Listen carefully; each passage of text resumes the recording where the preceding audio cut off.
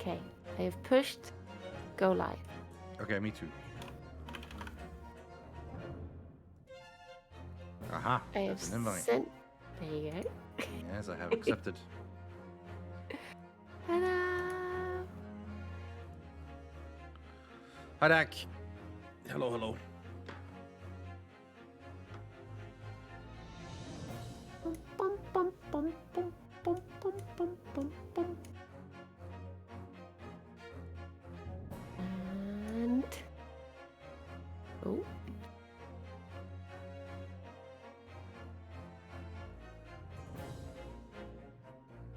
Do you have 2 monitors or 3? 2. Well, technically I have 3, but I don't have them installed. Like, I tried 3 for a while, but they don't really fit on my desk, and when I could just barely get them to fit, but it feels weird. I can't get my head used to looking at 3 different ones. It was very strange.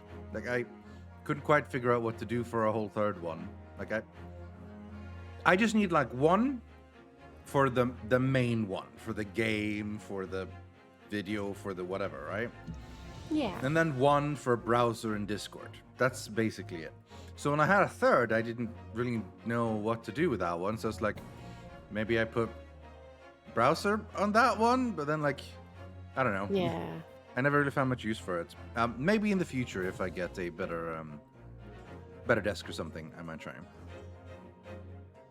Yeah. I feel like they would be too far to turn your head. That's what I found. I had to because right now, like, they're both in my eye line normally. When I had 3, I had to literally turn my head left and right, like a lot, to like look at them. And I was like, that doesn't feel right.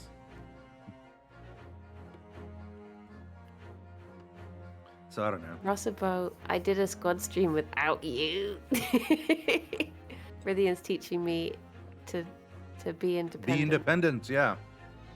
It's good. One day we'll be able to set Rossabo free into the wild. Some other streamer's gonna come around and take advantage of him. He's like, yeah. I'm helpful, and like, you work for me for free now. And he's like, yes, sir, and/or ma'am. You know, like. Someone's gonna put leave a sub on the floor with a big basket propped up with a stick, and he's just gonna walk right into it, and they'll be like, "Wow, got myself a Rossabo." Poor man, lost so much chance of actual jobs that pay. So many good years of his life. So what have you been doing recently? Oh, I've been editing for Ravs. I've been making all his highlights and making all his stream titles and everything.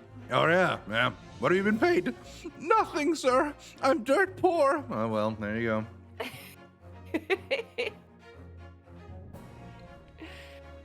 On the plus side, though, you should see Rossabo's CV.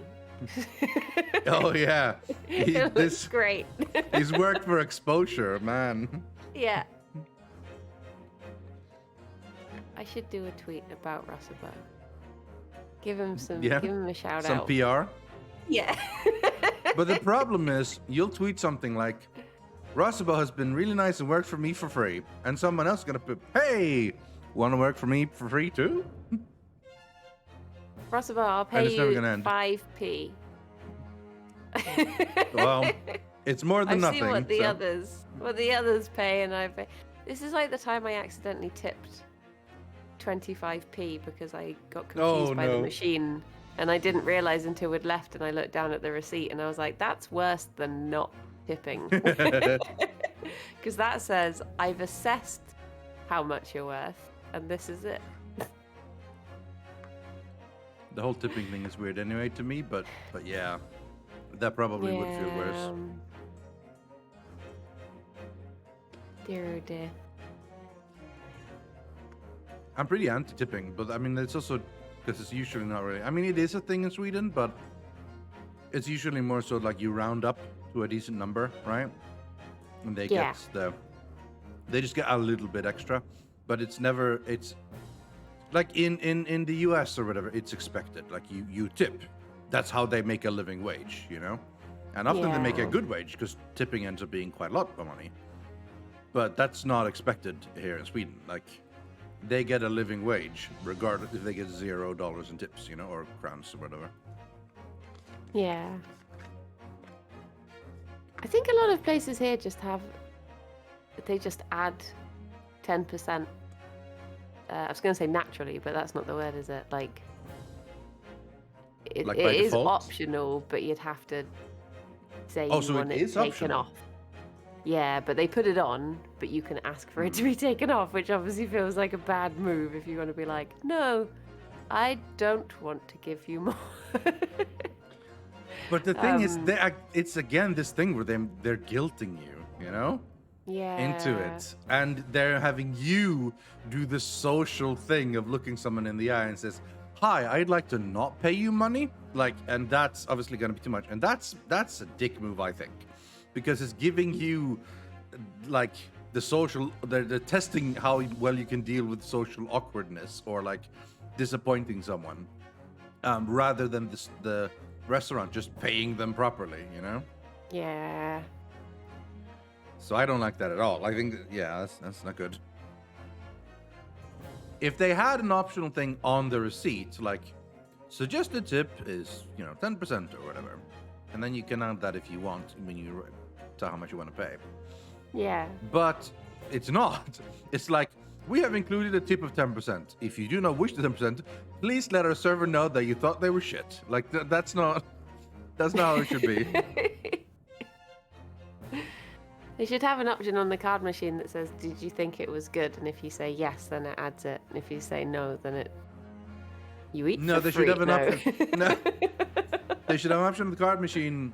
Would you like to add 10% tip? Yes, no. And then you can click no if you want. That's how it should be. Yeah.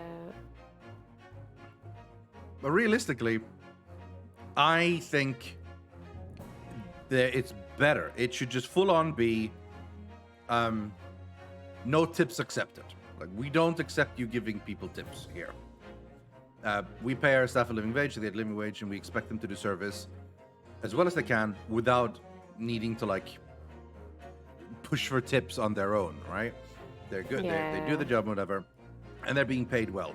And as such, probably the prices in the restaurant will be a little bit more expensive, maybe. Like, they need to make a living, obviously, and if they need to pay their waiting staff a living wage, they will probably need to have more money income. So it'll cost more. But that'll just be part of it, and that just means that busboys, cooks, fucking cleaners, so like all of the people, all of them get part of that money that is added. That would normally be given just to the waiters for tips. Yeah. I was just realizing, because I was thinking, I've never really been in a job where you get tips. And then I was like, wait, that's all streaming is. Yeah. It's all tips. This is all tips, yeah. Because we do everything here for free. I've never thought about it before. Yeah. The way I usually compare this job to is like a musician busking in the street. Like, we're staying there and we're playing music and we're being entertaining. Hopefully. Yeah. Or like court jesters. Yeah. And everyone can listen for free. Everyone can look, everyone can talk to us, etc. But then they can throw in some money if they feel like it, right? Yeah. And then some people are there often enough that they throw in money every month, Like, hi again, blink, That's it. That's what we do. That's basically how it's gone. The thing is, in theory, like, the ad revenue would cover some of that. But you need to be pretty big on Twitch to have ad revenue be a meaningful amount of money. Yeah. Particularly because almost all of us have it set up to be like, if you subscribe, you get no ads. And most people who watch, not all people, but a lot of people who watch are subbed. So they don't get ads anyway. Yeah. Although sometimes it seems people do. It's rare I've had people who have been subbed and they're like, the heck? I'm getting ads. Why? Yeah, that's when there's something wrong with Twitch, Yeah. I mean, I think that's fair. Not that if you're subbed you get ads. That's not fair. But the deal of, if you sub, you don't get ads. I think that's fair. And I think what annoys me is like someone who has ads set up running, and then people are unsubbed and they're watching and they're like, "What? I got ads, bro!" It's like, yeah, that's how they make a living. So if you don't want ads, subscribe. If not, that's just something you're gonna have to deal with. You can, if you know, that's just a slight thing that is less fun, but deal with it. You know. Yeah. I think that's fair. Tim says, "Toss a coin to your Twitcher." Yeah, it's not the first one who said that, but it's a good one. I have It's a not good one. seen the show, but I get the reference. Nice. I've not Nice. played the game. I've not seen the game. I know nothing about it apart from Alex has Henry played the game, Cavill, and yeah, he played Yeah. it. I didn't watch any of it though. It didn't really grab me right? No. in the way that other games that he's played have. Yeah. Well, some of the other games you played are more straightforward, linear, almost movie-like in how it works with Uncharted and Last of Us, etc. The Witcher is very much not so. There's a lot of like run around, kill bandits, play tons of Gwent, inventory management, tons of like standing still and have dialogue trees. So it's not really like it's not a hugely entertaining backseat gamer type of game, you know? So I remember there was a time when I finished streaming early and I went downstairs and he was playing he was playing The Witcher and he was in a brothel and he was like, "This is where they all come to play Gwent." I was like, okay. Right. I read it for the articles. Yeah, exactly. I'm here for the stimulating card for the gameplay. Yeah. Very nice.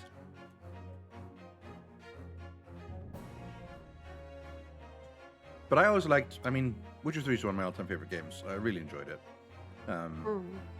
And I think the game is much better than the show.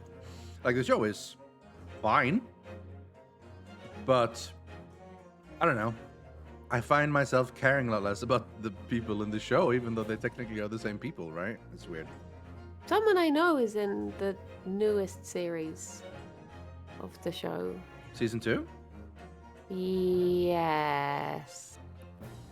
As in they're an actor, or? She plays the woman who, I'm a very good friend. She plays the woman who is in the game that isn't the game. Wait, is there a game that's just called Thronebreaker, the good. Yeah. Thronebreaker? So she plays Meve. Yes, that's the one. That's cool. She was only very briefly in the show, but Yes. I'm gonna Yes. IMDb her. Little Rebecca. She's very lovely. It was weird seeing her all grown up. I basically I worked with her on a children's TV show. She was one of the Okay. actresses on that. So I knew her as like little school kid. And then all of a sudden I'm just like, oh, you're in a big thing. Being so an adult. you kind of. So do you sort of still know her, or not really? It's more like you used to know her. Yeah, we're like, you know, the sort of like Facebook. We bonded because we were the only two vegans on the shoot. And Oh, you know, okay. vegans stick together. Yeah, she was in 2 episodes. Rebecca Hansen, a London-based Scottish actor born in Stavanger, Norway. Nice. Oh yeah, we Tuna- also talked a lot about Norway. Norway, yeah. Vegan food in Norway, and we would get, there was a nice cafe around the corner from the shoot, so we would get vegan breakfast there on the way. Nice. It's very lovely. Yeah. To an Italian-Irish mother and Norwegian father, she was 4 when her family moved to Scotland, and Rebecca grew up in Glasgow before moving to London on her own to further her acting career. After establishing herself as an And actor, me. she met the photography student by the name of Briony Turner, and then lovely. She was Alright, let's take a amazing. look. Like honestly, she was a lot better than some adult actors who had been performing for like acting for years. Okay. Because they would give these kids. I mean, she wasn't. She must have been like 17 or something. So I think they were playing younger than they were. But they would have like 2 pages of dialogue because it was the show called Dixie that was meant to be kids filming themselves on like their phones and their webcams. Dixie and 4, Escape. He played Billy. doing all these like blog style things. So there was you couldn't cut because it was them recording it. So you'd have like 2 pages of dialogue and never made mistakes.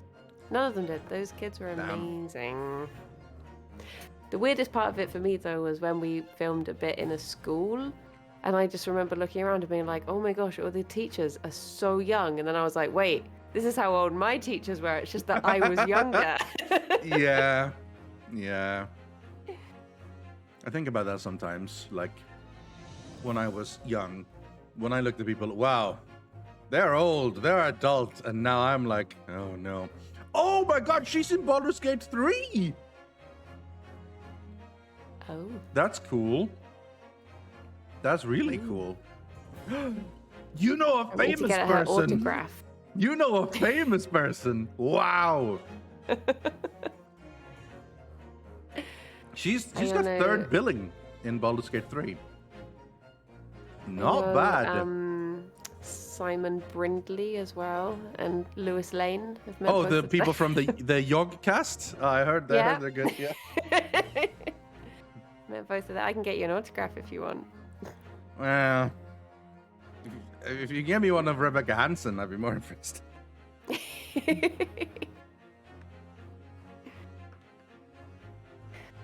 That's cool. I have like no stories like that of knowing anyone important, really. I think so at least. I don't really know what all the people I grew up with have done. See, I don't have like Facebook or anything, which is usually how you keep track of those people. The people that you added when you were in school, and then you've just stayed added, so sometimes you see their updates. They could all be mega famous by now. Well, I feel like if they're mega famous, I probably would have seen them, but...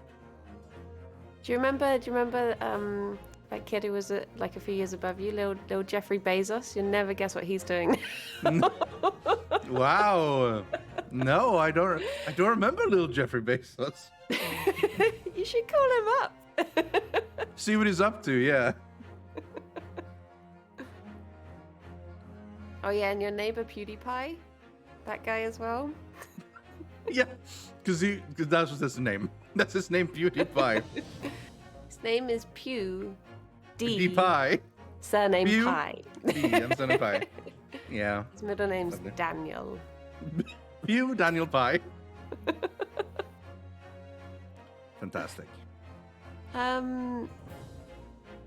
don't know if anyone I went to school with. Someone my sister went to school with is well known now. Oh no, she had dance class with her, and she went on to become like a famous singer and judge of like. So famous I can't remember what her name was. Very famous. I didn't go to the same dance class, but she was like the judge on one of those like Britain's Got Talent or whatever type shows. It begins with A. She assumed she was a judge because she quote unquote was someone, right? Or like was she just well-known dance teacher, blah blah blah, or I don't know. Like Alyssa or something like that was her name. I can't remember. She was in something. But that's about as close as it comes to someone I grew up with becoming a person. Becoming a person? A person of interest. I went to school with and then worked in Reebok with became Mr. Gay UK Edinburgh. Does that count? Mr. Gay UK Edinburgh, as in like a model or like a Miss? Is that a Miss Universe type thing, but like lower scale? I think so. Yeah. I think so. So he's a model, basically. Yeah. He was also the stand-in. The stand-in for the stand-in for the stand-in for Ron Weasley. So if 3 people he had died, 4 stand-ins? he would have been right in that. That might have been a rumor that he spread around school. To be fair, if that's a rumor, then I don't know. Like that's not the best thing to brag about. Higher, wouldn't you? I would say I was the stand-in. Maybe a stand-in for the stand-in at the most, but stand-in for the stand-in for the stand-in? Now that's... It was something like that, but I think that's just one of those things that went around school. Dear, oh dear. Oh yeah, I have 2 IMDb pages because I have one that someone made for me for Yogscast for some reason that says, yeah, I'm an actress known for Minecraft multiplayer challenges. I know, I have the same, and it's like, whenever I see something like that, I go like, okay, well, IMDb just lost its credibility rating a little bit. When someone could just put in like, oh yeah, this guy's been in this following series, and then it's like, I don't know, Shadow of Israel. It's like, like, I don't know, man. Like, it doesn't feel real in the same way as when I I once see like had to about movies and stuff. amalgamate 3 pages of IMDb because productions would just add your name and they wouldn't check to see if you already had one. So then I had to basically go to IMDb and be like, you see, all of these people, they're all are actually me. Can you just put them together on the same page, please? Yeah. Well, you get that thing as well when you see the credits, like, you know, oh, Briony Turner, listed as Briony Turn, like, because they just misspelled your last name or something. So then you get the credit page on the proper one, it says as, and it's very weird. I had a friend at school who claimed to have dated Emma Watson. That reminds me, my friend's brother's best friend went out. Your friend's brother's best friend, yeah. With Ron Weasley. Everyone's connected to Ron Weasley. I once saw Ron Weasley in a John Lewis. His name is Rupert. And he once said my name in a film. But it wasn't to do with me. There was just a character called Briony. Oh, that's not... But it scared me because there's never any characters with my name in films. And there's just a line. Briony doesn't seem that rare. Like the Snitch, the little sister Snitch in Atonement, I think is maybe called Briony. And then this film that was called Driving Lessons, I think, with Rupert Grint. And there's one bit where they're driving along and she's just like, what's on your mind? Like, why can't you concentrate? And he's just like, Briony! And I was like, not really paying attention to the film. And I was just like, oh, what? Okay, I'm here. You know, I googled Brian movie character, and Atonement is the first thing that shows up. Yeah. There you go. And now there's the bakery lady. True, and she's also from Bristol, so you can't even say Briony from Bristol anymore. No. It's mad. I moved in on her turf. Yeah, a little bit. Well, wait. I guess she's older than you, but maybe she's lived there less time than you. No, well, you haven't lived there. She's from Bristol. Yeah. Well, you technically aren't. You're an imposter. No.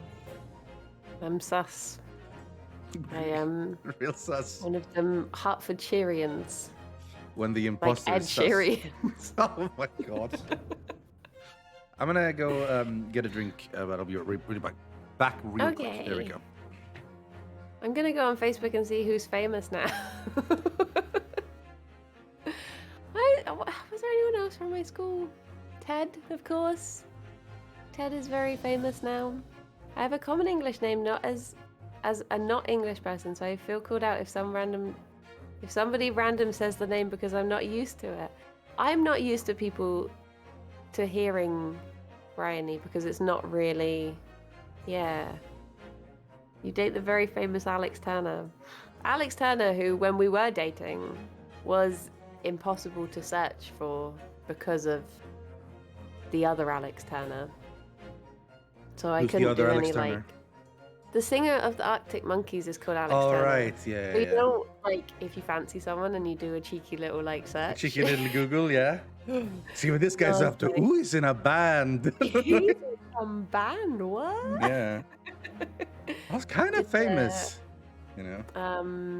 Soundtrack to Submarine did little Alex Turner, but not my Alex Turner. Oh, different Alex Turner. Yeah. Briony Thorne, 0013, fictional intelligence operative in the 00 section. She is not in any of the movies, I'm afraid. She was only in the James Bond comic strip in 1971. But she was the first female 00 agent.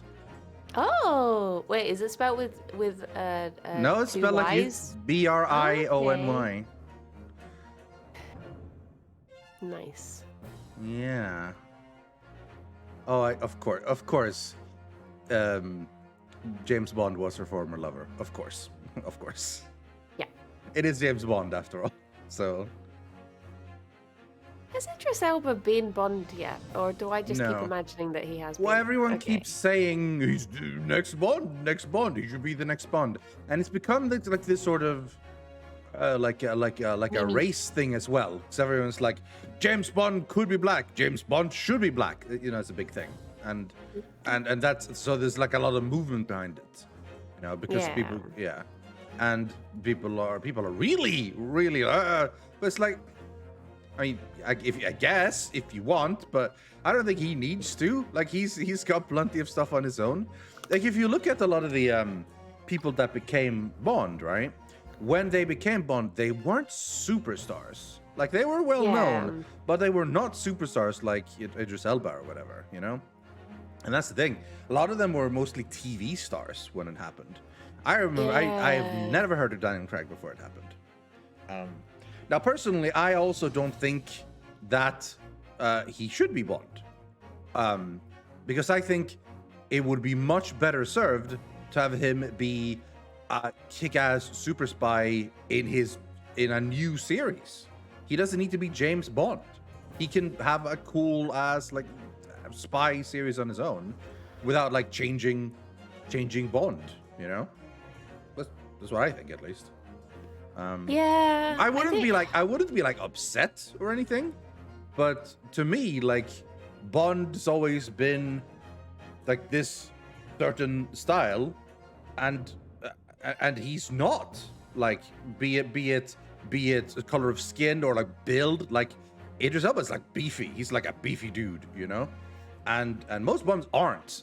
They're like skinny white guys, like the Roger Moore, Sean Connery type thing. He quite. I think I've seen a picture of him in his pants coming out the ocean. True. He has become fairly... He's definitely been more muscular than previous Bonds. Absolutely. This is true. But not like... I don't know if you've seen Idris Elba in Fast and the Furious or in... what's the other one? The Suicide Squad. Like, he's a big dude. He's like a... I have a hard time... Because, like, one of the things that often happen is, like, Bond goes up against a big dude who's like, you know, the muscle for the bad guy. Jaws. And Elba's gonna be like, yeah, exactly, yeah. And Elba's gonna be like bigger than the big dudes, and it's gonna be like, oh, okay, I guess they're gonna need to get some serious big dudes for him to be dwarfed by a big dude. You know, need to get in the guy who plays the Mountain in Game of Thrones. He's younger than me. He's younger than me too. Well, by definition, since you're younger than me. But, yeah. I've never seen it is Game crazy. Of Thrones, but I just remember seeing pictures of that actor. Yeah. And being like, and that, for some reason I then looked up his date of birth. Maybe I am like I am in Stardew. Who is this? Can I see his favorite birthday? thing? Yeah. Yeah. Is he single? I was like, is wait, single? He's so much younger than me. What? I know, and it keeps happening. Like, I see someone somewhere. And I'm like, damn, they have accomplished much. They've done. How old are they? Oh, they're 20 years younger than me. Oh, I see. And even worse is when I look at someone like, okay, well, they're not that young, right? And they're still younger than me. And I'm like, this is not good for me, even trying to say that I'm not old. But I am getting old. I'm not far from 40. I have to realize this. But then I was listening to this podcast recently, and there was this guy who had done a bit of acting when he was younger, and then he was like getting up to I think he was like in a play with Tom Hanks. Was this on Dead Ice? Yes. Yeah. And he was saying that he's about to retire soon, and he was like, yeah, I think I might, now I've got time, I might try and get back into acting a bit and do some like little background roles and stuff. And I was like, it's not too late. It's not, it's true. Like, so some people are still acting when they're like 80, Damn. I worked with, here's another story that's not interesting to anyone else, but I worked here we go. with the... What a way to set up a story, by the way. This is dumb. Here's a story that is not interesting to anyone. All right, here we go. I worked with the Steadicam operator from The Shining he now does bit parts. He was a priest on an episode of Holby City that was doing a wedding. And I think that Steadicam shot was possibly like the first Steadicam shot in Hollywood, possibly? That's cool. But it was one of the very earliest ones. So to everyone in the camera team, he was like a celebrity. Oh, to yeah. everyone else, it was just the old dude. Oh, he's the guy. He's the Apparently he used to work in films or something. Yeah, yeah, exactly. So we were just there like, oh my god. Oh my god, it's Jason, whatever. Jason Bourne. Yeah.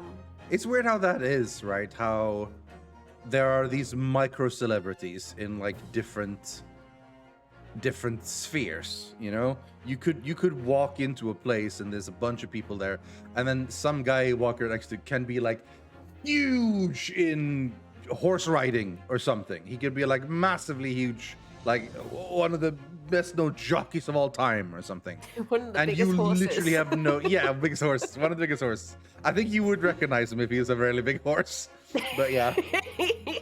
When I first moved to Bristol, and I hadn't watched like the Yogscast, I just knew these are the people Alex works with. Yeah. And we'd go out to the cinema and stuff, and then people would come over and like want photos with people, and I'd just be stood there awkwardly watching it happen, just like, what is this? I don't get it. I thought my husband works for like a fiance at the time, I guess. Like he just edits videos. I don't understand. Why are people so excited? Like, I remember when Alex was telling me about one of the videos he edited. And you were like, hold on, what? What is this? Yeah. I remember saying like, oh, did it do well? And he was just like, oh yeah, it did okay. And I looked and I was just like, there's like hundreds of thousands of views on this. What? He was like, yeah, that's pretty good. I was like, yeah. Blimey, people watch this stuff.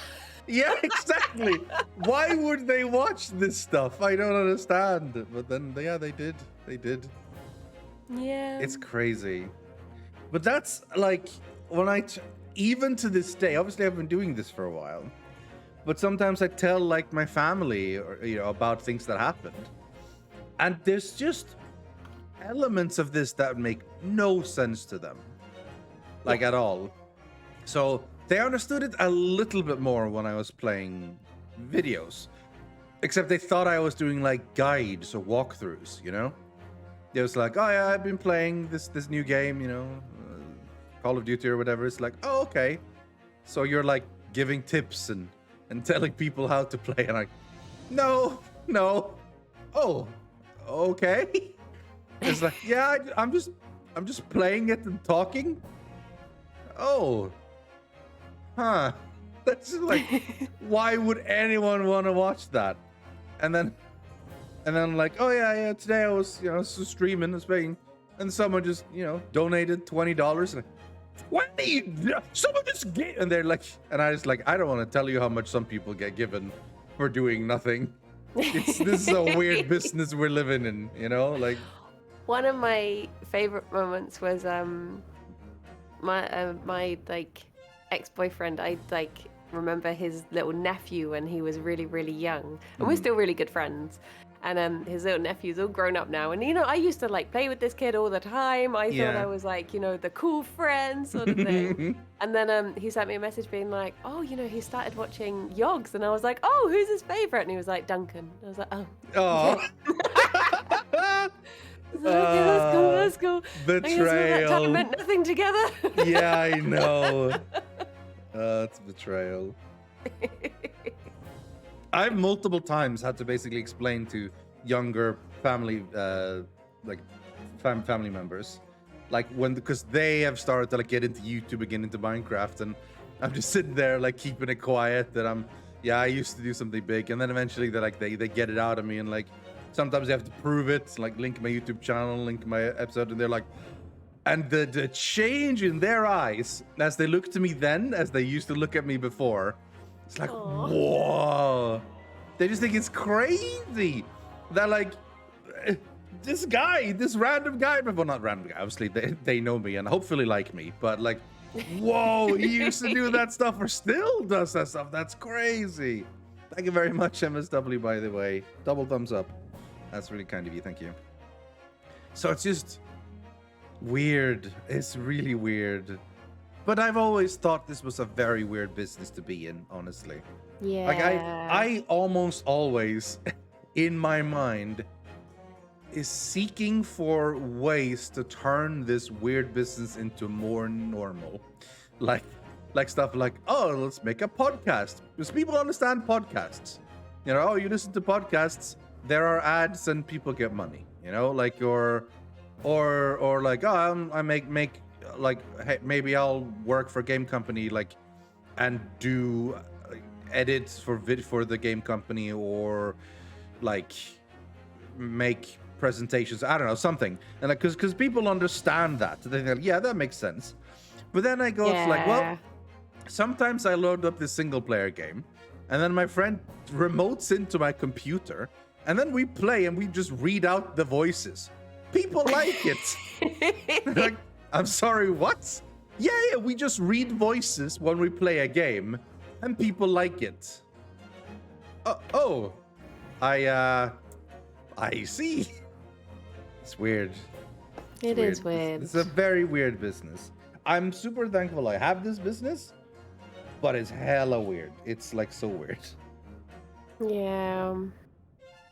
I think it can also be awkward because if you say to family who have like vaguely heard of goings on the internet that like, you know, oh, I've filmed myself and put it on the internet. Yeah, like, you gotta be careful. At times tough for you? Yeah, yeah, exactly. Yeah. No.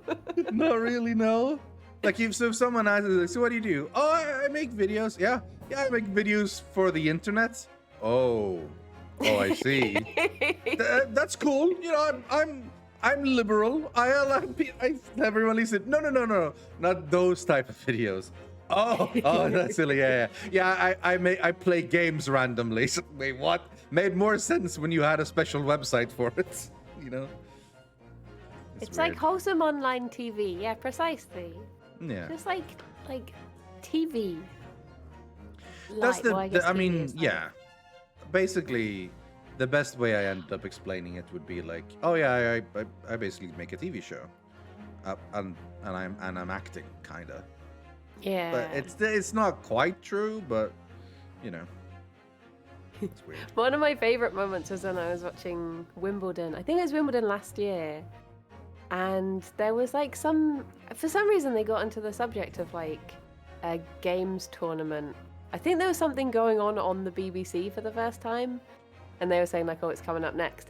And one of the tennis commentators was like, I don't understand it. Why do people just watch someone play a game? And I was like, my dude, what is your job? What is your job, man? Yeah. Anyway, back to the tennis watching. Yeah. See, that's another thing. I think a lot of people are starting to understand esports a bit, right? It's like, we're playing competitive game, a lot of people watch. Okay, yeah, I can see that. So like, because me and my brother used to be very much into like professional StarCraft and stuff, and covered a lot of it, and Warcraft and stuff as well, and obviously Dota still. So it was easy to like get Dad to understand because he's hugely into sports, particularly into football, and you know, we're like, no, so we have our favorite teams, we watch them play and so on. It's just rather than running around on a pitch kicking a ball around, they play a video game that is very competitive. It's like, yeah, I get that. I get that you have your favorite teams and you know you follow them, and that's cool. I totally understand.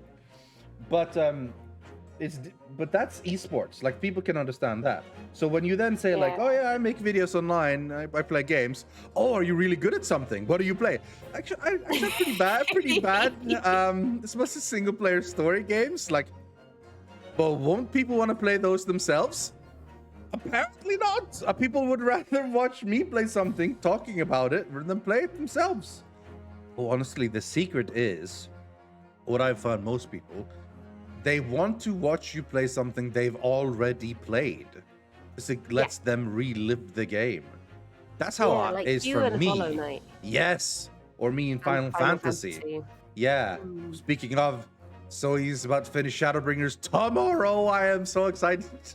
It's like I get to finish it again almost. Like I relive it through her. And she's gonna do it, and it's gonna be amazing. I don't think I have anything that's like that. I don't have a game that I. Do you don't have like a yeah, like a single Hollow game. Knight, you and a Last of Us with Alex and. Yeah. more like the Lalix of us. You know, that guy. I think I have that sort of stuff on TV and Yeah? films. I don't really have Like films and TV shows you'd love to rewatch over and over, basically. Yeah. Yeah. Anything that comes to mind immediately? Princess Bride. Oh yeah, well I mean, that is an absolutely excellent movie, so I don't blame you at all. I got watched, stuck in a YouTube cyclone recently of just tons and tons of Princess Bride clips. Because you know how it is. You randomly get recommended one or two and you watch them, and then the YouTube goes, aha! I know what you want to watch, and then all your recommendations are that for a while. And yeah, I didn't help because I kept clicking and kept watching. And you know, it's a really good movie. Watched the DVD extras where you watch the film with the some of the cast and they tell you little stories about it. So I even have every time I watch it, I'll be like, oh, this is the day that Carrie Elwes had broken his foot, but he didn't want the director to know to stop filming, so that's why he sits down weird and stuff like that. Yeah. Oh, there's another guy I've worked with. Okay, so you know the guy Carrie Elwes? No, oh my god, I wish. Yeah. He is such a classically handsome man. He honestly was the perfect role for Wesley, honestly. Yeah. Also, he was fantastic in Robin Hood Men in Tights, to be honest. Yes. And then he went and got cast in Saw, and that was like... Hold on a minute, and he looks at the script. I get shot! He gets another shot, everyone else looks at the script. Yes, he does, he does. Love that movie, also. But no, you know the guy in Princess Bride who is the second in command to the prince, and he has the Six-Fingered Man. Where... No, not that guy. They're Count Rugen. I can't think what his character is. There's a bit where they're storming the castle, and he's there there is but one key, and I have that. And then he ends up handing the key over to them when he's in the big cloak. But I worked with that guy. Okay. And I don't know who that guy is. he's I think he's the head of the police. It's not the prince. Or something. He's not Count Rugen. He's not either Vicini Fesic or Inigo Montoya. No. He's I think he's the guy who does what the prince wants him to do. So he'll be like, "Oh, go and send my ships out," and he runs out and tells them what to do. He's that guy. Okay. But I worked with him on a BBC show called The Living and the Dead, and I was fangirling hard because I was like, "It's some living person from Princess Bride." No one else knew. No one else knew. How did you deal with that? How smooth were you? Could you hold it back? Not at all smooth? Okay, no. Not at all smooth. I never mentioned how big I had a special anniversary edition of Princess Bride with a cardboard cover, and every day I would think, every day if I saw that he was in, I'd think, oh, should I take it in and see if he'd sign it for me? And I never did, but I would end up just making small talk, and he was absolutely lovely. And he would just tell me stuff about his day and how his weekend had gone, and I'd just be like, oh, that's nice. And inside I was just like, ask him about the film, ask him about the film. I never mentioned it. See, what I would do is the last day, I'd be like, hi, hi again, it's a good time, last day, yeah. Listen, I didn't want to do it before because it felt kind of unprofessional, but I am a massive Princess Bride fan. Please tell me any stories you have. Because then you've at least proven that throughout the entire shoot, you can be professional and friendly in a normal way, and then okay, listen, I don't mean to be this, but it's the last day and I have to know, Yeah, man. The character's Yellen, played by Malcolm Story. Okay. I don't see the... Oh, yeah. Yellen, Malcolm Story. Oh. Yes. That's the man. There Living in the Dead. Aha! Gideon Langtree. Yeah. Yeah. I was on that with old Colin Morgan, who played Merlin in the TV show crew. Merlin. And scroll down to find you in the crew. Camera and electrical department. Aha! Is that you? I never got a credit on the TV show. Oh, I worked on wow. it for 7 months and didn't Because there's get another credit. Briony here listed in the camera and electrical department.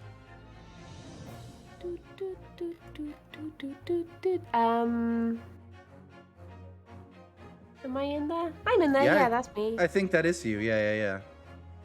They did credit you in the end. That's good. But on IMDb, I didn't get to see my name on the telly. Oh. Well, you have seen your name on the telly and other stuff, right? Yeah, I saw it on Gertlash Christmas, which was that is such a weird word. The first word in that one, by the way. That seems like such a British thing. Gertlash, yeah. I swear I've heard that in Hot Fuzz or something. Like they just and they say it exactly the way you did it as well. Yeah. I had never heard it before I came to Bristol. Yeah. That is like a very Bristolian saying. Yeah. But it was written by Russell Howard, and he starred in it as well. So I thought, because he's a very West Country boy, it's called Gertlash, so it's going to be in Bristol. And this was when I had just moved to Bristol, so I was like, yay, I get to do a job at home. It was all in London. I had to work away from home the entire time. So it's taking place in Bristol, but it's shot in London. Oh, no. Yep. Well, it was all like we had to try and make places look. Well, they'd choose places in London that looked like Bristolian, and I was like, why can't we just be in Bristol? Like, we gotta make the light. I know the place. I live there. Yeah. But yeah, I had a credit in that, and they spelled my name wrong. Oh, with a Y. So I watched all of it at Christmas, and then I was really excited to see my name come up. What the hell? And it's like it wrong. Briony Tarnar or something. It's like, damn it. I think they spelled it Bryony. Yeah. I was just there like. This is weird because maybe that is the more common way. Well. But it's like oh yeah, nice. Yeah, he's very tall. The taskmaster himself. Yes. because he is tall. That's why. Yeah. Yep. The thing is, like, I have two friends of mine, whose names they both say are less common, and their names constantly get spelled otherwise. But to me, it's the reverse. And those friends are Briony and Zoe. So Zoe spells hers with a Y at the end. But mostly you just skip the Y, so it's Z-O-E, right? Yeah. But I swear I've seen it with a Y way more often than the other way around. Maybe I'm wrong. I have the opposite of that, but that's literally just because that's my sister's name. So I'm used to it being, like, I grew up with it being Z-O-E. With a Y at the end, or? Without the Y. Without the Y. So I always worry that I'm going to forget the Y because I'm I'm just not used to putting it on. Fair, yeah. Well, then it's also Briony, because I swear I see it with an I more often than a Y, but apparently it's more common with a Y. It is because that's the Bryony is the original spelling. That's like the spelling of the flower, and then when it became a name, it started being spelled with an I. So it is actually a misspelling to There's spell a it Briony flower. There is Bryonia, a genus of flowering plants in the gourd family. You're a gourd, Briony. Briony is his best known common name, native to Western Eurasia. You are perennial, tendril climbing, decilinous, or dioecious herbs with palmately lobed leaves in axillary clusters. Well, there you go. It doesn't get any more clear than that. You get black Briony and white Briony, and it has two different flower fairies. So that was very exciting for me when I was little, to be able to look up what fairy I would look like. Nice. Yeah, it says that variants of the plant's name, such as Briony, Briony, and Briony, are used in some cultures as female given names. They were quite popular in the 18th century. And the Royal Navy has named two ships the HMS Briony with that Y. Yeah, it causes diarrhea in bunnies. Oh. There's a poster we used to have at the vet. There's a poster we had at the vet that was like safe bunny foods and poisonous bunny foods, and it just had a section that just said like Briony will cause diarrhea, and I was wow. Yay! Oh man.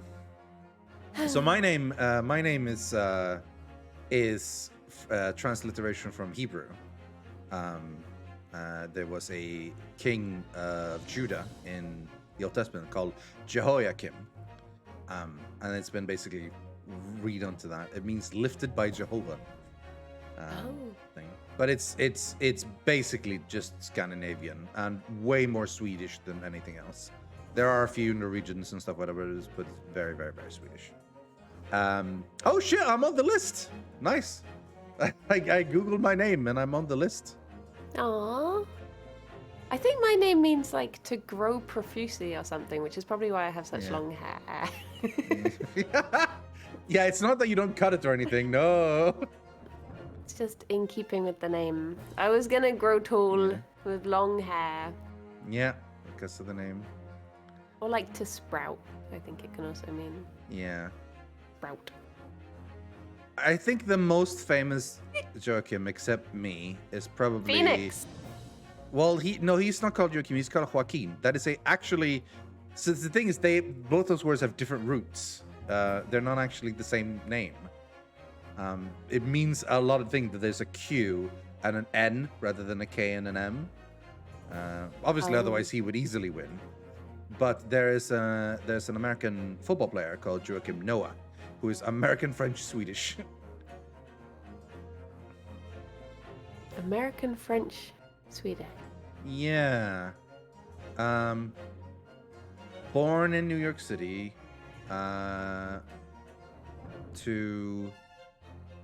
a tennis player called Noah, and to Miss Sweden, Cecilia Röda.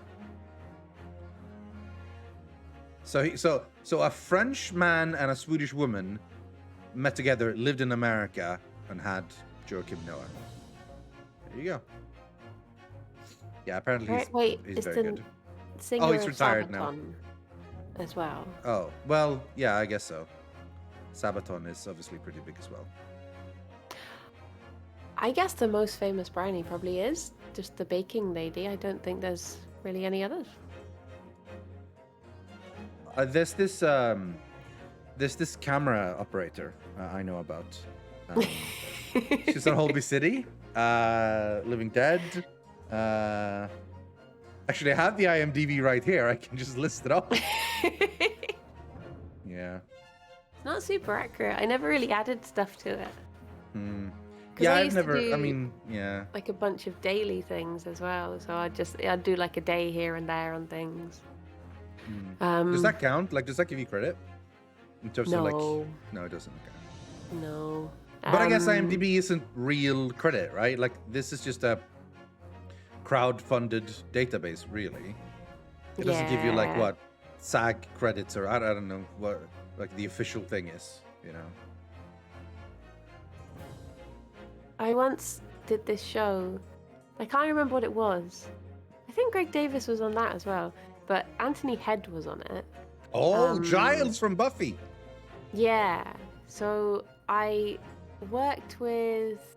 I did like a couple of days on that, and there was this other guy working on it, and he was like, "Oh, have we worked together before?" And I was like, "Yeah, I recognize you. I think we have."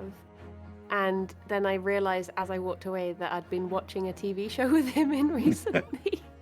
And I didn't actually know him at all. Oh, and I don't know what he thought he knew me from. And then I was too embarrassed to tell him, so I kept it up for both so you days just pretended. Oh, it must have been something. Must have something. It definitely wasn't me watching your show. I think we follow each other on Twitter still, and I've still never had that to be like, I just know you as a famous telly man. Oh, that's brilliant. But you do get that weird sense of just like, do I know you from? Oh yeah, TV. Oh yeah, that's where I'm from. Yeah. Oh yeah, I meant to say also Scrooge McDuck from the DuckTales. Never. His name in Swedish. His name in Swedish is Joachim. Fun Duck. So, also he has a nephew called Donald Duck, or in Swedish Kalle Anka, which is Kalle is like a version of Carl, basically, and Anka means duck. Oh. And my nephew is called Kalle as well. So I am also I am Uncle Joachim. Duck's nephew. Scrooge is Donald Duck's uncle. Yeah. What? I didn't. Is this like DuckTales lore you didn't know? Yeah. He's Uncle Scrooge. Yeah. I know Donald Duck and I know Scrooge McDuck from the Christmas Carol. But I've never put the two together. I see. No, they're a whole thing. Honestly, like Scrooge has ended up being in almost as much comics as Donald Duck himself. He just became a super popular character, and they did tons of stories about him in his younger days, how he earned all his money that he has, you know? Oh. He's sort of adventuring and so on. Rivals and the like. Tick, Trick, and Truck are the German nephews. What? Tick, Trick, and Truck. Like a Huey, Dewey, and Louie in English, right? Oh. In Swedish, they're Knatte, Fnatte, and Chatte. Which, honestly, they don't sound very much like names. Huey, Either of Dewey, them. Louie. Yeah. Huey, Dewey, and Louie are actually names, at least. You know? Yeah. Dewey. Yeah. That makes me think of Malcolm in the Middle. With the little brother. Yeah. Malcolm is the one in the middle. Hence The oldest show. brother Yeah. is... I think he's a Scientologist. There's a lot of people in Hollywood who are, which is a shame. And I think his real life brother is the fella from that 70s show. Yeah. He's also Scientologist, I think. They're Masterson is what they're called, I think. Yeah. The guy Jordan's from 70s. Lewis, Hewis, and Dewis. Yeah, those are the real names. Yes, very much so. Do you know anyone whose name is the nickname version of a name? Because that's becoming more and more popular now, I think. Like you get someone who's not called Lewis, they're called Louis, for example, you know? I mean, I know like Tims and Daves and... People always think that... Wait, so their Alex... name is Dave and not David, for example. Oh, I see what you mean. That actually... Yeah, or like Alex's would be Alex rather than Alexander. You know, his name is just Alex. Yeah. Yeah, which really, like, I ordered us... This is such a first world problem. I ordered us custom-made, hand-stitched stockings for Christmas. And it said Alexander. Yeah, they sent one with Alexander, and I was just like, firstly, that's so much more work. Why would you do that? Why would you do that? I literally said, it's not his name. Yeah, goddamn. That's just bad planning for them. Like it implies they had an Alexander one already, and like that's probably fine. Did they just shove in? They were like, that's what I think. Because why would they otherwise? If it said Alex, why would they add Ander? Like, there's no point to that, you know? Yeah. Sneaky. All of saying Max, but like Max, are we saying that Max is short for Maximilian? Or because Maxwell. that might not be the same name, you know? That or like, well, I mean, it would be, right? But I think definitely know a lot of more people called Max than are called Maximilian. What else would Max be short for? Maxine, I guess, yeah. Ooh. Maximov, but that's maybe more of a last name. I have a friend who is Maximus. called Charlie, and I Charlie never rather realized... than Charles. Yeah. Well, rather than Charlotte. I never knew that too, was actually her full name. Oh, so her name is someone... actually Charlotte. Okay. Yeah, like she started, when I was at the vet, she started working there.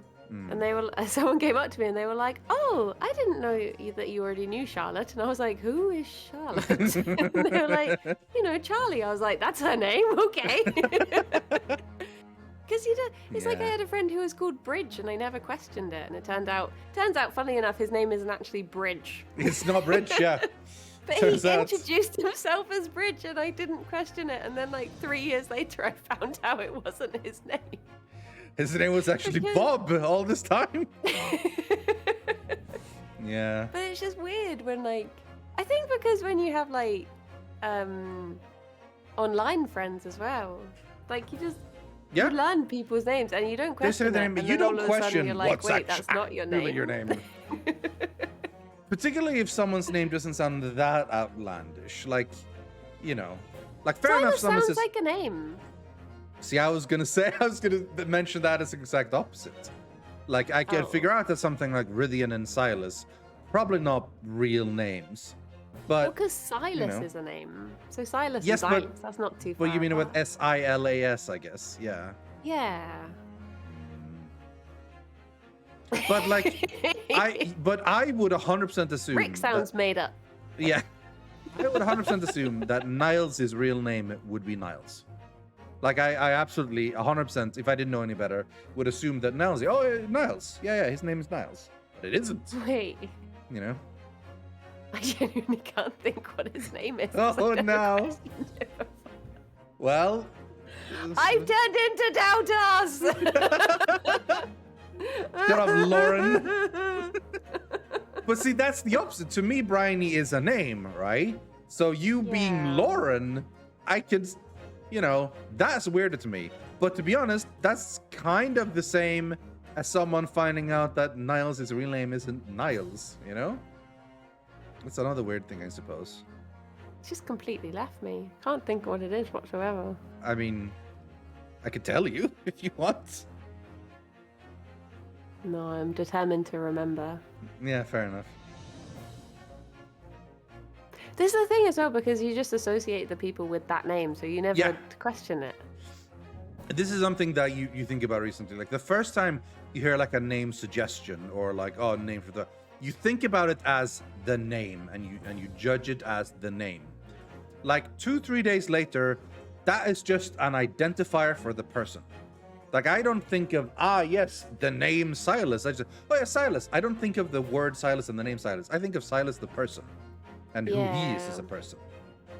Names, so even though a name might sound weird at first, you just get used to it so quick. And it becomes basically like, oh yeah, this is a person rather than thinking about it as a name. And I always think that's something interesting. Like if you're writing a story, for a while you write a name and like that's a weird name, but after a while, like, oh, that's just what they're called, I guess, And then sometimes when words get undone in your brain, like the other day, I was looking up different maternity leave in different countries, and it was all done in weeks, and the word weeks just stopped being a word. I was like, weeks. Yeah, when there's a word for that. It's called lingual desatiation or something. I don't know. Dewordification, yeah. Weeks. Where a word just stops looking like a word. And particularly if you've written it or said it a lot, you're just like, am I saying it wrong? This feels wrong. That's not what the word is, right? Like, for a moment, it was, for me, like the Swedish word for games, which is spel. S-P-E-L. And for a while, I was like, that has to be wrong. There's something wrong here. And I just like narrowed my eyes, like suspicious that the word is like, it's a weird word. But no, like that is just, yeah. Da da da da da da da da da da. Yes. Spell. Spell. I didn't realize that was the song you were singing. So fair enough. I was just like, oh, it's just some song, I guess. So it's good that you said spell. Yeah. Speaking of spell, should we spell a game? Spell a spell. Yes. Because it's been a while. It's been a while. Been a while.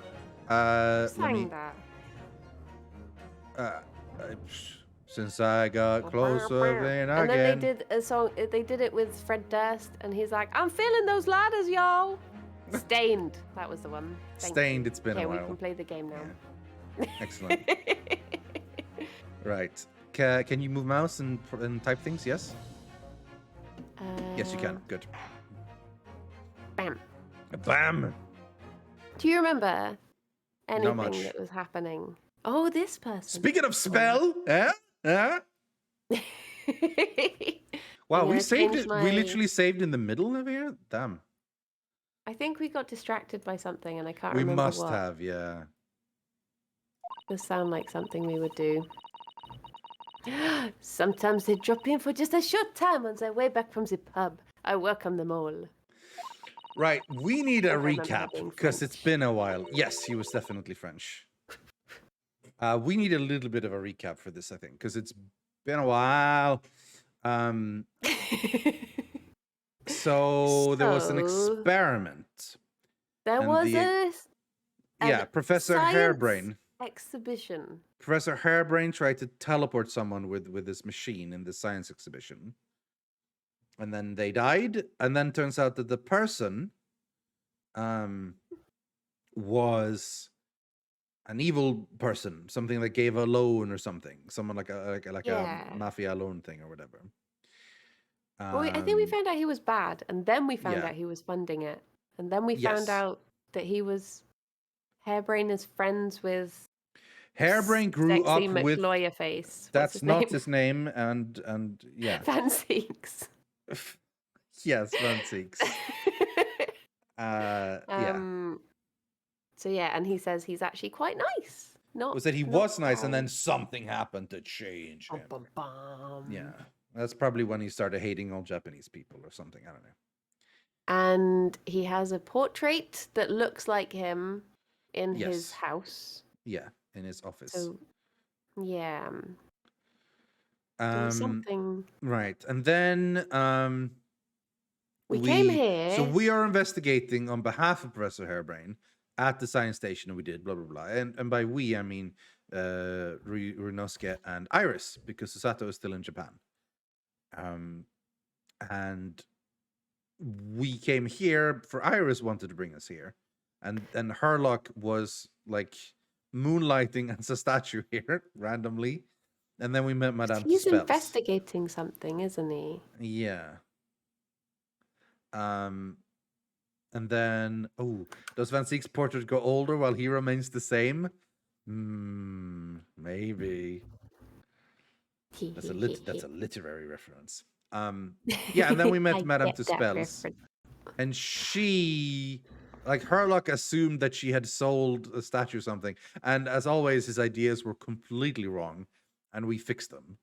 And he assumed like that these two were like statues and people and so on, whatever. But yeah.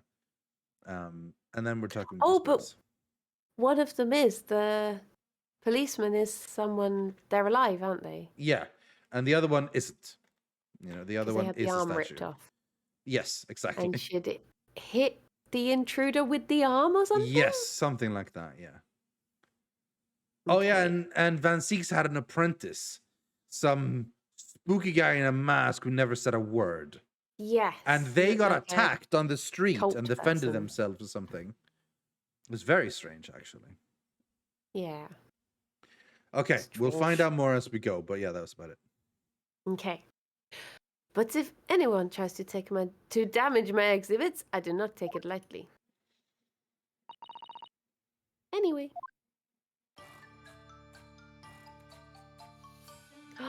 Such long hair. Yeah, the one with the longest hair. Your great deduction was even more enchanting than I have been led to believe. It was a pleasure, my dear madame. I'm gratified that you enjoyed the spectacle. And as for your rough customer, I've no doubt he'll regain consciousness shortly and return home. What concerns me more is the waxwork from the special display, if it was indeed genuinely abducted. Oh. My mute button isn't working. Someone said her sister was a witch, bro, and I was going to say, she came down in a bubble! Like this reference is lost on me, I'm afraid. Oh. Yes! Tragically it was. Tragically it was lost on me. And then I would ask you to recount to us the events surrounding the stolen waxwork. I have a hard time getting my British accent going for this guy for some reason. Because it's like, my posh voice doesn't become British enough. So then I try to add British to it and I lose the poshness. It's very weird. In as much detail as possible, if you please. Actually, that's I guess you can really do it better. Very well. But after I've told you what I know, I must insist that you return to your work. It is boiling in here today. This is the beginning of summer, isn't it? I have my fan on like 2 and it's crazy. Actually, I'm gonna open the window. BRB. Oh. This fancy kid with his windows. Back in my day, we just painted them on the wall.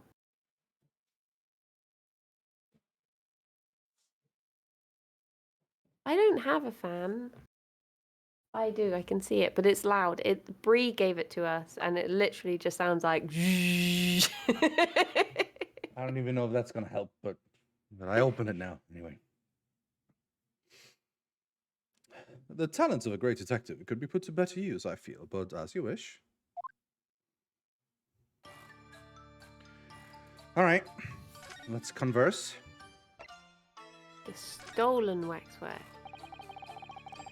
Tell us more about the stolen waxwork, please. It was some days ago now, but I came here. When I came here in one morning, my brain has died. I immediately noticed that a waxwork was missing from this special exhibition here. It is your most prominent display, so that's why the curtains were closed. And I found a ransom note in its place. The culprit must have broken in during the night and taken it then. So, this waxwork that was stolen, it was a model of some horrible criminal, I suppose. Oh yeah, because this section is all about... Yeah, all the murderers and criminals and the like, yeah. Ne'er-do-wells. Hmm. Of a particularly horrible criminal, in fact. The killer who left a more profound scar on society than any other, I would say. The Professor. The Professor. Not a name I've heard of.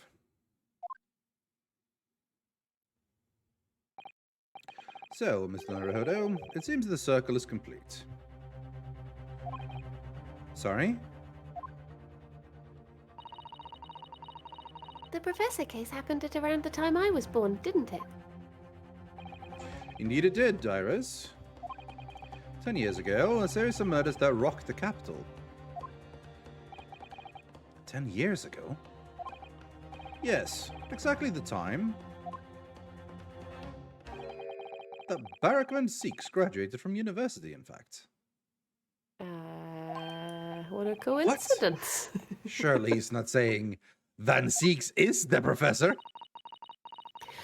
So the big event that changed Mr. Reaper's life?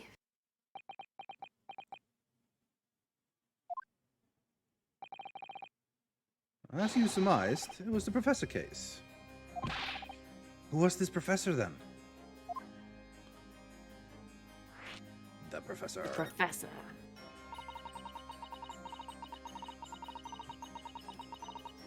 It was a series of gruesome murders that had all of the London gripped in terror a decade ago. Decade? I'm so bad at French accents. After 5 victims were killed, the man was arrested and put to death. Il mort. And now he's immortalized here in Vux for all Londoners to admire and enjoy. Though, of course, he happens to be absent at present on account of the abduction. But I don't understand. How is all this related to Lord Van Sieks? You must first understand, my dear fellow, why it is that the professor earned such infamy.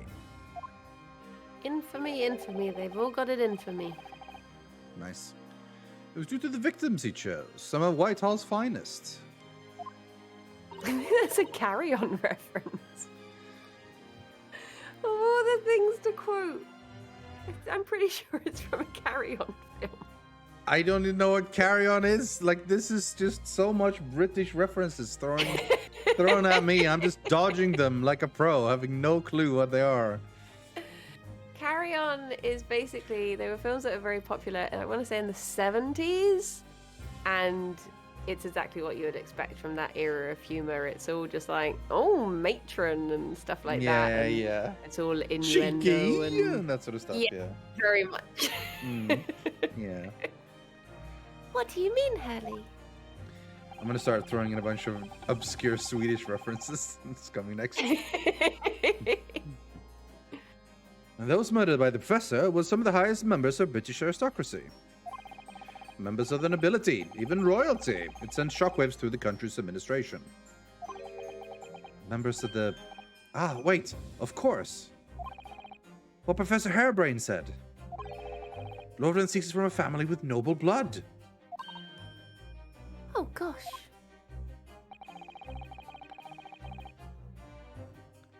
It was the 5th victim that led to the professor's arrest. The last of the killer's prey was a young noble by the name of Barak von Zieks. Clint von Zieks. No. I don't believe it. Van Zieks? I'm sure you can piece together the rest for yourself. In the wake of his older brother's murder, the young Varrock pursued a career as a prosecutor, and eventually became the Reaper we know today.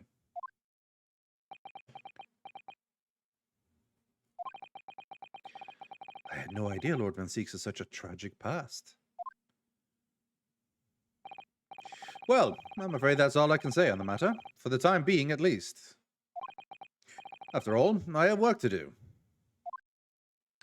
But your brother. As a waxwork exhibit. Well, your brother recently? Oh yeah, I'm covering the text box. Hold on. Murdered. Zip. I feel like as Sholmes knows that, it's a bit much for him to be like, oh geez, this Van Zieks guy, what an asshole. Yeah, I know. You knew the full story. Yeah, but he's... Okay, yeah. Just, okay. Yes, tragic past. Yes, everything. That doesn't mean he's justified in being an asshole. It's always one of those things, like, just because bad things have happened to you doesn't mean, like, you're justified in being bad to other people. That's always something that I feel like that's not how it works. Tragic past doesn't mean, like, you can go around treating people badly. Like, Snape isn't a... Harry Potter spoilers incoming.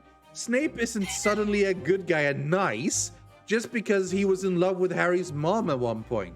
He still treated Harry and Hermione and Ron and everyone like complete shit and just like helped the Slytherin and just was just generally an asshole. But like, oh no, at one point he was an incel crushing on Lily Potter. That means he's a good guy. Have my babies. Like, what the hell, man? It's not. I hate that guy. You wanted to bang my mum? I'll name my child after you. Yeah. You were named after the bravest guys I know. Goku, Superman. Like, what the hell? Like, come on, man. I'm afraid I shall have to excuse myself as well. Oh, yes, of course. It's been a pleasure. Thank you. Merci. Au revoir. Madame Tuspels. Well, none of the predicted scenarios I've been analyzing involved you coming to visit me here. Oh, damn. Oh. Were you doing Hairbrain or was I? Well, I mean, in this case, these two. I was doing, because it was like, it's been too long. It really has. I'm delighted to see Clark. My generic nerd voice. It's been 10 years, and here we are, meeting in a prison of all places. I can't forgive myself for what happened to Mr. Assman. Right, Assman. I just can't. Odious man. Odious man. No. Odious man. That's what it is instead, yeah. Oh, dear. I still can't believe it could happen.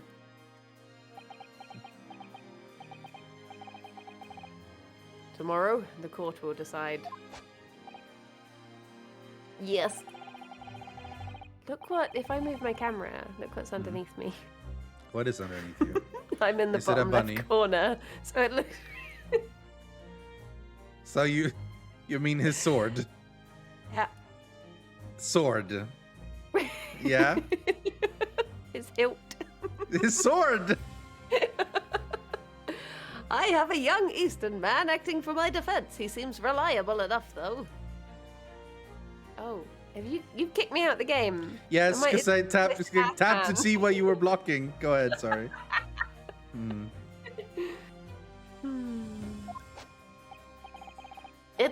It was an accident. A terrible accident. He assures me he can prove it.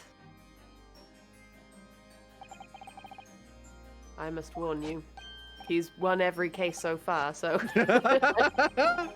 I don't think he can win another one. No, surely it's gonna end eventually. His streak of good luck, apparently. And if you do win, I'll kill you anyway, so... It's kind of my thing now. That's what I do. Oh, I know. I've heard already. You're gonna be prosecuting, aren't you? Yes. Since I returned to England, I've heard lots of stories. Barak, are you really... What? Never mind. I know that you have my best interest at heart. Does he? My friend is on trial. I wouldn't entrust it to anyone else. Of course. I fully understand. Thank you, Barak. So is he gonna lose on purpose? I was gonna say, like, is this not like against like the rules? Like, are you allowed to be the prosecutor if you have like if you're biased in that regard? Obviously. Well, I mean, obviously this is look a at game. The jury. yeah. Obviously in the game it's gonna be different, but like in real life, is the prosecutor like? Can the prosecutor be one that has like a vested interest? Or, I mean, I don't know how. Because or defender. I mean, defender maybe. Like I think that's fine because obviously, yeah, you have reason to believe you're gonna do even better or whatever. But Yeah. But prosecution. I don't know. Don't think so, because I know that you. I mean, you're definitely not allowed to be on the jury if you have any connections. Yeah, That's like one of the ways you can. That's the entire get point of out like of it. being. Yeah. Being completely impartial, yeah. Yeah. Which is why Ooh. if you do get said to be on the jury, you're like, yeah, I know the guy. We were friends. So, yeah, you're at it's like score. Yeah. There's a movie called Runaway Jury, I think. It's a John Grisham novel where with John Cusack in it. And he spoilers. He wants to get on the jury. He specifically really wants to get on the jury. So he does this thing where he acts to the judge like a really annoying guy. Just like, come on, man, I don't want to go on the jury. I've got the Madden challenge. I've got a video game thing I gotta do. And the judge is like, screw you, you're on the jury. And he's like, yes. That's like you gotta do it. Like he's like reverse psychology trying out like he doesn't want to, but yeah. This is a pretty good movie, What's the actually. really famous film? My Cousin Vinny. Okay, sorry. I just wanted to remember what the film was called. The court film. The court film. Until tomorrow, then. I'll see you in court.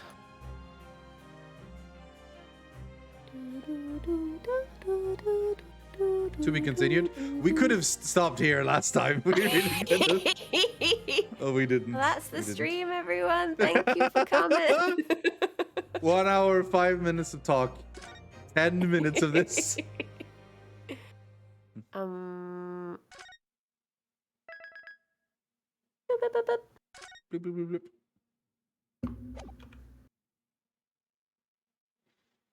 Oh, so All this right. is you taking over now. It's me taking over. 23rd October 1852, the Old Bailey, defendant's antechamber. I can't believe it's been 6 months since I was last allowed to work in court. Here I am, back at the Old Bailey.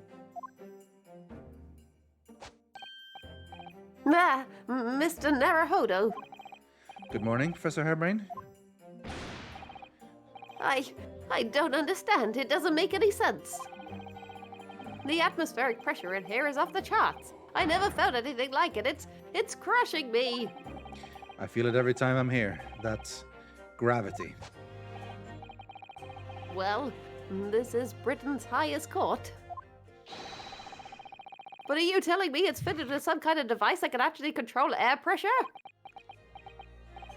I think it's probably all on the mind.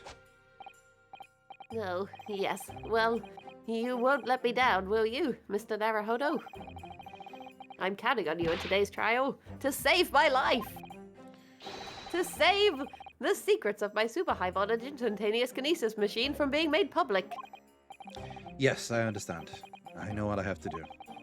I have to establish that the explosion 2 days ago was nothing more than an unfortunate accident. Well, I'm sure there's nothing to worry about, really. Justice will prevail.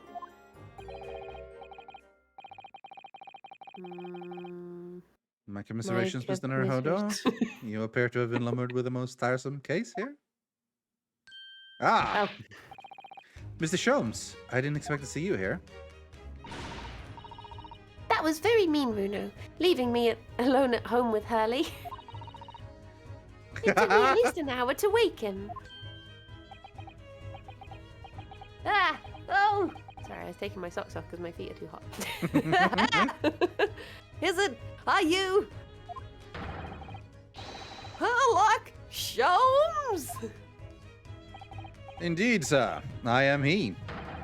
Sherlock Sholmes. Oh, I've heard all about your exploits, even whilst living in Germany. Ah, yes. Rand's magazine is on sale in Germany, too.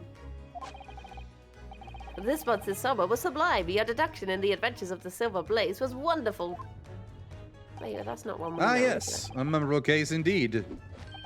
It concerned a snake, I seem to recall. No, that was the speckled band. Well, thank you for coming. I do appreciate your support. I'm sorry to disappoint you, my dear fellow, but I'm afraid I can't stay. Oh? I have urgent business at Madame Tuspel's. Oh yeah, you're gonna stop there. You mean your waxwork job? No, the waxwork abduction, of course. Madame has engaged my services. Ah, so you're trying to get to the bottom of that ransom note, are you? And the week's wages depend on it, as does the safe return of the waxwork, naturally. As such, I intend to give it my undivided attention. Oh, well, never mind then. I understand. Of course, with my skills of observation and reasoning, resolving the matter will be as easy as proverbial pie.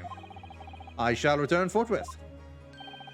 But until I solve the case, I shall have no money to afford a pie of any description.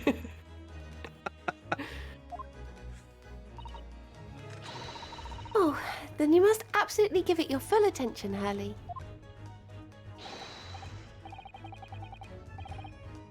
Quite, Iris, quite. But life is riddled with irony, you know. Whenever I give something my full attention, I have a quite insatiable desire for a pie. One of the universe's intractable mysteries, you might say. Oh, yes, quite.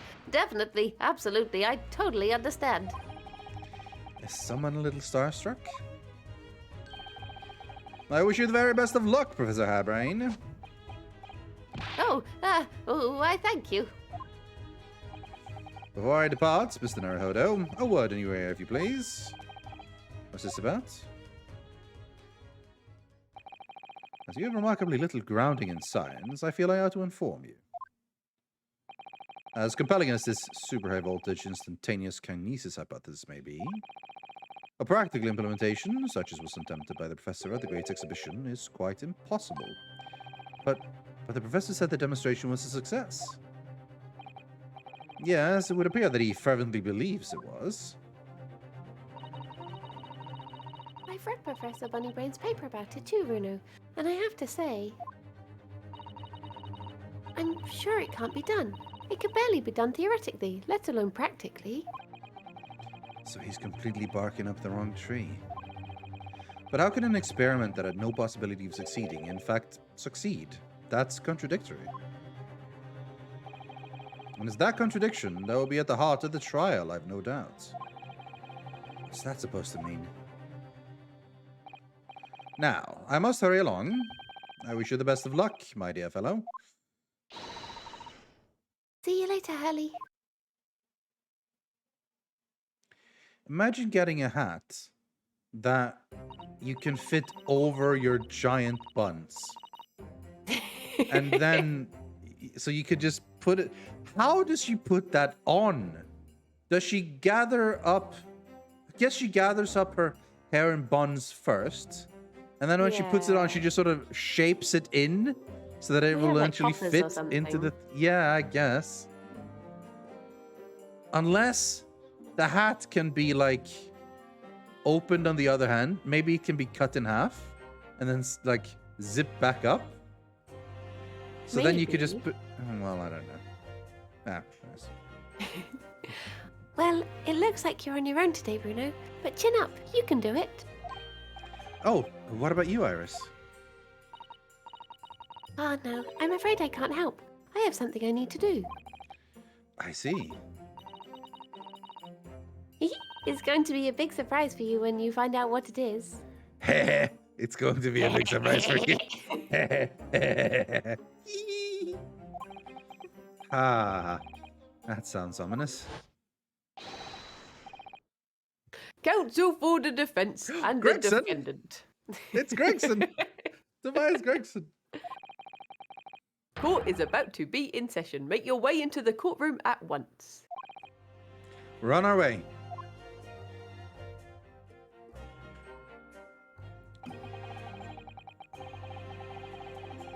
An experiment that the laws of sciences can't possibly succeed.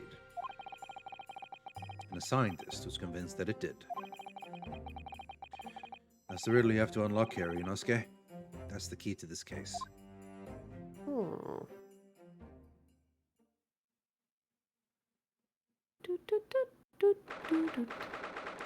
23rd October, 9:10 a.m. The Old Bailey courtroom. Oh yes, steampunk outfits. Looks like new jewelry. Interesting. Brand new entirely. I didn't check. I'll have to see. In the name of Her Majesty the Queen, I hereby declare this court to be in session. We are sitting today for the public trial of Professor Albert Harebrain. I now call upon the counsels for the prosecution and defense to declare their willingness to proceed. The prosecution is ready. Yes, the prosecution is ready, Your Honor. One prosecution. One Two prosecution. I want to prosecute your blood. The defense is ready, my lord. I'm 6 months out of practice. And what's more, I'm without Susato-san today. Aww.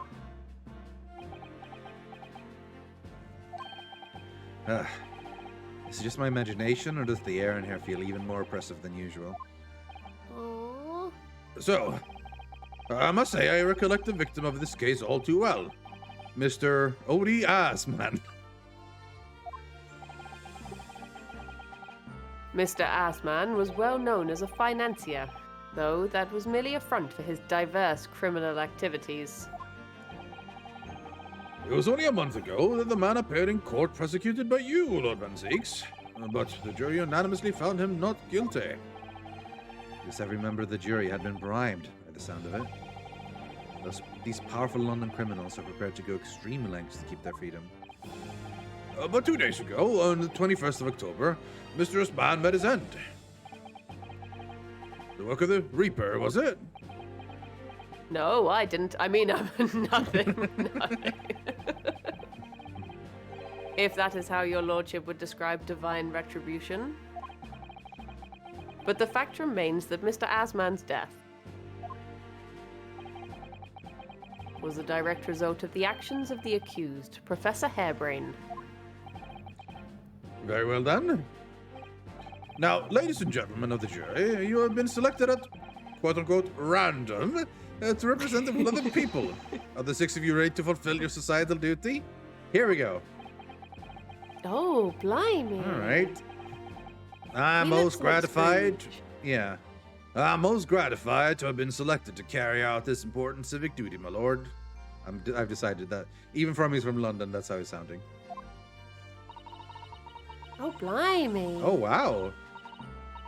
To have a man's fate in the palm of one's hand. Oh gosh, oh golly, it sends shivers down my spine. Science wow. A full-on magician with cards. Fantastic. Science experiments, magic, conjuring tricks, courtroom trials, all are nothing more than performances. Any spurious scholar that defiles the reputation of science deserves to hang. We have to listen to what's said on both sides of the fence and then settle on one. That's it, isn't it? It's the guy from the wax museum. work. Yeah. Okay, you'll be this guy. Okay. Not that he is. Oh, okay. Oh, blimey. Oh, He God, he's reminds got me a of gun. Creed from The Office. Yeah. Wasn't like this in my day. Wasn't like this at all. You always get the old guy. And they're always on number 6. Yeah. That's the police killer Uttermole lookalike again. And he's as exhausted as ever, it seems. Now, as I'm sure you're all aware, the incident we are here to judge today tragically took place at the Great Exhibition, shortly after its opening. Though the death toll could have been far worse. With the exception of the victim, no one was killed. Nevertheless, the dream of the science being exhibited rapidly turned into a nightmare for the spectators. A tragic turn of events, and as such, the eyes of all London, no, the whole world, will be on this trial. It is our duty to reach a swift and just conclusion, I feel. Oh. So, your opening statement, please, Lord Van Zeeks. At the heart of this incident is technology never before demonstrated anywhere else in the world. Technology?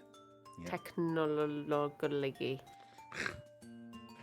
Have you seen the College Humor skit where they do, like, the Black Mirror in the medieval times? No. I'll try to remember to link it to you after the session.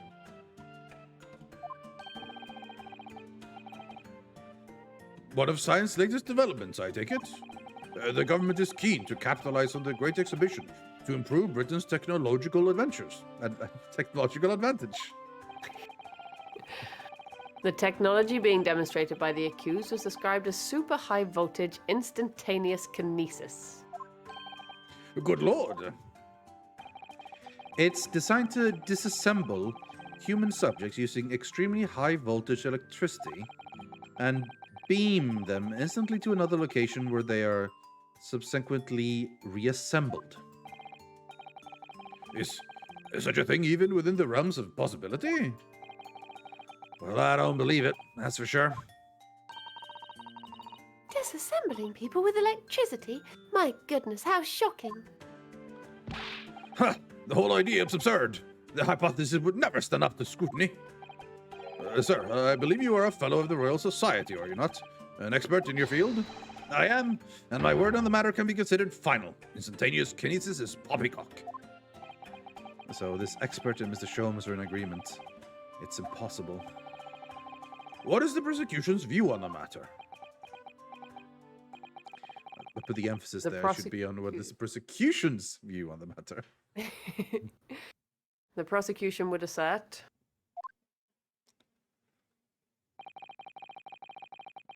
that the accused instantaneous kinesis demonstration was a success.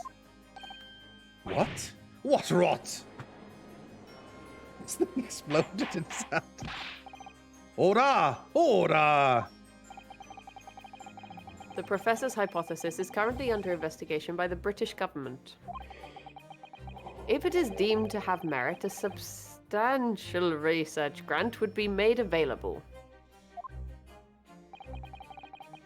The accused made use of the invention built on his new hypothesis to take Mr. Asman's life. In order to be the sole benefactor of the grant. But... This disastrous demonstration was no accident. It was carefully designed from the outset to end the life of the victim. Didn't he said he had Professor Harebrain's best interest at heart? And now he's trying to say this was a deliberate murder for sure. Like, what? Come Unless on he's now. going for the angle that is most easily disproven or something. I don't know. Van Seeks is... He's full of shit. He's a bad guy. Misunderstood. No, he's just evil and racist. And handsome. I can change him. He's handsome. Thank you, Lord Van Seeks. The prosecution stance is clear. But you will now bring forth witnesses to substantiate your claims. He's just doing his job. It's got to look believable. I mean, he could have chosen a different claim then. He could have said, like, yes, this was sadly an accident. You know, like, I don't know. I feel like it's crazy to be like, if it's your friend and you want the good, like, the best to happen to them, you don't accuse them of murder. I don't know. It's weird. I think he's just a heartless, evil man. I'm sure there's got to be reasons for it, but it feels unnecessarily complex. But you will now bring forth witnesses to substantiate your claims. Gladly, my lord.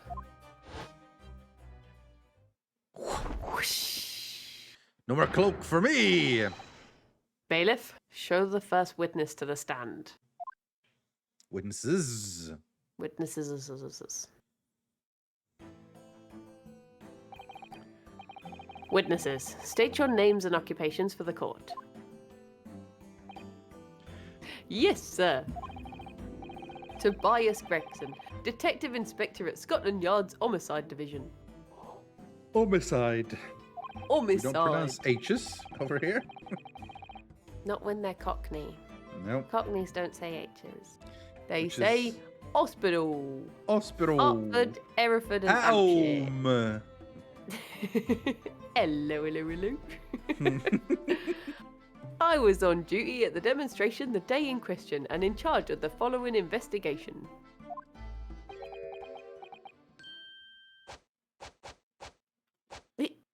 Oh, wow.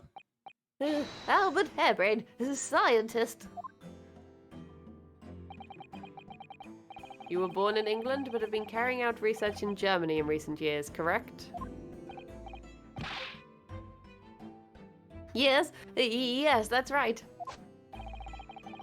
After graduating from university here in Britain, I went to work in Germany and made an amazing discovery. Which is what I brought back with me. I had to demonstrate my incredible hypothesis at the Great Exhibition. What you demonstrated was incredible, all right? An incredible explosion. But the science was a success. The instantaneous kinesis worked. Everyone saw it. They must have done. And yes, there was a terrible accident, but the demonstration of my hypothesis was a success. Well, that much is undeniable, as shown in this photograph taken by the forensic investigation team. It did go kaboom. Kaboom. Oh, there. That's a mark of good science. Yes. More explosions, more better. This was taken inside the Crystal Tower, I take it? The centerpiece of the exhibition, no less. Yes, that's right, my lord. Seems the victim rammed straight into it.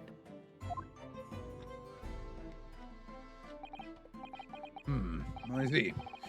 Very well, submit the photograph as evidence. The photograph was submitted as evidence. The man of his word. Yes, indeed. As the courts heard, the victims of the incident was Mr. Odie Assman. There have been a number of allegations made against the man, but putting them aside for the time being. He was the man who financed the research for the experiment and the demonstration itself. I see.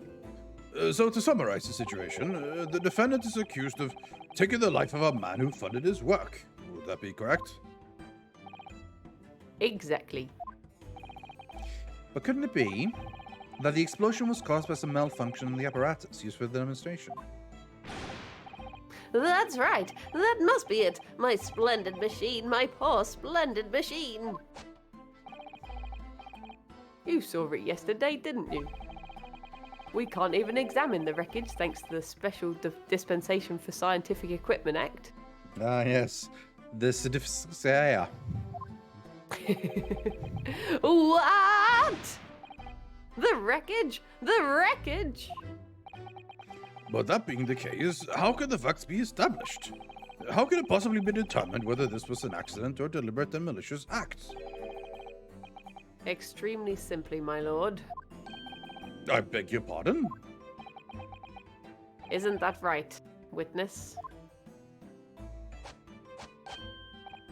What? Sorry, me? No, your neighbor.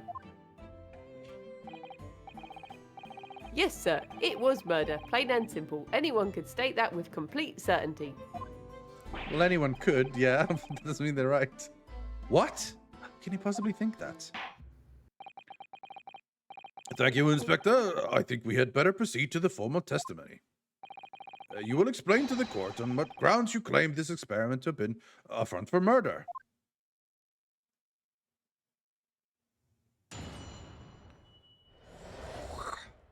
A front for murder. The corpse that went crashing through the crystal tower had a broken neck. I made minor miscalculation in the angle of the beam projection, that's all. That was my mistake. But the post-mortem examination revealed another injury, a fatal wound. There was a lesion in his chest where he'd clearly been stabbed by something sharp, right in the heart. So the victim was killed before he went anywhere, and this fella's the only one who could have done it. An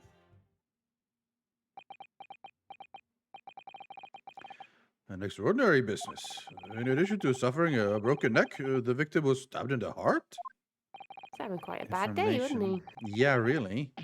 Information I would have really liked to have heard from someone other than the judge. The coroner says death would have been all but instant from a wound like that. Oh. Oh dear. You could say, in fact, that the victim was killed twice by the accused. I mean, you could, but that would be very inaccurate. Yeah. So that means he needs, two murders. And this means he's gonna get twice the death penalty. It's like, no, come on. 2 life sentences. No, that couldn't be further from the truth. I have it, the experiment plan document that was submitted to the security team.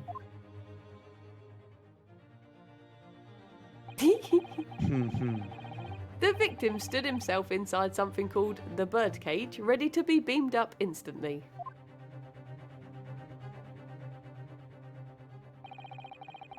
To the second level of the Crystal Tower, about 25 yards away.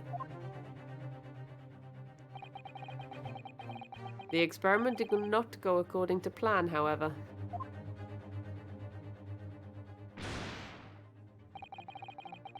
As the machine was put into operation, there was a large explosion. Right here. The blast caused the beam transmitter to point higher than intended. Oh. Accordingly, the kinesis resulted in the birdcage materializing in mid-air. Oh no. Fell on his hat. From where it subsequently fell, crashing through the glass of the Crystal Tower's large round window. My word. One assumes the victim's neck was broken upon impact with the tower then? I'm so sorry. I didn't mean for this to happen. The machine was just too powerful. But honestly, really, I swear it was just an accident. A terrible accident. Unfortunately, that excuse can't save you. No, not considering the sharp murder weapon that pierced the victim's heart. Murder weapon? What are you saying? This is the autopsy report submitted by the coroner. The prosecution would like it entered into the court record. Your request is granted, counsel. Oops. Oops, I was a little bit too quick. There we go. Mutter, mutter, mutter, mutter. Mutter, mutter, mutter, mutter. I was there in person, you know. I saw the whole ludicrous performance.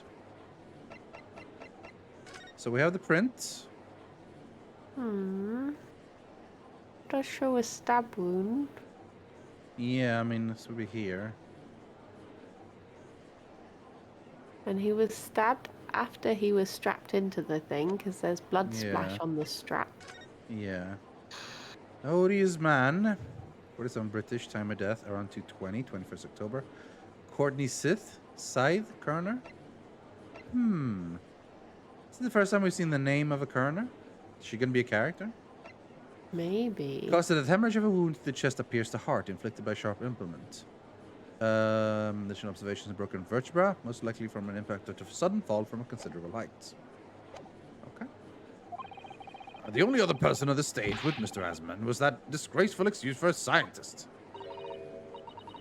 Then really, by all accounts, it must have been him. Hard to think otherwise, really. Very well. Counsel for the defense, proceed with the cross-examination, please. Oh, yes, my lord. I need to focus here. It's been a while. It's been a while.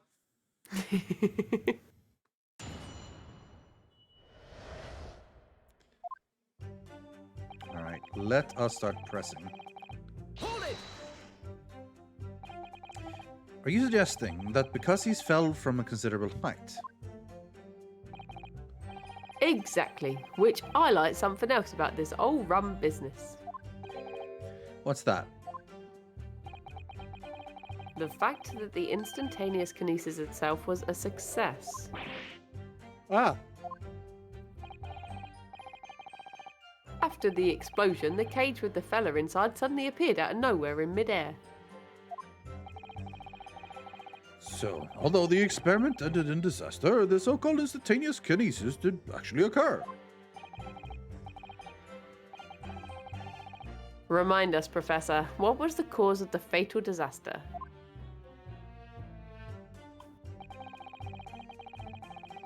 I made a minor miscalculation in the angle of the beam projection, that's all. That was my mistake. Hold it! So the angle of projection is critical, is it? And you calculated it yourself, personally? Absolutely. The calculation is far too complicated for... complicated for anyone but me to carry out. I can't words good today. That's fine. It's not like this game is all about words or anything. Only you got it wrong, didn't you? Yes, that's right. That's my point. The calculation is so complicated, even I can't make a mistake. Can make a mistake. Oh dear. Do people fall for that brazen confidence? I should try it. That's what Phoenix does. He always just muddles through. I took into account the subject's height and weight and wind direction, the ambient temperature. I considered every possible variable, so I just don't understand how this could have happened. But Obviously, then you just had noticed the mouse on his shoulder. Oh yeah! Was that definitely there before? I think so. I mean, it didn't suddenly appear, surely. Maybe we haven't really seen it because he was in a different stance. That's true. Obviously, then you had to include the weight of the clothes Mr. Asman was wearing at the time, I suppose. Ah! Cracking comets. The answer should have been 3. So much for safety first. The 3 must be for safety third.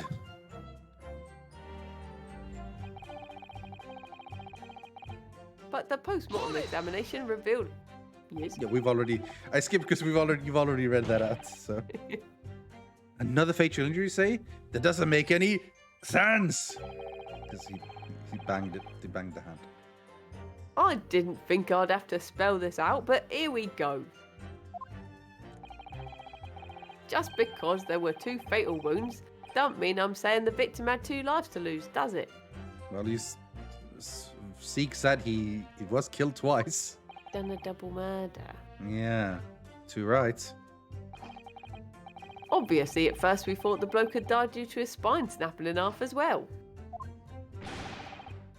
Or you say, wow, it's really intense.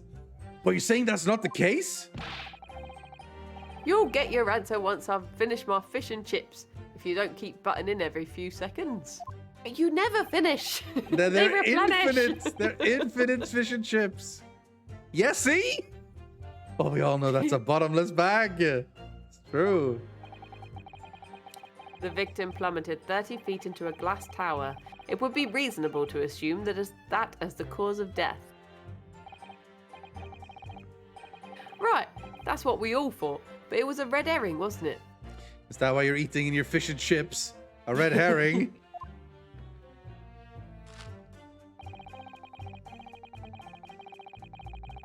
There was a lesion. Hold it! A lesion! The defense knew nothing of this crucial information. The prosecution received this report from the forensic investigation team only this morning. This was the first we knew of it as well. I can only apologize for the impossibility of informing the defense. Sarcastic and insincere. Thanks. So, what was the nature of this sharp object? Among the accused tools that were in use at the demonstration, is of particular interest. This. Oh. We've seen that one before, haven't we? Yeah. Is he laughing? Or there he is. Trying to work out what tone this was in. Among the yes, that would appear to be some kind of screwdriver. It counts. There he is. That's how I think of it, at least anyway. Yeah. My trusty little companion, Andrew. Oh dear.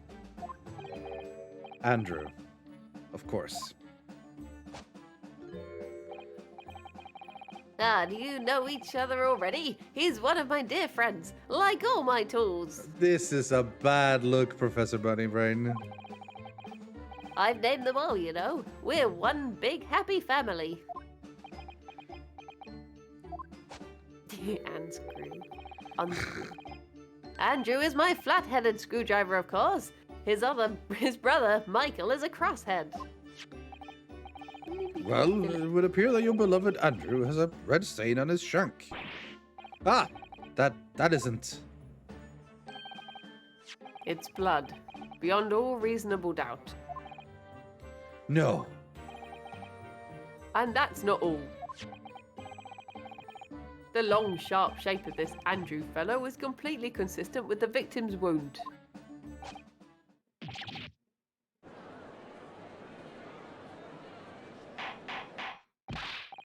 Hurrah! Hurrah! The call out to this friend or the defendant as evidence. The screwdriver has been entered into the court record. So one of Professor Harebrain's tool is the murder weapon.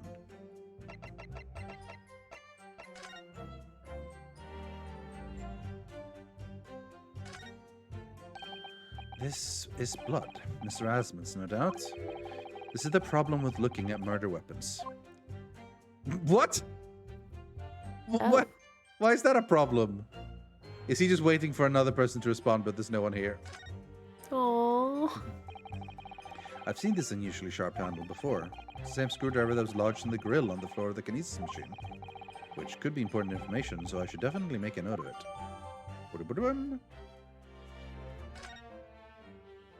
Sorry, what are you saying about this? This is the problem by looking at murder weapons?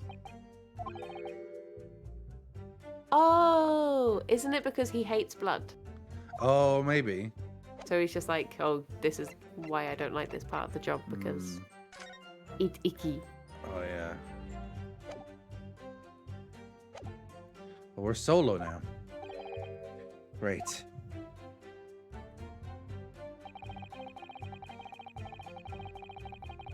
Hold it! What grounds do you have for saying that? Ha! Do you really need to ask? There were only 2 people on that public experimentation stage in front of the old crowd. The victim, Mr. Odie Assman, and the accused, Professor Hairbrain. And we know for certain that before the experiment, the victim was alive. That's right. I saw him with my own eyes. Furthermore, following the explosion and kinesis, nobody went anywhere near the body. In other words, only someone else on the stage with the victim could possibly have done it. Excuse me. Professor Hairbrain, do you have some information that may be relevant here? Professor! Ah, sorry.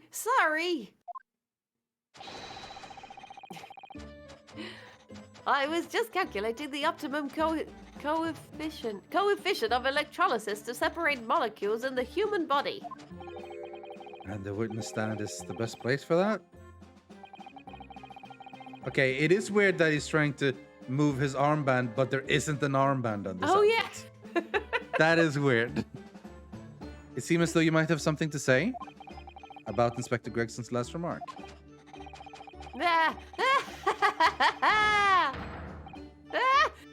Yes, that's right. Of course. He just said that nobody else could have done it, didn't he? Yeah, that's right. Who else could have stabbed the victim, eh? I don't know, but there's no way that I could possibly have stabbed Mr. Assman, as you say.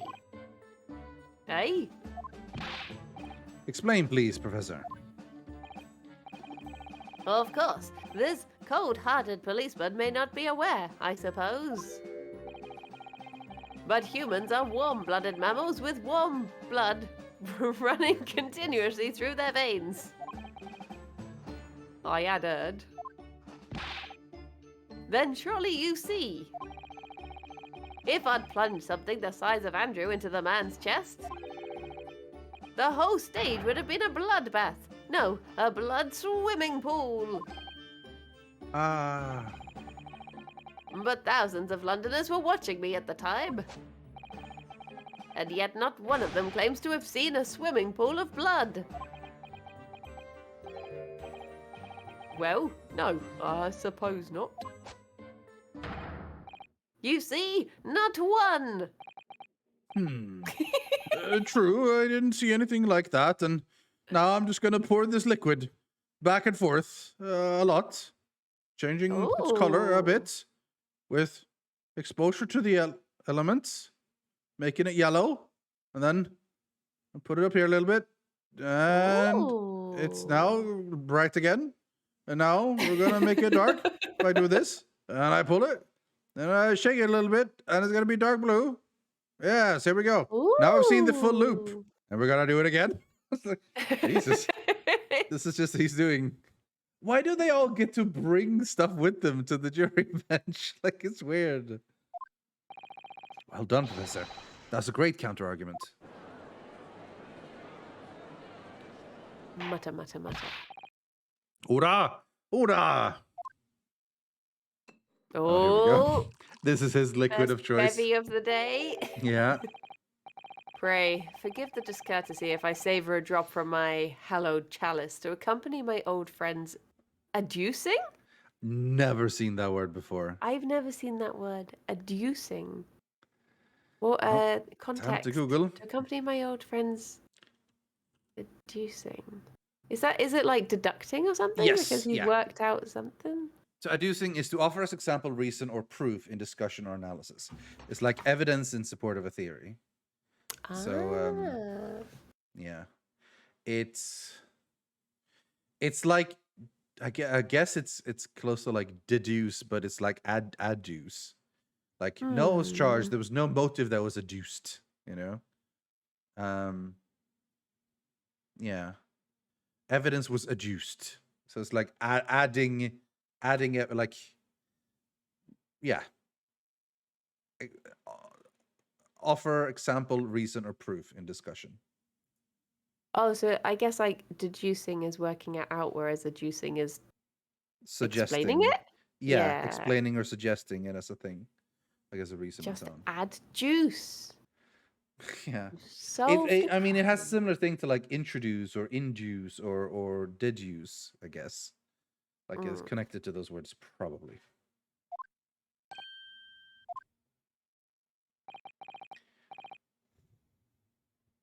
Do we think he's gonna drink it, crush it, or throw it? I think he's gonna crush it. Okay, I'll go for throw it then. Okay. Actually, because he's his friend, I'm gonna go out there. Maybe he's actually gonna drink it. I'm gonna say. Here's to you, Albert. And it is his friend. Gonna drink it and then throw it. Yeah, yeah, probably actually drink and then throw. Oh, you're too kind, Barrack, but I'm not really a patch on you. No, it's just throw. Oh. It's just throw. Oh God. No, you're not. Oh my God. He's such an asshole. Just like that. The assiest asshole. Show us your foot. No. No. One time, I hope he puts the glass down on the table and then smashes it with his foot. I wouldn't be surprised. You've neglected to mention one crucial possibility. They have a particular situation in which very little bleeding would result from a stab wound. No. Of course. Inspector, enlighten the court, please. Yes, sir. If the guy was already dead? Yeah, well, I mean, no, but he must have died much earlier for him not to bleed, right? Yeah, and they saw him like walking about on the stage. Yeah. If he was, but it must have been if he was already dead. But they literally said he was alive, so maybe something that kept was left inside of him. Yeah. If he was on, I was gonna say some sort of coagulating drug. Maybe. Or they had something to absorb the blood there or something. I don't know. Yeah. Very well. You will amend your formal testimony now, Inspector Gregson.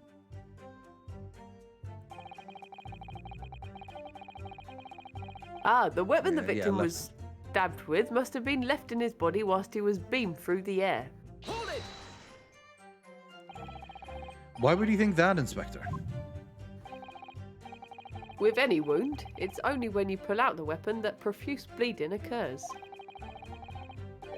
While it's still lodged in the body, it acts as a stopper of sorts, for want of a better word. We found it. We found it at the experimentation place. I guess was he teleported, but it wasn't, and that's why it was. I mean, maybe, or probably not. Like, right? There's something else to it. It's not that simple. Yeah. Hold on a minute. Oh. Found a thing. A thing? Yeah. Do you want to be more specific? No.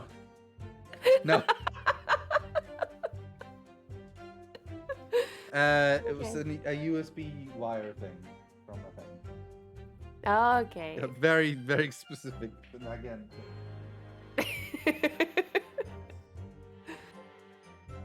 I'm trying to figure out why this is. Oh no! Aha! It makes sense. Yes. This is... Yes, I know now. It's all good. It's all correct. Okay. I was just... Like, there was just a wire hanging, and I'm like, is this supposed to be plugged into it? But it wasn't. So it was fine.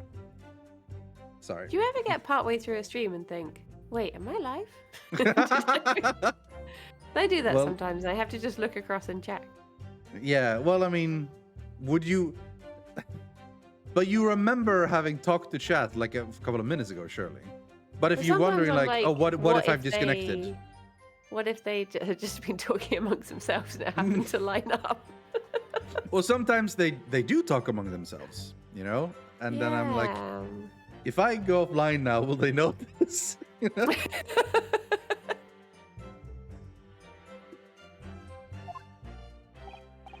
I see. You don't need a medical degree to be aware of this fact. It's common knowledge for any investigator. Ugh. Where's Susato-san when you need her? If you ask me, this bloke masked what he was doing from view with his body before stabbing Assman in the chest. Then he beamed the victim off the stage with his fancy device, the screwdriver still where he planted it. I would never do such a thing. Not to my precious tools. I would never use them for such dirty work. You only use tools for their intended purposes. That's common knowledge for any scientist. The fact remains the lack of blood at the scene can easily be explained, as the prosecution has demonstrated. Except that's not the case. So that's all the testimony I have to work with. No idea the victim had been stabbed. That changes everything. Did Van Siex keep that to himself until now on purpose, to gain the advantage?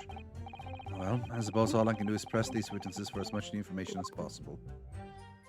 Well, I'm going to press the very last one with the new thing, because we found it on the scene. Hold it! Wrong button! Fantastic.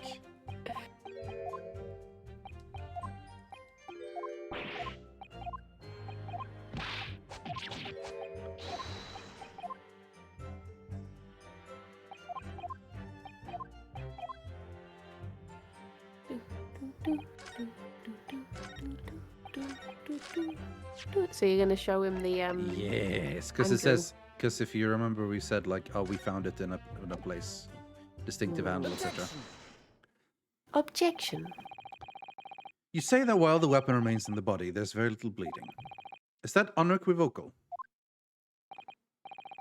Look, there was no blood on the experimentation stage, even though that's where the fellow was stabbed.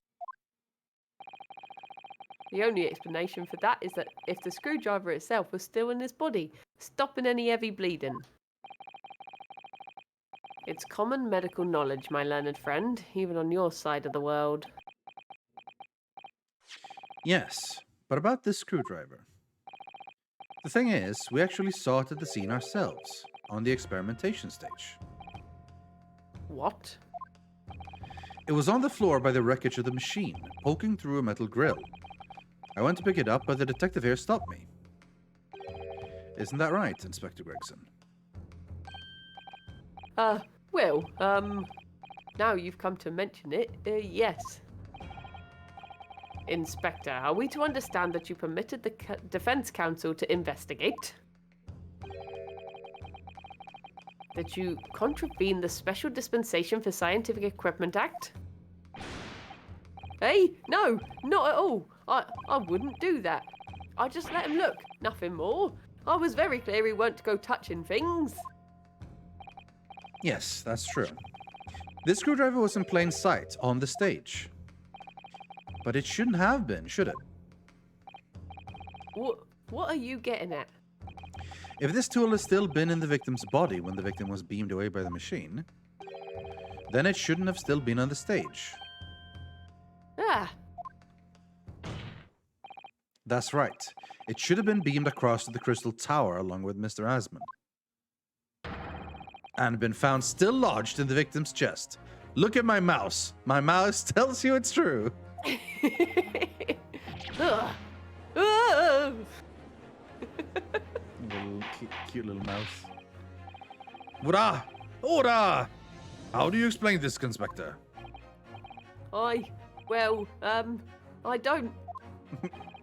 It looks as though everything that the victim had on his person moved with him when he was beamed. If the screwdriver was still in his chest when the instantaneous kinesis occurred, obviously that should have been beamed to the destination as well. This is a strange situation. Even though people are saying that this instantaneous kinesis is a scientific possibility, we're still basing arguments on the assumption that it had actually taken place. All right, time to tighten the screws here. My lord, if the prosecution is unable to explain this inconsistency in its argument, we can only conclude that the testimony given in support cannot be relied upon. Raven seeks his stomach. Oh, blimmin' heck, who's that? That's Hairbrain. Oh. Hold it! Do you have something to Yes, say, witness? I knew it. It bears out. The equations hold. Mr. Naruhodo, don't worry. About what? Without delving into the details, there is no inconsistency. Why are you helping them? What? Even if Andrew had been lodged in Mr. Assman's chest, my trusty tool wouldn't have moved. Andrew remaining on the stage is consistent with my calculations. What? What?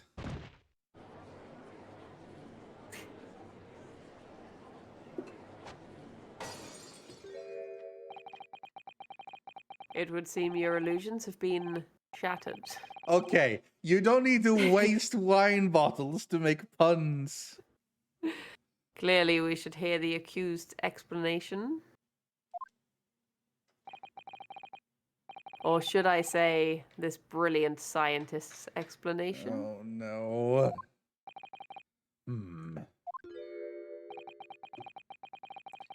Just when I'd found an inconsistency in the prosecution's argument. Scientists. Very well. The defendant will testify again. Provide us with a scientific explanation as to why the inconsistency asserted by the defense fails to hold. In the name of Apollo, I will, my lord. Apollo Justice from the games of the future. Oh, I thought it meant No. from Greek mythology. Yeah, it's almost certainly from Greek mythology. Oh. The consistency explained. To be clear, I'm still at the stage of gathering data in my research. My hypothesis states the kinesis cannot transport metal, though. Hence, the metal weapon would have stayed put. Did he not wear any metal on him? There was metal on the buckles on his Yeah. strap. In other words, the point just raised by Mr. Naruhodo isn't... And wait, did he have glasses on as well? Isn't an inconsistency at all. I don't think he did. Mr. Assman was the patron of my research. Without him, my work wouldn't have been possible. He That did. looks metally. This bit looks metally. Like the glasses are glasses, but this is also metally.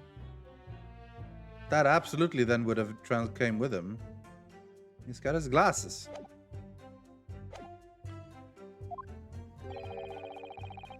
Now I have a duty to protect the incredible machine that we built together. Oh.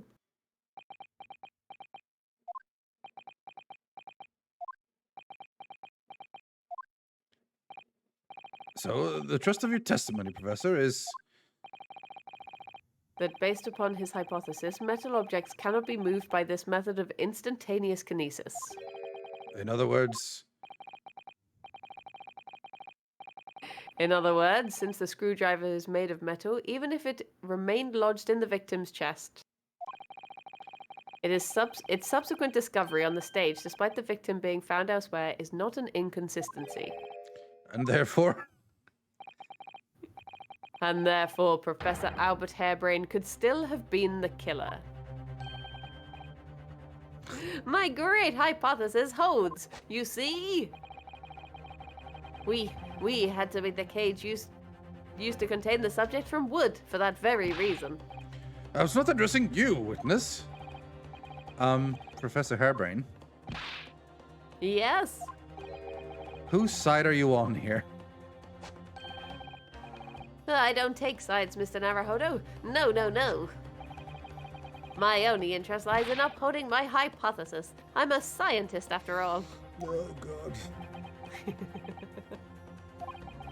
Is he working for us or against us? It's very hard to tell. Let's see how you cross-examine this testimony, my Nipponese friend.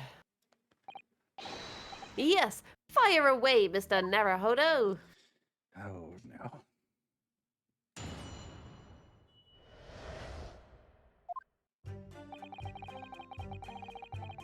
Hold it!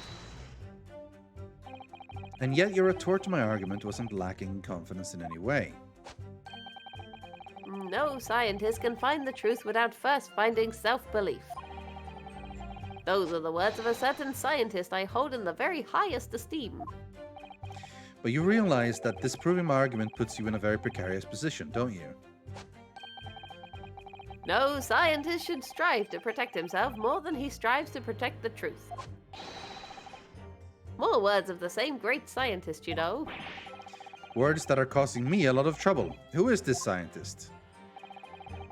I'm afraid I couldn't tell you, Mr. Naruhodo. Why not? But as soon as Oh, I you remember forgot. the magnificent genius's name, you'll be the first to know. It might be worth keeping the names of your idols to mind. You're wasting your breath, my learned friend. This scatterbrain even forgets my name at times.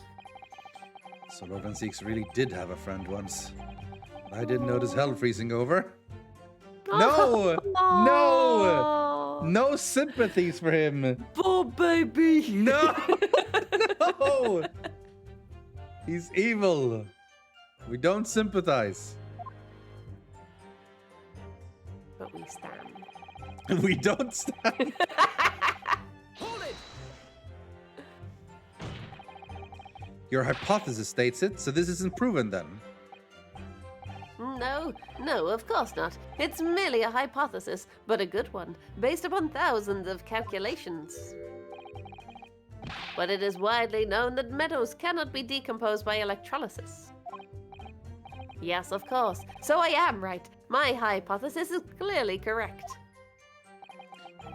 What is it about incriminating himself that makes this man so happy?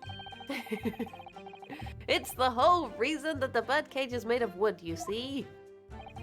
Sorry, the birdcage? Yes, that's what I call the C. obtusa cage, in which Mr. Asman was placed for the kinesis. Oh yeah, it's like wooden buckles, isn't it? Yeah. Ah, the jail cell in which the victim was detained. It does indeed seem to be made of a timber of some sort. I'll thank you not to refer to it as an instrument of incarceration, your lordship. In short, any weapon lodged in the victim when he was beamed away by instantaneous kinesis would have been left behind on the stage if it was made of metal, correct? Yes, that's it. Yes, it all fits perfectly with the mathematical model. But the ultimate conclusion, then, is that the defendant alone had the opportunity to inflict this fatal injury of the victim, is it not? Ah! Ah, indeed, sir. Someone beam me out of this nightmare. When he's doing the scribbling thing, it reminds me of Matt Hardy's delete. Yeah, a little bit, yeah. Yeah. You seem to be pleased by that. Yes, another example of my hypothesis holding true. But I sense some sarcasm, Mr. Naruhodo. Are you not pleased? No. I knew it. At the end of the day, I am the one responsible for Mr. Asman losing his life. The advancements of science is no excuse. I know that. No, you're quite right. Tell the court, did you have a close relationship with Mr. Asman? Oh, well, no, not really. I mean, I'd only met him 2 or 3 times. And we only ever discussed my hypothesis and the project. And the research grant, of course.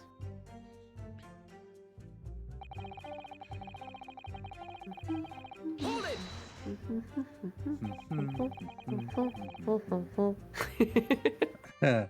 How did you come to know Mr. Asman in the first place?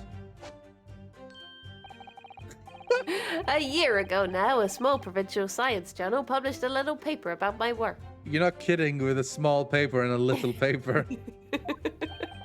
That's a scientific journal. Good gracious, I should need new spectacles. I might have an extraordinary hypothesis and a great promise, but at the time, I had no money. I had to eat tiny little meals at a tiny little cafe and drink watered-down water out of tiny little glasses. Watered down water? Fantastic. But Mr. Assman read the paper and came to visit me at my tiny little laboratory. And offered you money to help fund your work? Exactly. That's exactly what happened. I handled the theoretical side of things, and Mr. Asman provided me with an engineer for the practical. And the 3 of us produced that fantastic machine together. I want to find out who the third person is, who this engineer is. Yeah. The machine that you brought to the Great Exhibition to demonstrate. We had to apply to the government for some sort of inspection to be allowed to the exhibit, I think. I didn't understand all that side of things. Mr. Asman took care of it all. He was a wonderful man. Really, I owe him everything.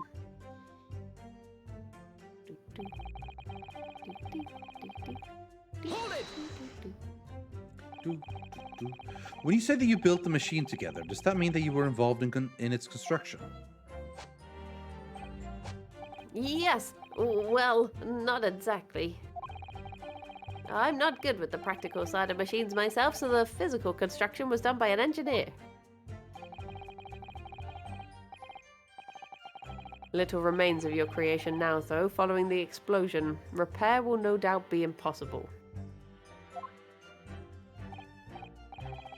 Yes, I realize that, but still. If someone were to gather all of the broken parts, they could discover the secrets of my hypothesis. But Mr. Asman and I toiled over that machine for so long.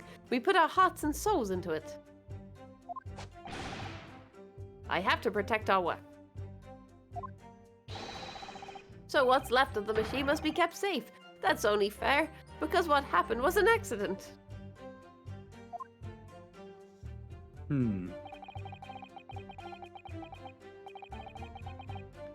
That's the extent of the testimony then. Thank goodness for that. I don't want him doing any more damage. It's already basically proven that he could have been the culprit. But it seems as though all he really cares about is defending his hypothesis. Still, I wonder, what if his hypothesis is just fundamentally flawed? So the metal thing, right? We post this with the picture. Objection! Professor Harebrain, you say that according to your hypothesis, nothing made of metal can be beamed by instantaneous kinesis using the machine you made. Is that right? Yes, that's right. Spot on, exactly correct. In that case, I'd ask you to have a look at this photograph that was taken at the scene. Tap, tap. In particular, I'd like you to pay attention to the victim's face. You can clearly see that Mr. Asman is wearing a pair of spectacles with a metal rim. What? Metal? No, metal can't. That's not... Metal? No!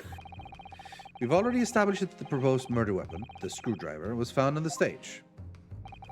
However, if your hypothesis correctly predicted that outcome, it should also have predicted that the metal rimmed spectacles would be found in the same place. My hypothesis! My hypothesis! Oh no, not his hypothesis. Look Professor at this Harebrain. photograph. Look at this hypothesis. This isn't easy for me to say, but your hypothesis is clearly flawed. Oh! Gregson's More upset left. about that than being accused of murder. Yep. Hurrah! Hurrah! Hurrah! Counsel, what's the implication of this? If, on the day in question, the alleged instantaneous kinesis never actually took place, then it's entirely possible that the victim was killed somewhere other than on the stage. And in that case, someone other than the defendant could have been the culprit. But my hypothesis is sound. I proved it that day. The experiment was a success. The experiment was proof of all my work. If I could say something here, in my capacity as a fellow of the Royal Society. Yes, you're number 4. Go ahead. As a man of science, there is one thing I simply cannot abide. And that's a fraud who pretends to be a fellow man of science. What? Wait! Great Scott! Are you suggesting my science is suspect? It's just been disproved, hasn't it? In front of all of us. In other words, the whole demonstration was a complete nonsense from start to finish. Believe me, my fellow jurors, when I tell you that this man is a heel, a bounder, and a fraud. I say the wreckage of that machine should be stripped down and thoroughly examined. No! Never! That machine is the essence of my entire hypothesis. It's protected by the Special Dispensation for Scientific Equipment Act. What the devil was that blasted act all about, eh? Who made up such a daft rule? I don't like the way this seems to be going. What's the best way for me to help the professor? Probably raise an objection. Yeah. Objection. Professor Harebrain has yet to perfect this invention. That would seem to be the case, yes. But even so... Even so what? Going to such trouble and expense to create a fake machine to display in public, he would have absolutely no reason to do such a thing. Oh. He had an obvious reason to do exactly that. Or the research grant money. Ah! If the government was foolish enough to have deemed the man's ridiculous notion plausible, he and his conspirators would have received a handsome sum indeed. Conspirators? What would be the value of such a grant? £10? You're an order of magnitude out, madam. £500 a year! Oh, I could live handsome on that much for years. How many... I'm from Bristol now. Yeah. From Ooh, Bristol arr. and loves eating corn. Corn on the cob. How does she talk while eating? The society's noticed an increase in bogus public demonstrations in the field of science recently. And plenty of scientists arguing with each other to get the largest slice of the funding cake. Funding cake? People's greed is plenty motive enough for murder, I assure you. Why is there a literal child on the jury? This is the olden days. You could vote by 6 back then. Yeah. Or you weren't allowed to vote that at all. One of the two, yeah. No. I haven't deceived anyone, least of all the government. My hypothesis is sound. The science is sound. Please, you must believe me. Objection. No matter how unbelievable this hypothesis may seem to you, ladies and gentlemen, the fact remains that the victim was transported instantly into the Crystal Tower. Which means that the experiment was a success. Barrack. And therefore, the only person who could possibly have committed this murder is the accused. Eric. Barrack. Where is this heading? I have no idea. My lord, if I may. Yes, Lord Van Zieks. The prosecution would like to summon a new witness to the stand. New witnesses? What would be the nature of their involvement? They were spectators of the demonstration at the exhibition who were occupying special seats. Eyewitnesses? Aye, witnesses. Very well. Very well. The court grants the prosecution's request. I should very much like to hear from eyewitnesses to the incident. The prosecution's stance is clear. This experiment was no pastiche. Well, I Yep. mean, I get what it means from context, but yeah. I've seen pastiche. I've not seen postiche. I don't know what a pastiche is. Time to Google. I know that pastiche is like, it's like full of vegetables and then it's got the pastry. Yeah, it's like crimped along one edge. A postiche Very popular in Cornwall. is wig or toupee.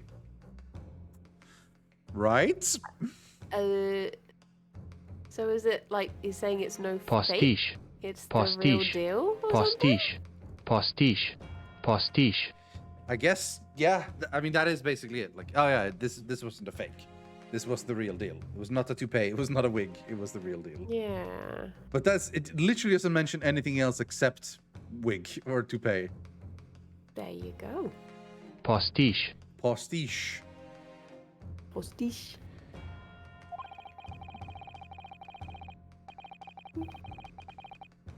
The accused killed the financier victim there on the public stage before the very eyes of the spectators. Now, my learned friend. Oh, yes? It's time for you to make your own stance clear. There's clearly a flaw in the professor's hypothesis. I can definitely see that. But where does that leave me? We shall take a short recess now, during which time the prosecution will prepare its new witnesses to take the stand. As you wish, my lord. He said the thing. He said that before. He's absolutely said that before. Good. In that case, court is adjourned for 20 minutes. Bum bum bum bum bum. Bum bum. Ba-dum. I could use my hair to play a young judge. Yeah? Yeah. Okay. Order! Okay, yeah. That's definitely what it looks like for sure, yes.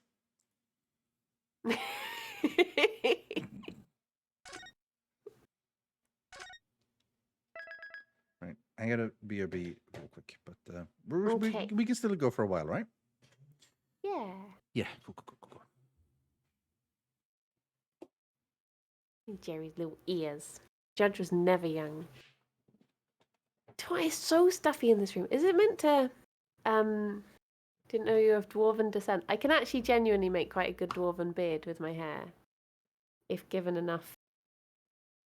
If I like flat this together. Wonder if I can do a quick job of it. Part of it's tied back so it won't be as good.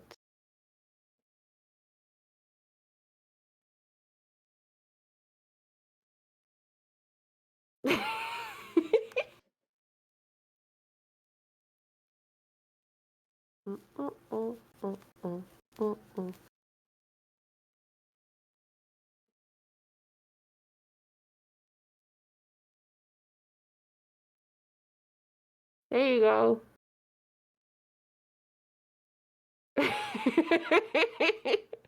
So this is why you were let into the Yogs cast, yes. Gosh. Oh. Can I make a mouse?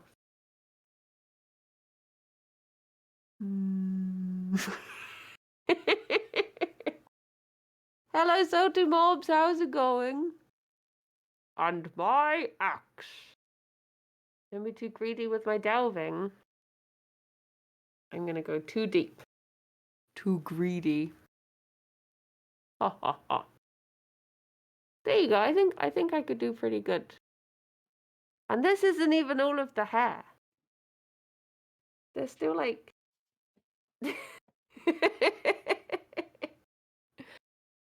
I could be a big dwarf. Even the ladies are meant to have beards, right? Yep. In the dwarven lands. Yeah. That's part of what people are upset about with the new Lord of the Rings. The ladies don't have beards. Oh. For the new series, and they're like, "What the hell? They're just pretty The- ladies. That's not what it's supposed to be. Not supposed But to be it's just like when pretty they ladies." did The Hobbit, and they had like the dwarves that look proper like dwarf. Yeah. And then you just had Aidan Then you Turner, just have- who just then you looked just like have- Aidan Turner. Yeah, and like we're just gonna have pretty boys. Also, all the funny dwarves, but then the ones that are supposed to be pretty, we make them pretty because otherwise it would be weird. And they're like, these are supposed to be the same races. One is just a short, handsome man, and the others are like heavily maked up, super fat, like haha, funny dwarves. And like, oh yeah, just Keely and Thorin, they look just like handsome men. The other ones are like weird dwarves. Like, oh, okay, all right. I saw Aidan Turner once when I was on the bus and the bus drove by him. And I was thinking of getting off the bus and going and finding him and being like, we have the same surname. Imagine you walk through. Hi, we have the same surname. Okay. Like, great. Where will your conversation continue from there on? I used to watch you in a show that I've forgotten the name of. I knew him from before Poldark. I used to watch him in a show where he played a vampire. And it was about a vampire and a werewolf and a ghost all living together. And it was filmed in Totterdown, which is where we moved to when we first lived in Bristol. And basically, it was because I was Tottenham's in Bristol? Totterdown. Totterdown in Bristol. Okay, it's a different And place. I was always asked to do Poldark. Being Human, that was the one. I got asked to do it so many times, but it was literally if I was working one day already out of a week, they would ask me to do that day, and I just had to turn it down all the time. So it became this thing that You I want was to work? like, I can't. You want to work? I can't. But I really liked Poldark, and I thought Aidan Turner seemed nice, so I was almost tempted to just be like, hey, we've not worked together. Hi, we have the same name, and I have not worked with you. I turn down your I have show multiple all the times. time. Yeah, exactly. Well, yeah, it's a hell of a reason to get to know each other, honestly. Hey, so we happen to have the same last name, and I've not worked on your show. We should be friends. And he dated a friend of a friend. Okay, well, Who was that's also a camera something. assistant. And also, your friend of my friend knows me, who's also an assistant, which I am. We were meant to be, you and I. I reckon he would have said, let's go play a board game in a board game cafe and become friends. And then we'd be sat here right now. He would be doing some of the voices. There will be a 3-person stream. Briony, Rithian, and Aidan Turner. Turner and Turner. Yeah. Yep. Nice. Very nice. Famous The Hobbit actor. 23rd of October, 10:44 a.m. The Old Bailey, defendant's antechamber. Mr. Naruhodo. What on earth were you playing at just now? Or rather, what on earth were you playing at all along? My hypothesis, my amazing hypothesis. You've been picking holes in it from the start. Ah, sorry about that. But you promised me. You said you'd prove that dreaded explosion was an accident, not murder. And you said you'd keep my precious invention from falling into anyone else's hands. But all you've done so far is try to undermine me. Yes, I did make you a promise. You're right. I said that I'd believe in you and fight for your freedom to the very end. But I also told you I was no scientist. I don't understand your hypothesis. The fact is, there's an undeniable flaw in your logic, isn't there? Ah, but if I just run through some equations, yes, you see, it's because my work is incomplete. Perhaps it is. Nevertheless, a man died as a consequence, didn't he? Oh. Oh, no!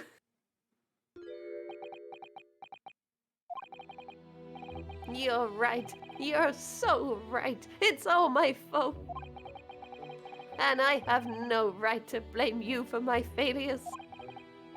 I'm a disaster, not just as a scientist, but as a human being. Oh, no. It's a bit extreme. Well, that might be a little over the top. And while we're on the subject, what about Barak? He's being awful. Claiming his old university friend to be a murderer, you mean? He's a disaster, not just as a prosecutor, but as a human being. Hairbrain. You and me both. We're the only one that can see through him. Just because he's handsome. All of these people thirsting over him. Pathetic. Pathetic is what it is. Get yourself together. Oh, but no, wait. He's the Reaper, isn't he? Perhaps he's not classified as Homo sapiens anymore. Glad that's cleared up. Can I double check something with you? Yes? What? The machine and demonstration you prepared, they were based entirely on your hypothesis, I presume. There was no trickery involved. I drew the plans for the machine with my very own hands. Every line was painstakingly drawn with the firm belief that science is the only future. So, yes, it's true that my hypothesis hasn't reached maturity yet, but please, Mr. Naruhodo, you must believe in it. All right, Professor. I understand. Counsel, defendant. The prosecution's witnesses are ready to take the stand. Court is about to be in session again. Make your way to the courtroom, please. Hello, hello, hello. Hello, hello, hello. It's Tobias Gregson here. Hello, hello, hello. It all hinges on that demonstration. If the professor's hypothesis is sound, as he claims, it leaves him as the only person who could possibly have killed the victim. But on the other hand, Mr. Sholmes was adamant. Adamant? Adamant. A practical implementation, such as was attempted by the professor at the Great Exhibition, is quite impossible. So really, what should I be trying to prove here? Yeah, see, that's the problem. Like, he's like, it didn't work. And that's why you weren't the only possible person. But he's like, aha, no, it did work. But it's like, but then you are the only person, so not so great. Yeah. 23rd of October, 11 a.m., the Old Bailey courtroom. I wonder who the new witness is gonna... Like, is it gonna be someone we know? No, I think it's going to be completely new people. In the name of Her Majesty the Queen, I hereby reconvene the proceedings of this court. Counsels for defense and prosecution, are you ready for the new witnesses to testify? The prosecution is ready, my lord. As is the defense, my lord. So, Lord Van Six, I believe these next witnesses saw the demonstration on the day in the question with their own eyes? Indeed they did. And, as luck would have it, one of them is a police detective. So the testimony we are about to hear can be considered highly reliable. Which one is it going to be? Is it going to be Pat and Rolly? Or is it going to be like the dribbly blood guy? Dribbly blood guy? You know who we've not seen from the beginning? Although he's still in Japan, isn't he? Can't be him. Oh, you mean that weird person? Yeah. Yeah. Oh, or is yeah, it going to be the yeah. one who falls asleep all the time? See, that's Rowley, yeah. Rowley with his yeah. girlfriend Pat Rowley Beats, you know? Gina? Yeah, Hosonaga. Would Gina count? Gina, she is an apprentice investigator, but yeah. Perfect. A detective of all people. I still think it might be new people. Yeah. The prosecution stance remains unchanged. Though it ended in tragedy, the demonstration on the day in question was scientifically sound. And consequently, the sole person with the opportunity to have committed this act of murder is the only other individual to have been present on the stage at the time, the accused. Thank you, counsel. The prosecution's position is clear. So, bring forth your witnesses now. Bailiff showed the witnesses in. The witnesses whose proximity to the incident on the day in question will clarify the truth unequivocally. Okay, brand new people. Gina! It was Gina! Okay. Witnesses, state your names and occupations for the court to hear. My name is Balthazar Loon. I am the impresario of all the hot air balloons in vicinity of the experimental stage. Oh, no. Do you want to swap? Do you want to be Balthazar and I can be Guts? Well, hang on, how many... You would give it a go? Mein Name ist Wilhelm Gottfried 6 months Ormstein. Ormstein? There we go. I have come to see the great exhibition all the way from my home in Bohemia.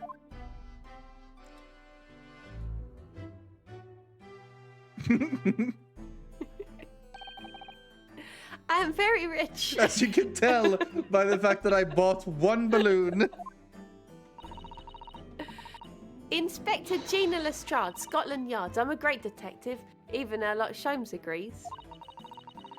I was on security duty at the exhibition, and I got to go up in one of them balloons. It was amazing.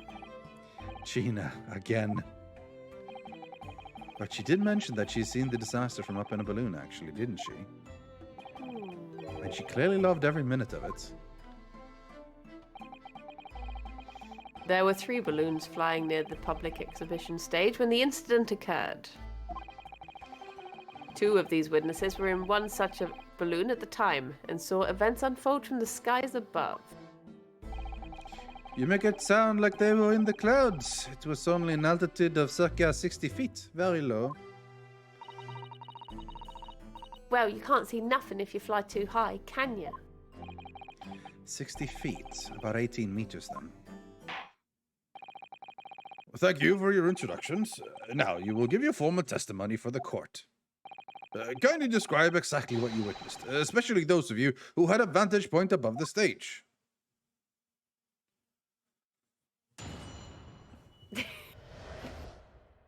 The view from 60 feet up. It was an incident terrible. I am only grateful that my balloons were not damaged. There's this huge bang from the stage, and then next second, another bang in the sky besides us. And from amid the smoke, a cage appeared out of nowhere. I have gone French. I've forgotten how German sounds. It's hard. It's hard to keep the track.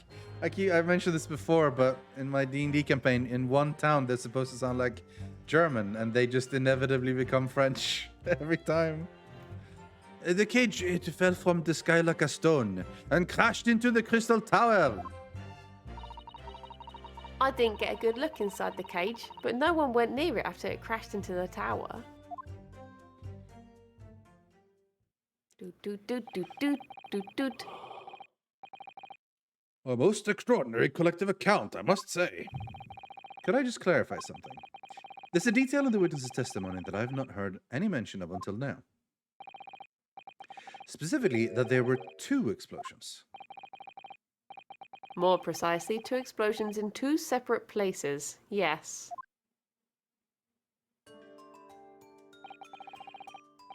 When the demonstration began, the balloon carrying the 2 witnesses was around here.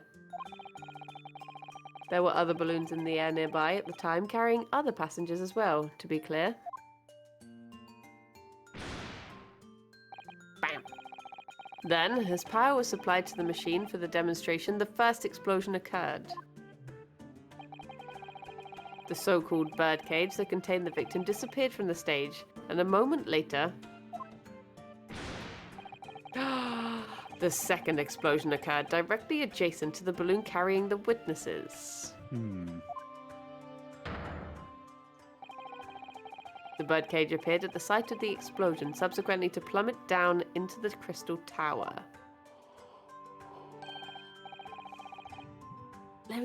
What's German? Ja, Häagen-Dazs.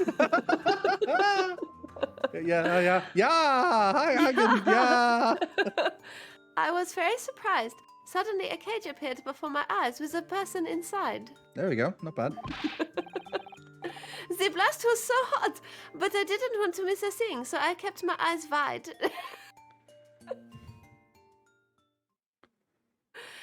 Another balloon? Yes, of course. Here you go. I still have lots of money. I am very rich. I'm very rich. Brilliant. Precisely who is this curious infant? Häagen-Dazs is like Swiss or something, isn't it? Häagen-Dazs It's not even- Häagen-Dazs is American. They Oh, so it's just they like... completely made up the name, and they said like they wanted it to sound Scandinavian, which it doesn't. It does not sound Scandinavian at all. Like that, we do not have the ZS at all, and we like the double A is not really a thing we have either. Like it's usually how some people spell the O in Danish and Swedish, but that's not how it looks. So it's just a completely misinformed name. They just randomly made something that they thought sounded Scandinavian, which it doesn't at all. Oh. It's a fraud, basically. I fell for it Yeah. all these years. I don't blame you, because of course you don't know a lot about Scandinavia or anything like that. So yeah. But then again, I guess you thought it was Wait a minute. But then again, No, you I did say you always thought thought it was it was, like- Swiss. Right. Yeah. Yeah, honestly, I think a lot of people in Sweden, when they see it there, assume something similar. I guess that's Swiss or Belgian or something, but no, it's not. Yeah, I mean, it's dumb. It's an American brand of ice cream. That's it. Huh. I am told he is a young noble of Bohemian royalty. He's just a poor boy From Bohemian royalty. Yeah. sharing his coins for balloon Balloons. money. Do. Balloon, balloon, balloon.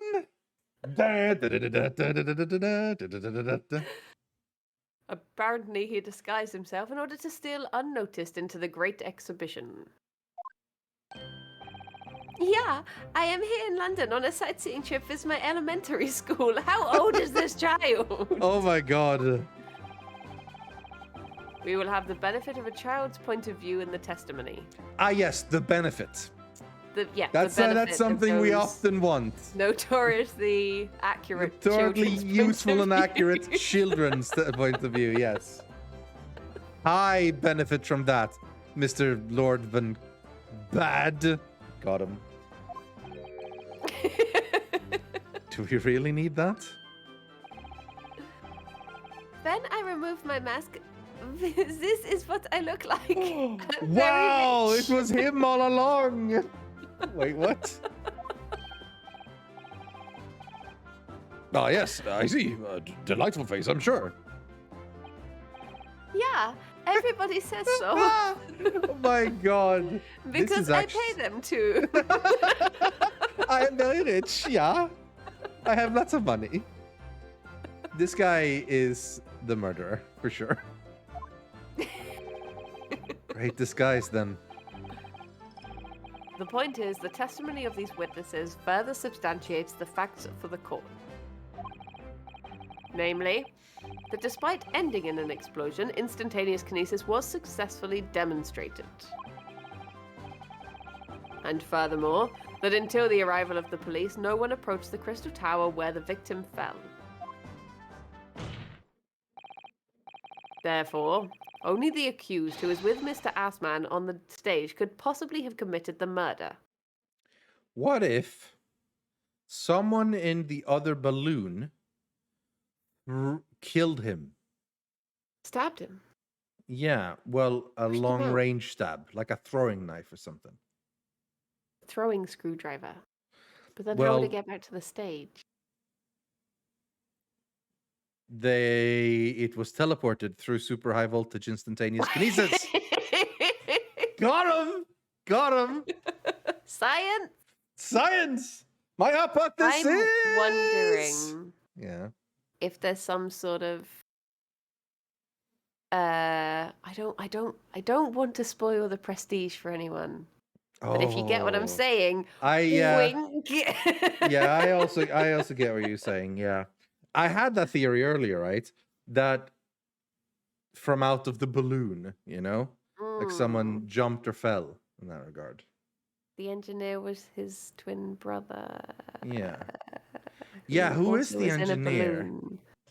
Who is the engineer? That's what I find suspicious. The person who literally built the machine and was just like, meh. And he's not around. We don't care about him, apparently. Just, yeah. It's crazy. Wait, did we read that, actually? Yes. But I don't remember what it said. Yeah. Oh, yeah, the only one on the stage. Yes. Yes, thank you, counsel. The prosecution's views on the matter is quite clear. He keeps saying that. He's really emphasizing that the success worked. Yeah. He's really emphasizing that it works. So is this, well, he's my friend, and all he wants is for the people to think it worked, and therefore, like, his invention will be safe. So is he basically saying, like, I will do everything I can to make people believe that it did indeed work, but I'm also going to throw you in jail? As a murderer. Yeah. If that's the case. Yeah, I don't know about that's a good idea. I gotta close the window, or actually, no, I'm not gonna close the window. I'm gonna open the window wider. That's what I'm gonna do. Baby.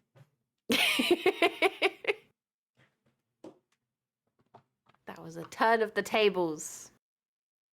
I liked it until that turning point. That ruined the whole movie for me. I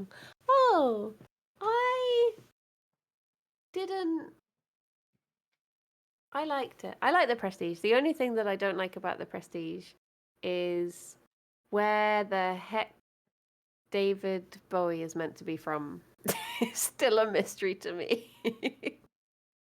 One of just the strangest accents I've ever heard. Yeah. But other than that, I think it's a very good film, and I like it. He played Tesla, he did. But he just has a very strange... It's like he's from everywhere. Yeah. From Bohemia, he is. He's just a poor boy with electricity. It's like mystery movies and suddenly aliens. So I'll explain why I had to open it wider when I was first considering closing it. I realized that sounded weird. My blinds were like sort of semi-hanging on the top of the window, and I was worried that was gonna ruin the blinds. So I'm like, either close it entirely so it goes back, or I do the upside and just pull the blinds up completely and then open the window a little bit wider, so it's fine. So that's what I did. Okay. Yeah. Just in case anyone was like, what the fuck? But yeah.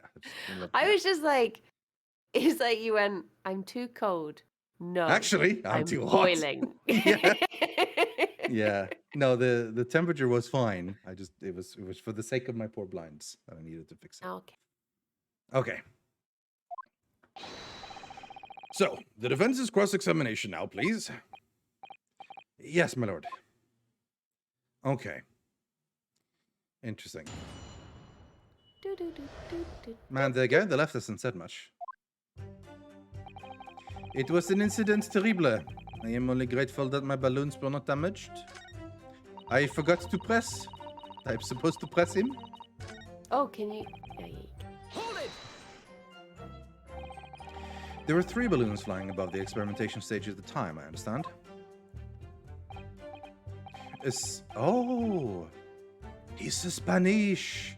No, he's Italian. Of course, he is Italian. Yes. Yes, sì, all 3 of them. My bellissimi bambini. Yes. They are very popular, signor. Some people will pay £10 for one ride. To be fair, my French and Italian accents aren't that different anyway. £10? That's more than my annual. What? That's a very low stipend. How much would that have been then, though? Are we Googling? We're Googling. Googling. £10, 1900.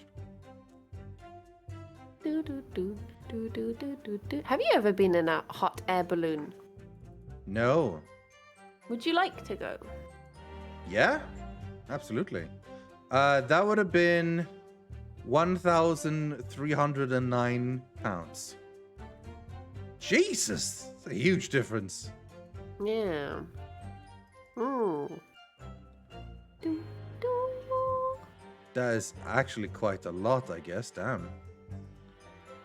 But I mean, yeah, for a year though, that's still not a lot. But it's a ton for riding in a balloon. Goddamn. Yeah.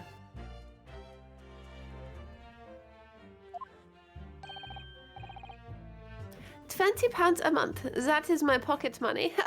I'm very rich. I have a lot of money. Royals have all the luck. No, I mean, goddamn. I got up there for free, I did. Paid the old I'll work for Her Majesty's police card, you know. Detectives have all the luck. If they're so popular, why would you only be operating such a small number of balloons, though? Because if I have too many in disguise, they could crash into each other. The operators for the balloons were decided by lots, with each operator manning a particular area. See, the zone above public experimentation stage is the most profitable. The other impresarios, they hate me. Yes, of course. This is how the... Yes, now I understand. This is the Italian one. Yeah, this is just my... I just speak with my Mario voice. Yes, of course. I forgot. Have you seen that person who was doing Italian Elon Musk? No.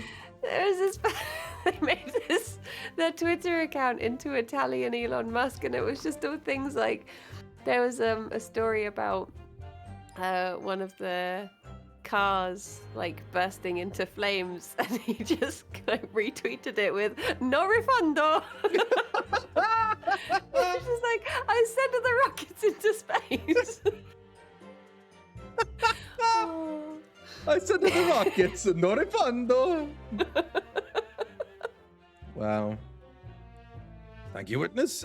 I think the court has a clear picture of the arrangements for the balloon ride at the exhibition. Perhaps we could hear more about what you actually witnessed on the incident. Right, I can fill you in there, my lord.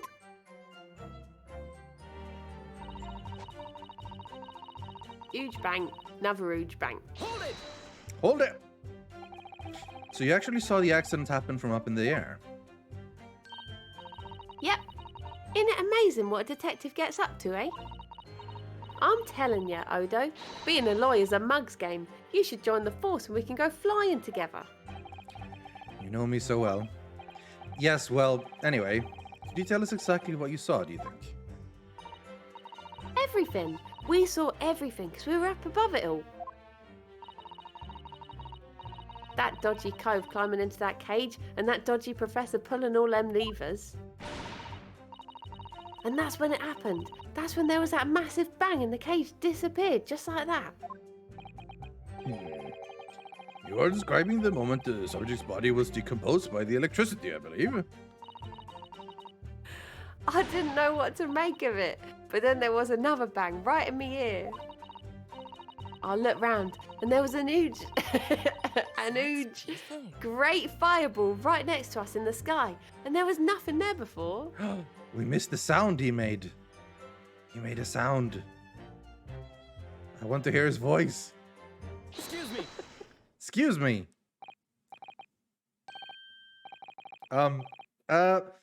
Master Gots, does your memory of the day differ?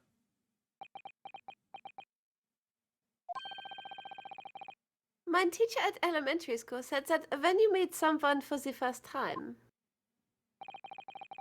you should always use their full name.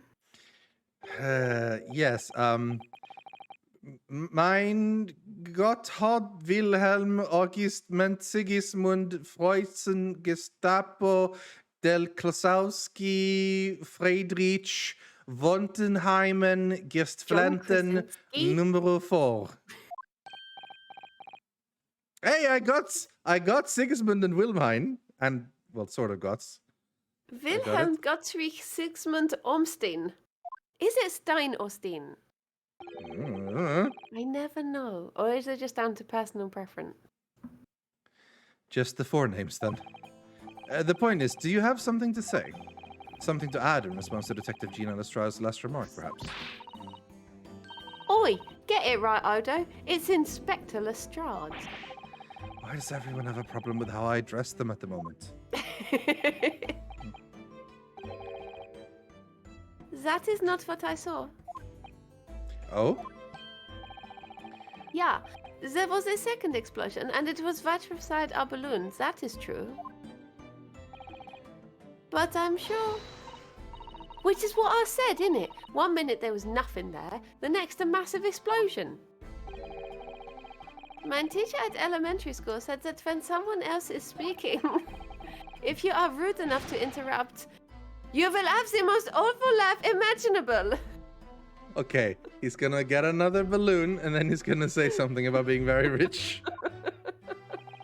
Are all Bohemians brought up to be so full of joy?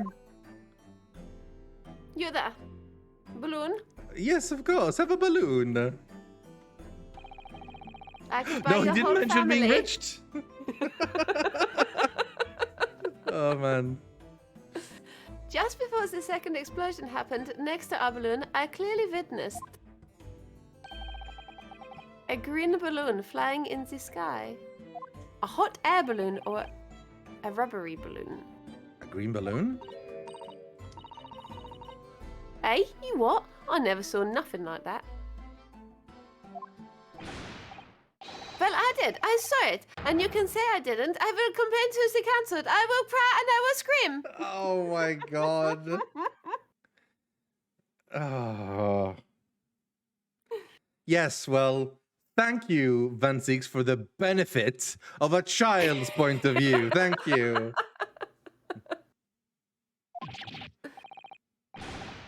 My testimony is the truth. I am Bohemian Prince. You cannot say it is a lie. That is not allowed.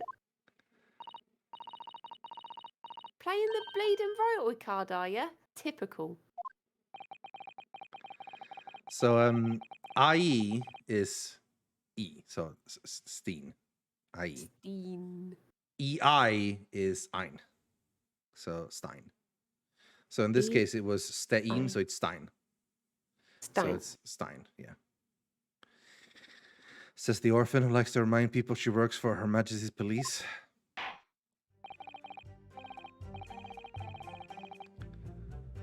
In that case, young man, I must ask you to amend your formal testimony.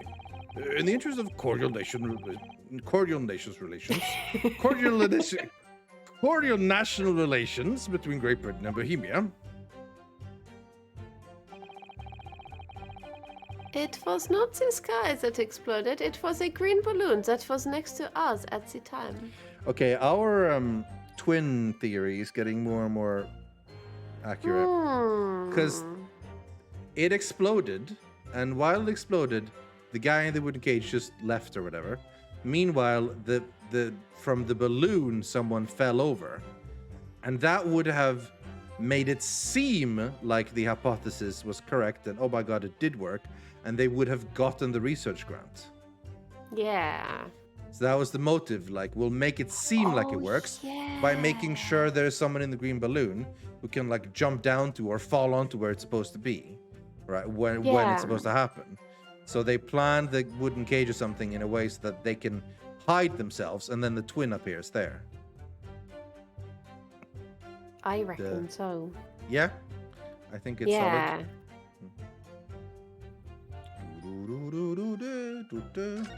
Oh wait, I should press that. And the cage, it fell from the sky like a stone and crashed into the crystal tower. Hold it! A green balloon, you say? Are you sure about that?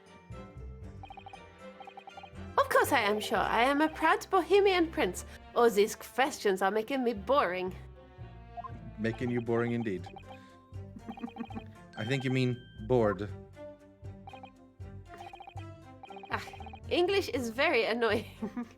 It's you. I mean, it's true, friend. It's true. The language of my countrymen is far superior. Oh, wow. Ragazzo? Ragazzo, it's very wrong to lie. Lie? Flying balloons never explode. For the same reason the planets never explode. It is logical. Please tell me that doesn't mean logical. If you insult me, you insult all of Bohemia. Madai! I will have the army come and shoot all of your stupid balloons out of the sky. All of them!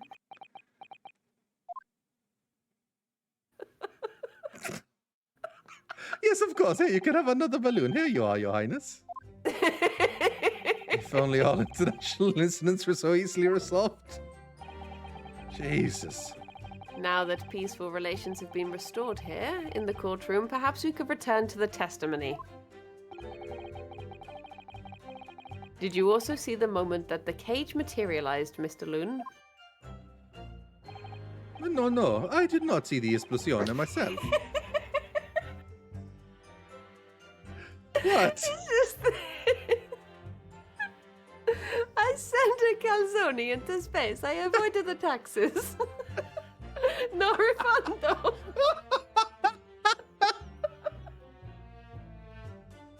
It's just the Mario voice. I can't.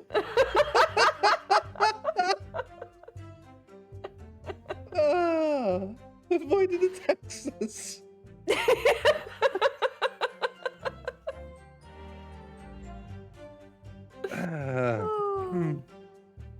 However, sorry, this is the voice. This is just the voice for him now. The cage, it fell from the sky like a stone and crashed into the crystal tower. Did you see that actually happen? No, in reality I did not. I saw after it hit the tower. There was a grand confusione around the stage. I ran to see what had happened. I was terrorized by the idea that one of my balloons had crashed. I suppose they are his livelihood.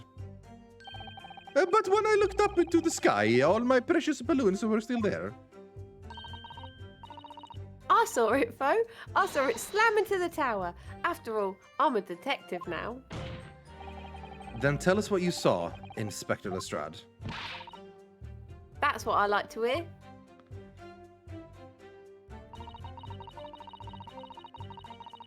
I didn't get a good look inside the cage, but no one went. Oh, you almost got all of it. Was it you who gave the order to keep people away? Hey, use your head, Odo.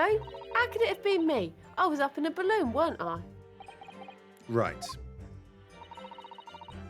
So, because I weren't available, it was the boss who had to leg it over there. He was getting shoved and kicked all over by the panicking spectators as he tried to seal off the scene. It was a real sight to behold, I can tell you. Amazing! Poor Inspector Gregson. So anyway, I couldn't see the cage that well because of all the smoke. And I didn't really want to see, be honest. I was scared out of my wits. Keep it together, Inspector. The prosecution really is asserting that the demonstration was genuine. What if it was actually some kind of switch around trick instead? That would mean that the victim was never actually on the stage in the first place. The two explosions would have thrown everyone watching into panic for sure. I think I need to find out more about what exactly people saw at the time. Yeah. Now you're thinking with a lack of portals. Yes, indeed. Nice. So this is the one that was added, right? What can we possibly add here? What if... No. What if I was no? going to say, what if someone burst a balloon with the crossbow thingy that we found, but we would have found the wreckage of a hot air balloon if that was the case, I suppose. Yeah. But we must have it for a reason. But this must be for a reason, yeah. Old switcheroo. Switcheroo. Hold it!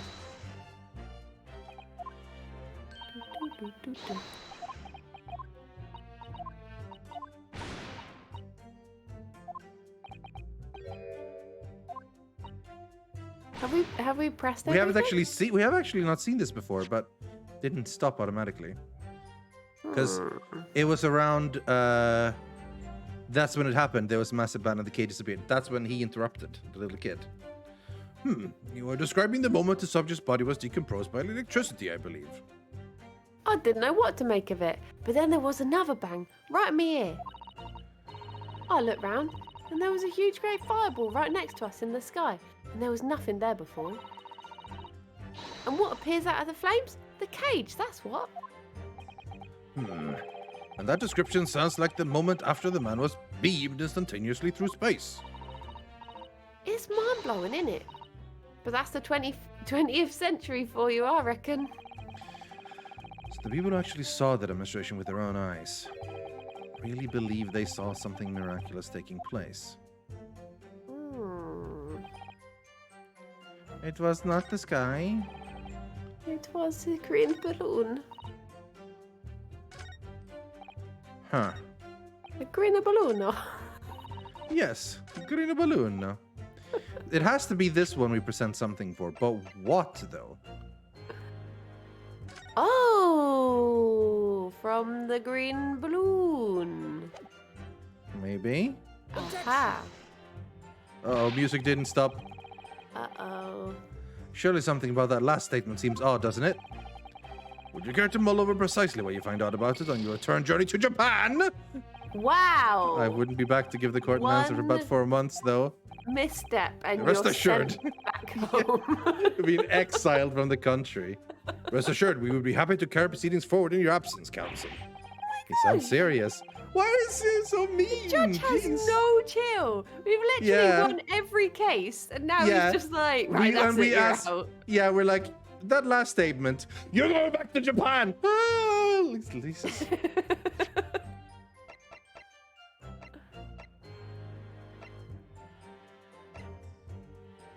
Is there one of Gina saying that she didn't see a green balloon? Could we press it on, like, could we present the green canvas on that?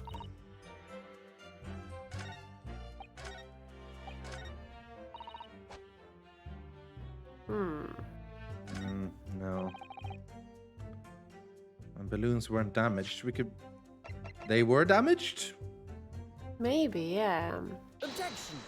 Ah! Mr. Loon, in your testimony, you said that all 3 of the balloons you had operating all the time were undamaged. See, that is correct. If they had been caught in the explosiones, it would have been terrible. Terribly. I wonder if you might know what this is. Ah, I think it may be, see, part of a balloon. A burnt piece of the fabric of the envelope. Sorry, the envelope? Pardon, that is the large round part of the balloon, which becomes filled with hot air. It is made from very thick fabric lined with rubber. You do not want it to rip when you're in the sky. Just as I thought. This piece of cloth was found near the experimentation stage. In other words, as Master Gotts testified, a green balloon did indeed explode that day. If all the balloons in the sky above the experimentation stage belong to you, Mr. Loon, then your statement that they were all undamaged clearly contradicts the evidence. No! My balloons! I dropped all my balloons! Burst. The balloon Mamma exploded that mia. day. Why didn't the man say so? Maybe everyone aboard was Maybe killed. everyone aboard was killed. Oh no, have you just spent 10 whole pounds for the experience? Nom, nom, nom, nom, nom, nom, nom, nom, nom, nom, nom. Seems to me like those things crash 50% of the time anyway. The instantaneous kinesis did occur, but after the explosion on the stage. He's really insistent that it did happen. Like, that's the first thing he says. The point of materialization shifted to a location occupied by a balloon. Causing the balloon to explode? Yes, eminently plausible. An unfortunate traffic accident, as it were, but it changes nothing about the pertinent facts. This I cannot accept. Why not, Mr. Loon? You are suggesting that I am a liar. That persons died in a balloon incidente. There's no need to get fired up, Mr. Loon. If you get the pun I'm making on this case that has lost people their lives, I much enjoy punning and joking, because I have no heart, no soul. I am only an evil man with blackness where my heart should be. A shriveled little coal pressed together with darkness. The victim was the sole fatality that day. That's right, and I prove it. Balthazar Loon is not a liar. There was no such balloon in the sky. It is non-possible. You're saying it's impossible? Why? This court has more important matters to discuss than the number of balloons that were operating that day. Aye! But we can't ignore the fact that nobody appears to have known anything about this other balloon until now. My lord, the defense calls for further testimony from Mr. Loon. So do I. Get him to say everything. I concur. There is clearly more to the truth here than meets the eye. It's imperative that we clear up the issue of the phantom balloon, I feel. The witness, you will give supplementary testimony about the balloons you were operating at the exhibition. Ah, grazie, my lord.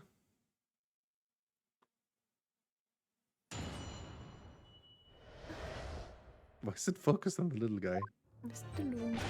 As I said, Balthazar Loon is no liar. Every balloon I had in the sky landed safely. All three of my balloons were carrying passengers. If they fell to the ground in an explosion, what a catastrophe! But you can't get away from the fact that a burnt-up bit of cloth was found at the scene, can you? The coppers at the yard reckon it was probably some debris thrown from the explosion on the stage. Bit of debris. This stupido ragazzo is mistaken. My balloons have the red and blue zigzag stripes anyway. All right. Maybe it was a separate balloon. Maybe. So you're asserting that the balloon this child saw was not one belonging to you? Si, exactamente. If he even saw a balloon in the first place, I do not like the sound of it. It is very bad for business. I have a good mind to sue the land of Bohemia. If you attack us, we will fight back. It will be war. All out war. All out war. Now give me another balloon. Yes, of course, have a balloon. Thank you. I am very rich. What happened to all out war? I'm getting more and more annoyed with him pushing his non-existent armband up. Mr. Loon certainly doesn't appear to be changing him back. Yes, I am. Despite me liking the outfit. That doesn't change the fact that the testimony and evidence are contradictory here. If the defense is unable to find fault with the witnesses' statements, the court must consider them the truth. Think long and hard on that, my learned friend. The situation has clearly changed now. I have to get to the bottom of what happened here, no matter what it takes. Counsel, you may now cross-examine the witness.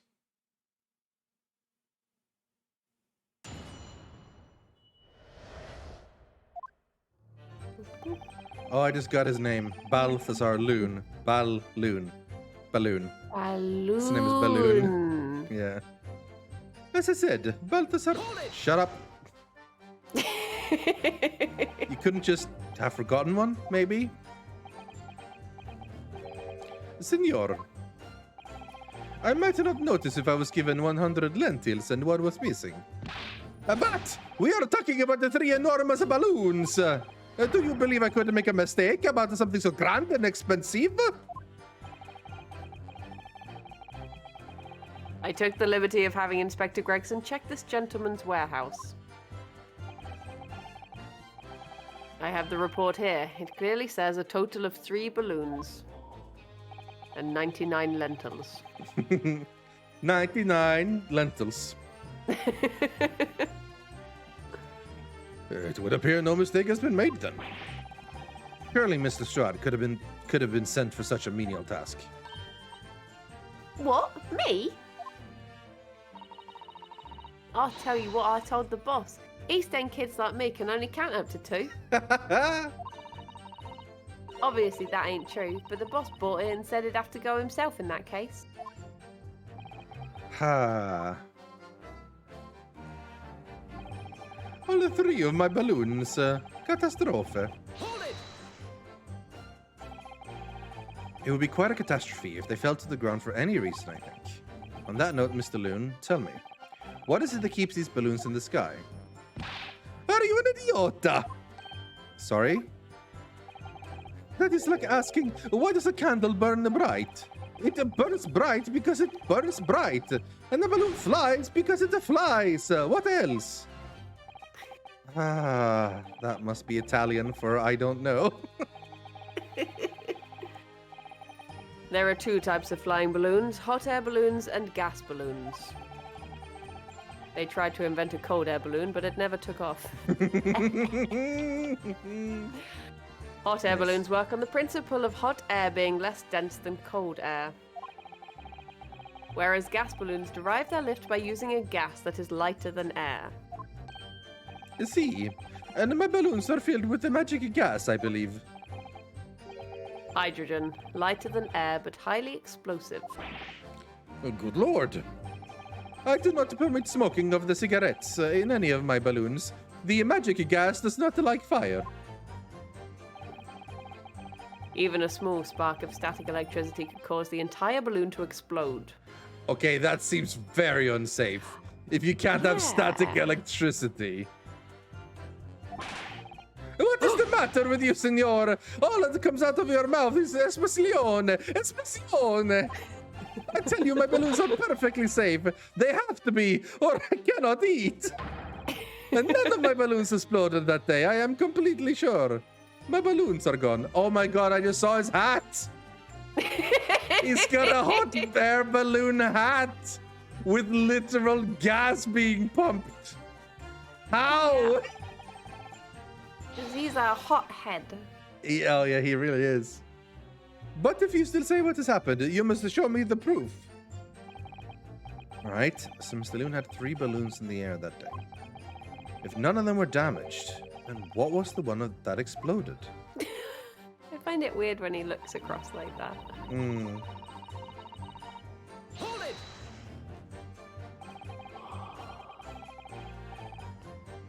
I was surprised to find the piece of fabric still at the scene, actually. Didn't you search the area surrounding the stage for clues? Nah, I'm not into picking stuff up off the ground, me. Always works out better, diving into people's pockets instead. Oh my god. So much for the new career path. Mind you, the boss was on his hands and knees picking up all kinds of rubbish from the floor. Thing is, though, the cage went crashing into the Crystal Tower, didn't it? So that's where most of the investigating was going on. Even so, I would have thought someone from Scotland Yard would have gathered it up as evidence. Cool, listen to you! You stumble across a bit of balloon and suddenly you're the best investigator in the world? Pardon? Well, you ain't got a badge, have you? Like this one. I could arrest you with this if I wanted to. But I have an armband present. I wouldn't put it past her. Did somebody say a pasta? Put it the pasta. No. Come to Probably. think of it, there was talk of some scorching on the ground at a meeting we had about the investigation. The coppers at the yard reckon it was probably some debris thrown from the explosion on the stage. Yeah, second time you've stumbled over the word debris. Debris. Debris. I think There was it's saying just- it in the Cockney accent Yeah. because like debris sounds quite debris. Debris. Debris. Oh, some debris. There was considerable damage to the stage and surrounding area, wasn't there? Yeah. Some of the cows what were watching the experiment were caught up in the blast and injured. Good job the old contraption didn't keel over, eh? I hadn't even considered that. It seems there was a great panic after the incident occurred. Nevertheless, the police shouldn't have missed a torn piece of envelope from a balloon. I never knew it was called envelope. Me either. Inspector Gregson can expect repercussions. Like me swiping all his fish and chips, eh? The man's sole pleasure. Ha! And none of this matters. That scrap of balloon envelope means nothing. Niente. Nintendo. Nintendo! Wahoo! Yeah! This stupid ragazzo is mistaken. My balloons have the red and blue zigzag stripes anyway. You mean the color is wrong? Si, senor. I do not have any green balloons in my warehouse. And yet, a piece of green cloth was found at the scene, and it's unmistakably from a balloon. Well, I do not know how that can be. For the sake of argument, let's say that a green balloon did explode above the stage. Do you think there's like a fourth balloon that is special for other people? Like he doesn't sell that to customers, only to like people who are like observing or something? Didn't he say that all the other balloon people had to come to like an agreement? So maybe he was only allowed 3 balloons, and this was like his illegal balloon that he had up there. Oh, And maybe. he'll have his balloon license revoked if he's found to have broken the rules. Yeah, maybe. Maybe he's had to make a deal like, oh yeah, I can only have 3 balloons. But he's like, but I could make money if I had 4 balloons, or maybe because apparently the price is ridiculously expensive to go up in one. So Yeah.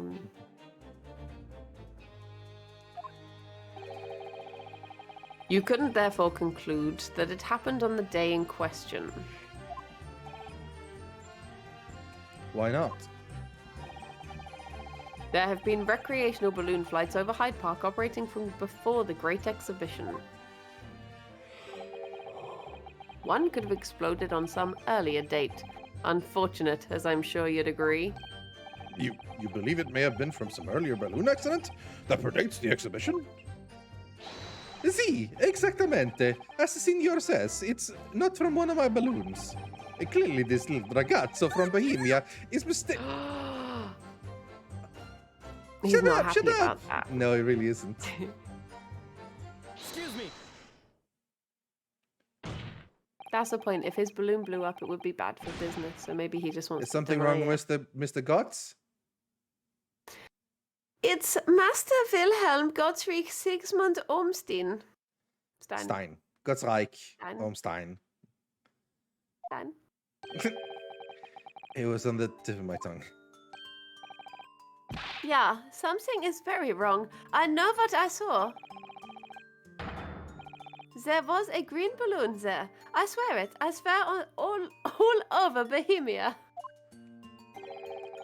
You can speak as much bad language as you like, but it changes nothing. I want a balloon. Yes, Federico, here you go, another balloon. If you do not have the evidence, ragazzo, then I must tell your parents to punish you, eh? Perhaps we'll let the judge decide when it comes to punishments. Evidence? What is this evidence? To give a simple example, young man, a photograph, for instance, some tangible proof of what you claim. Well, why didn't you say so sooner? I have the photograph here. Good gracious. What? I had not been up in a balloon for a little while, so I was very excited. A little while. A little while. I took lots and lots of photographs. I love how of the he was just crystal- carrying a big ass photography machine with him, and everyone's like, yeah, let's not ask him about photographs or anything. I also want, when they do the zoom out, I want there to be loads of balloons on the ceiling. Yeah, yes, ideally. And also a lot more ready so that Mr. Balloon can keep, because he keeps having more apparently. He keeps holding 4, giving him 1, and then having 3 left, and the next time he has 4 again. So he must be constantly blowing up new balloons. Yeah. Of the Bohemian exhibit, of the streets of London, of the hot eel cellar, the balloon. Hot eel. Hot eel. And the instantaneous kinesis experiment. Did you take a picture of that? Yeah, one picture. Really? You did take one? But all I wanted was a ride in the balloon. I was not interested in boring experiments. Never mind that. Can you show us that photograph? Of course. And then you will see. You will see that I am not lying, that I really did see a green balloon. It's in black and white. It's in black and white, kid. But it isn't striped, like you said the other ones were, so... That is true. Well, I see you are all too shocked to speak. Yes, I think shocked is indeed the word, young man. Give me a balloon. Here is your balloon. Yeah, perhaps you can see that it was a green balloon from this photograph, but...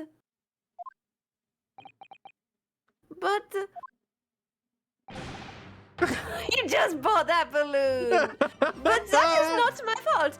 That is the fault of this stupid person who made the camera! Oh, he's crying now. Wow! Thank you, Van Seeks, for the benefit of this child's point of view. Is that how you cry in German? Apparently. Wah! Wah! That is one very Bohemian sounding cry. Wah! Wah! Very well. The court will accept this photograph as evidence. The photograph of the balloon has been entered into the court record. He's already got another balloon. He got that one for free. He took pity on him. Yeah. It's not my fault. It's the fault of the person who made the camera.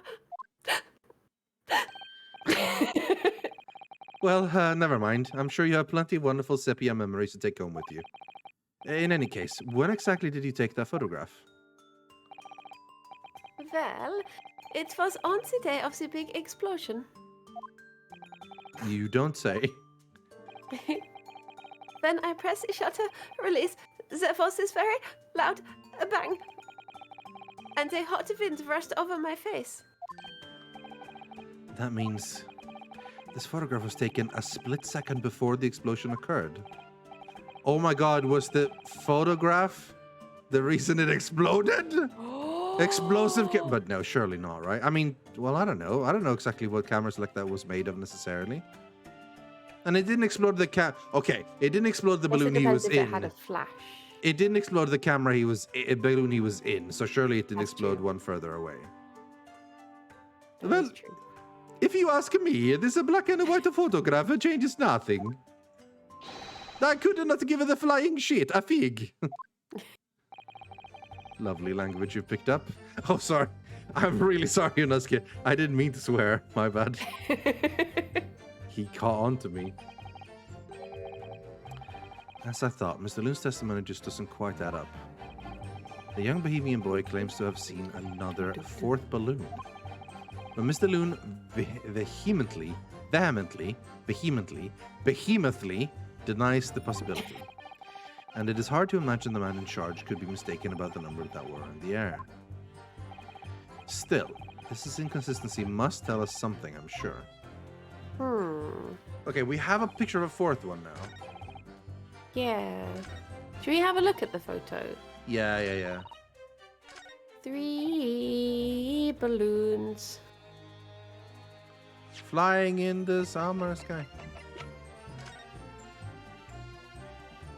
No stripes. There's some marks, but that's it. No one in it either.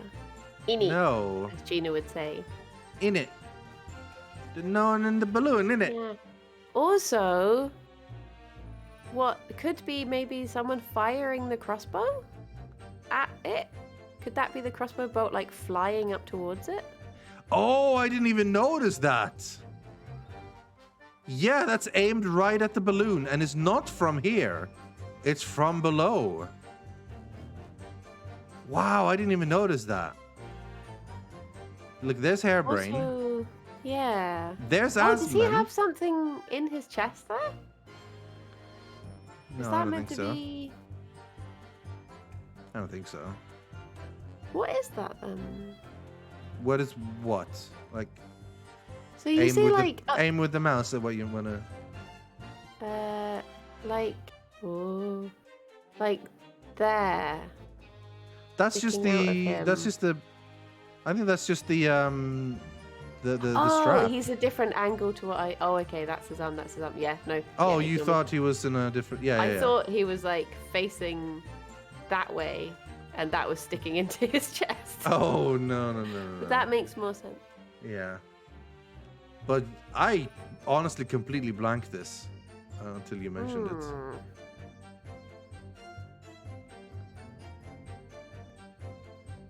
Hmm. Aha! The killer. I found him.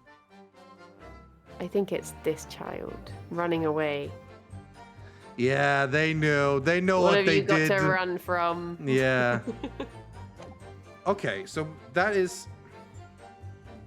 So we either post this that my balloon have red Zag and Sipside to show the balloon, or it's all 3 of my balloons were carrying passengers. Hey, there was no passengers here. Yeah. But then I just say it wasn't my. Yeah, Balloon. but that'll still be something interesting, hopefully. Yeah. Oh. Unfortunately, the photograph Mr. Gottstein took can't tell us the color of the balloon. But it can tell us something else, something crucially important. What? It shows that the pictured balloon wasn't carrying any passengers. Ah, my goodness, you're right. But surely all the balloons would have been carrying passengers. There would be no sense in it otherwise.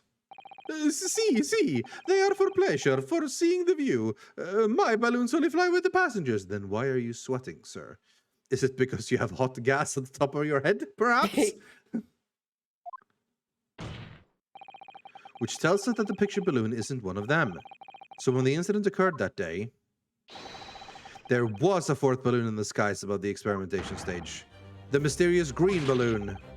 I know nothing. Niente. I can only tell you one thing. I am rapidly running out of balloons because I keep breaking them.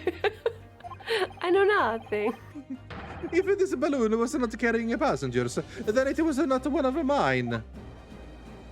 Look at No. it. I didn't see any in the sky, any balloons in the ceiling. No. There are illegal tradesmen everywhere you care to look. Clearly, one such entrepreneur decided to capitalize on the opportunity presented by the Great Exhibition and managed to operate balloon flights on Mr. Loon's patch without him realizing. See, the competizione, trying to steal my profits. If they were trying to steal your profits, then why didn't they have Would any put passengers? someone in the balloon, yeah. Who would have paid for an empty balloon to fly? And who was operating it? I thought you needed people to operate Yeah. balloons.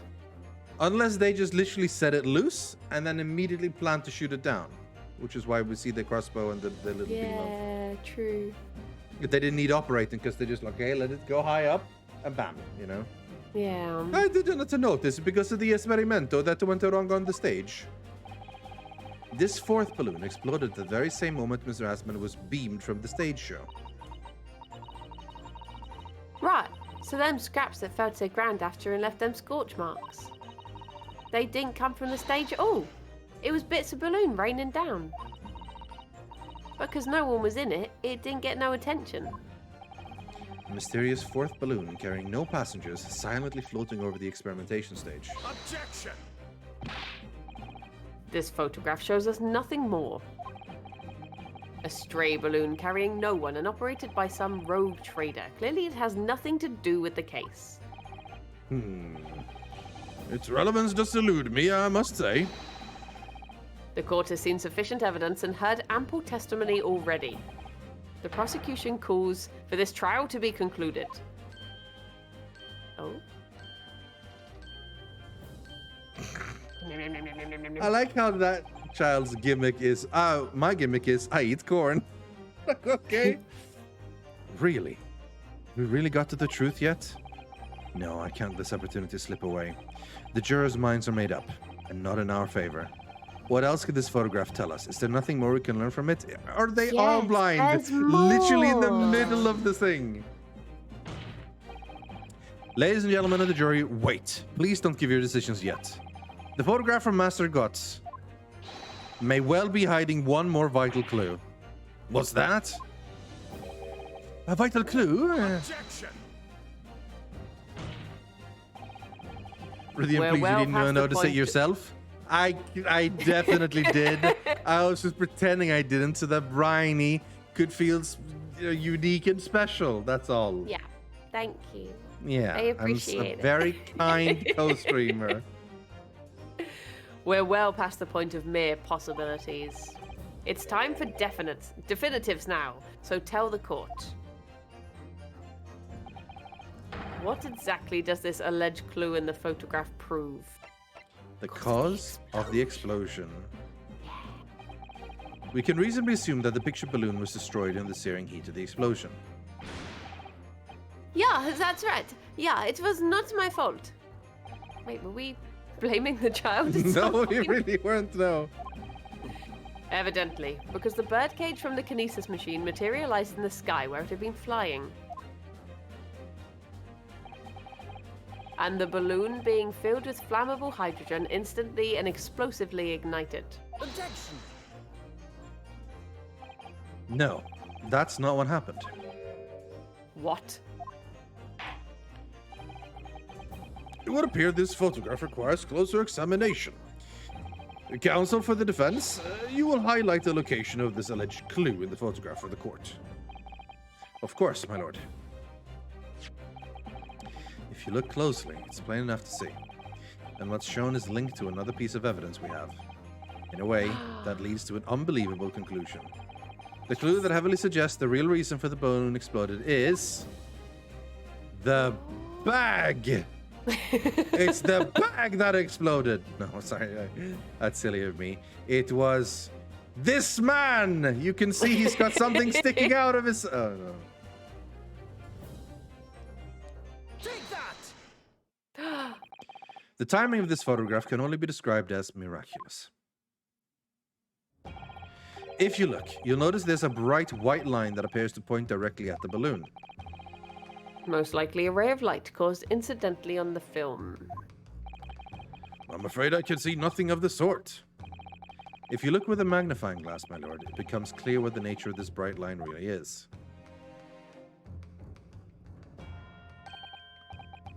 Goodness, what is that?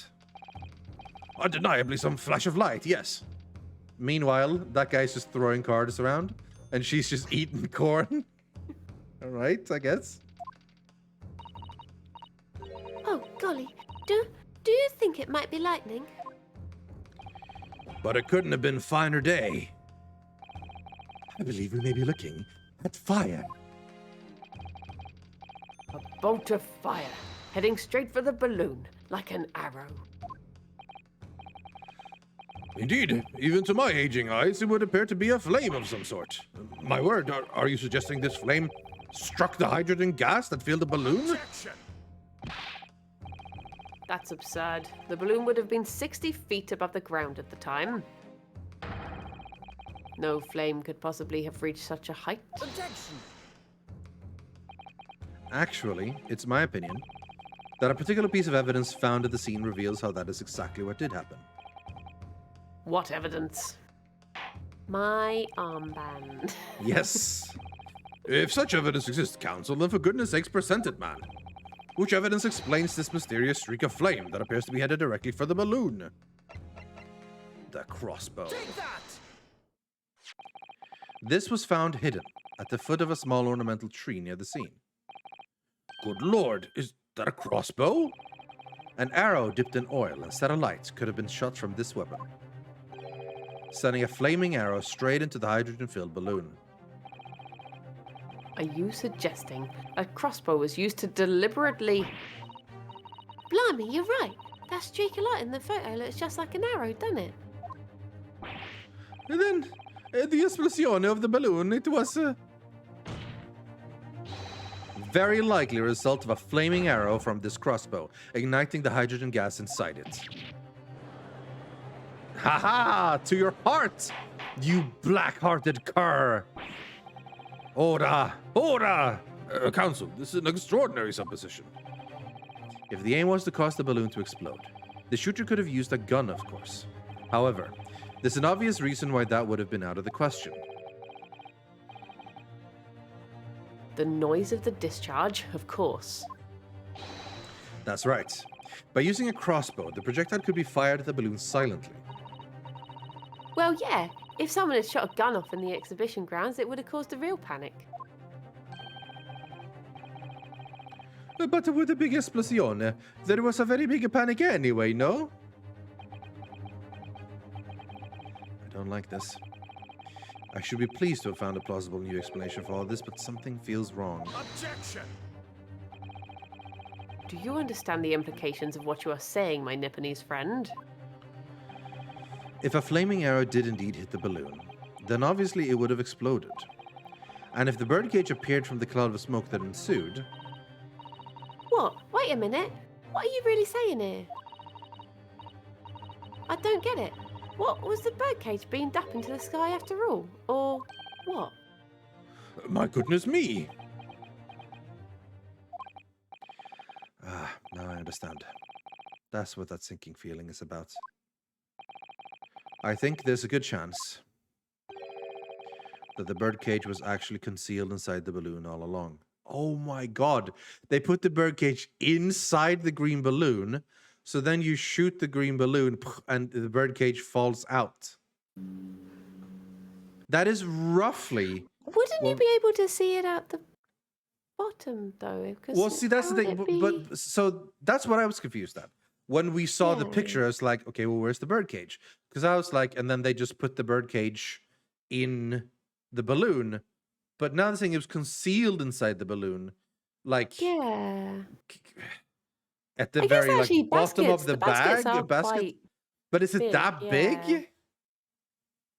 Maybe it's like leaning on its side or something. I don't know. Hydrogen balloons are sealed. Oh, so not a hot air balloon, a gas balloon. That's why Yeah. he was telling us about The that. magic of gas. Yeah. It's a magic, I guess. But you can't have put a person inside a birdcage, inside a hydrogen balloon, and sealed it up. You can because you unless- get balloons that have glitter in. Unless the person was already dead. Yes. Because if you put in an alive person, put him in a birdcage and put him inside a balloon and fill it with hydrogen and seal it up, that'll kill him.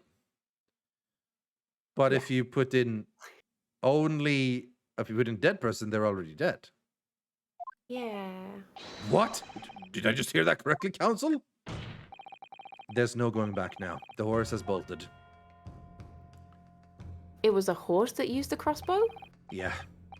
And it bolted. It bolted the crossbow bolt.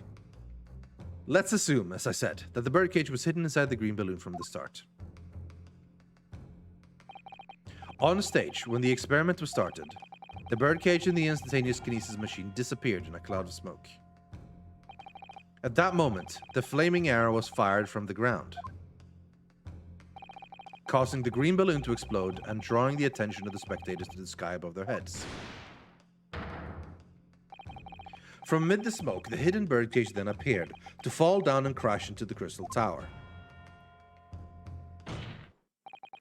I think you'll all agree it's entirely plausible that what I've just described is the real truth behind the miraculous experiment carried out on that day. Good grief! But Objection! But are they? I'm trying to think back to when we investigated the stage. There wasn't any sort of like trap door or anything, was there? I mean, no, but we also didn't get to experiment it for very long. Remember? That's like, true. he stopped us as Yeah. soon as we tried to do something. There was stuff that I think could have been a trapdoor or something at the bottom of it. Yeah. Also, it was after the explosion, so maybe whatever it was had been, I don't know, ruined. yeah. I feel like, yeah. So that implies there were 2 bird cages and 2 asmans. Asmans. Asmen. Asmans. Asmen. Yeah. The ass boys. The ass boys. We are not calling them the ass boys. There's still a huge Scissor question. me, daddy ass. What the fuck? Have you not? So No. Basically, I've never heard that before, and I wish I hadn't heard it now. you know, what's his name? Is it Billy Gunn, the wrestler? Yeah, yeah. His 2 sons are a tag team, Yeah. and they've become known as the Ass Boys. They have now Really? teamed up with the Acclaimed, who have the thing where they do the scissors. They scissor each other with their hands. To be sure, they go like that before a match. Okay.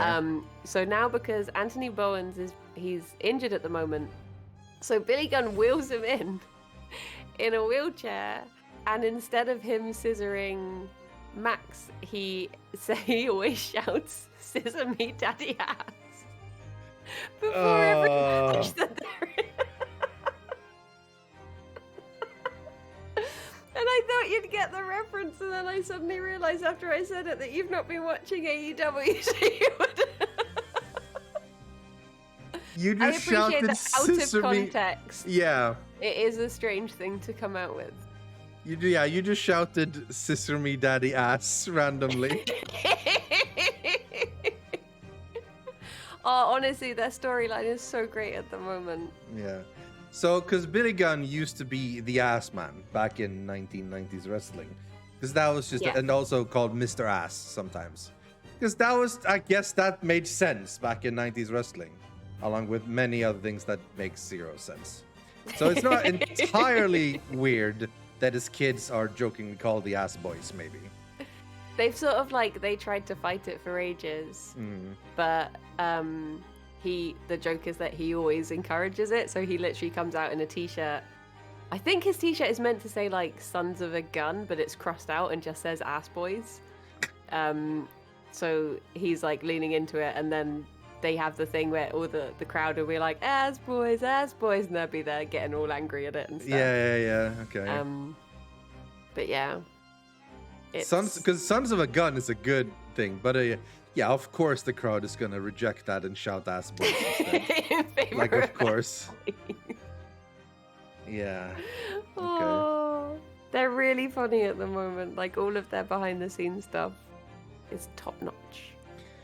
Ladies and gentlemen, professional wrestling. Right. This is ludicrous. What you've described is no science experiment. Yeah, I mean, like I said, I used to watch a lot more wrestling, and I'm still sort of a little bit interested, but yeah, I definitely don't watch every episode like you guys do. So all those deep cuts, they're going the beyond niche me. references. Yeah, they're going beyond me.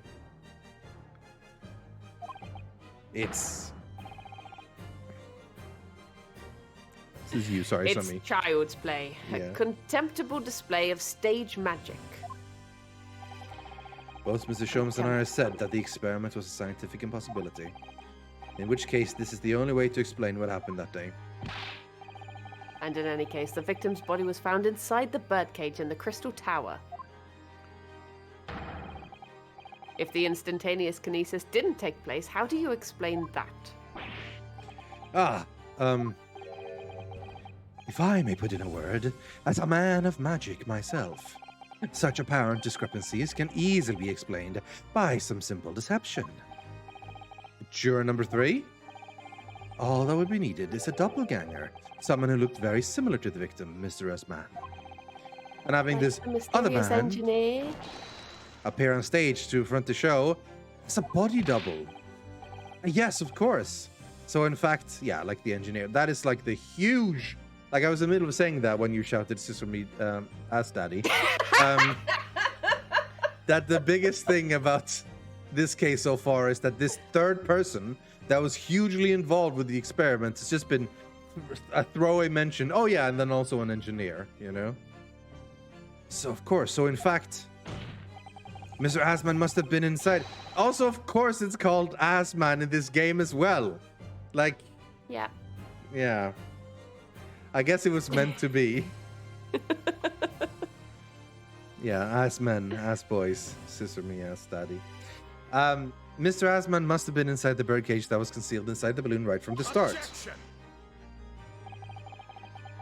That balloon would have been filled with hydrogen. Yeah, it's like we just said, so that would have killed him, except if he was dead already, in my opinion.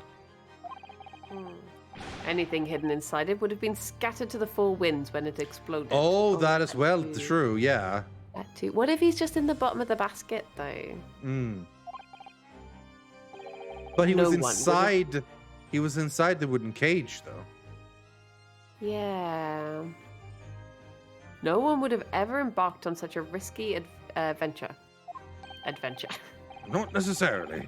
The explosive force of the balloon gas would very much depend on the mixture ratio. Juror number 4? Flying balloons are rarely filled with pure hydrogen, but a mixture of other gases such as helium as well. Helium on its own doesn't explode, but by controlling the gas mixture ratio, the explosive force can be altered. Love it if it was filled with helium. And they think they're going to get away with it, and then they interview him afterwards, and he's just like, yes, you can see it really works. Yeah. It's like, you have anything to say with this? At all. I have nothing to say! Science! Oh, man. The mixture ratio. Obviously, the victim's body would have suffered some burns. That would be unavoidable. But not to such an extent as to render this whole obscene charade impossible. There you go, from the science mouth itself. There you go. So everything that's happened can be explained, logically and scientifically. The explosion that engulfed the stage at the start of the experiment was no accident. It was all part of an elaborate deception to make it appear that instantaneous kinesis had occurred. Well, goodness me. And if we accept that this is what happened, it means that the victim, Mr. Asman, was never present on the public experimentation stage to begin with. Nerve. In short, he couldn't have been killed by the defendant, who was on stage in full view the entire time. Ah! Get wrecked, Van Zeeks. This will be very hard for the prosecution to counter. Lord Van Zeeks can't credibly maintain that Professor Harebrained is a suspect now. Oh, it's gonna be Harebrained, isn't it?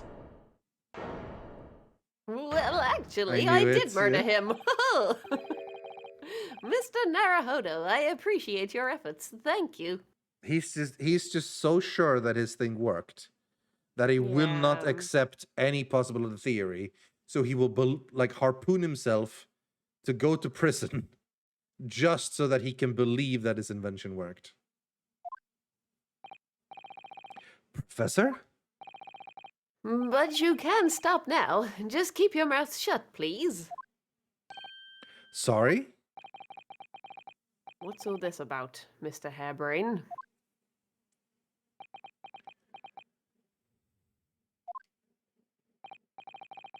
I, Albert Harebrain, hereby confess that it was me who stabbed Mr. ODS Man. Oh my god, he would rather go to jail to pretend that his machine worked.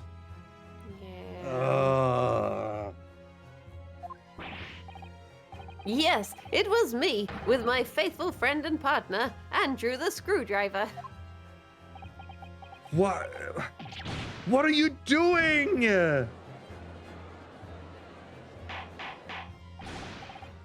Ora! Ora! Ora! Defendant, explain this sudden confession. Professor Harebrain, what are you talking about? It's what I've said all along. I must protect my hypothesis and my precious machine. You stand there and you claim it was all a trick, all an elaborate plank. Plank? Prank. But where's your proof? Where's your proof? Where's your proof? No, you'd have to examine the machine if you wanted to prove it, but then it would all be over. My beautiful hypothesis will be laid bare. I mean, the indignity of it all. It's clear that you drew the plans for the experiment, but you didn't actually build it. It's quite conceivable that you were duped, Professor. If you'll just let me, I can prove... Barak? Yes. I'll cooperate. I'll do whatever you say, I swear it. So please, ensure the Special Dispensation for Scientific Equipment Act is adhered to and protect my creation.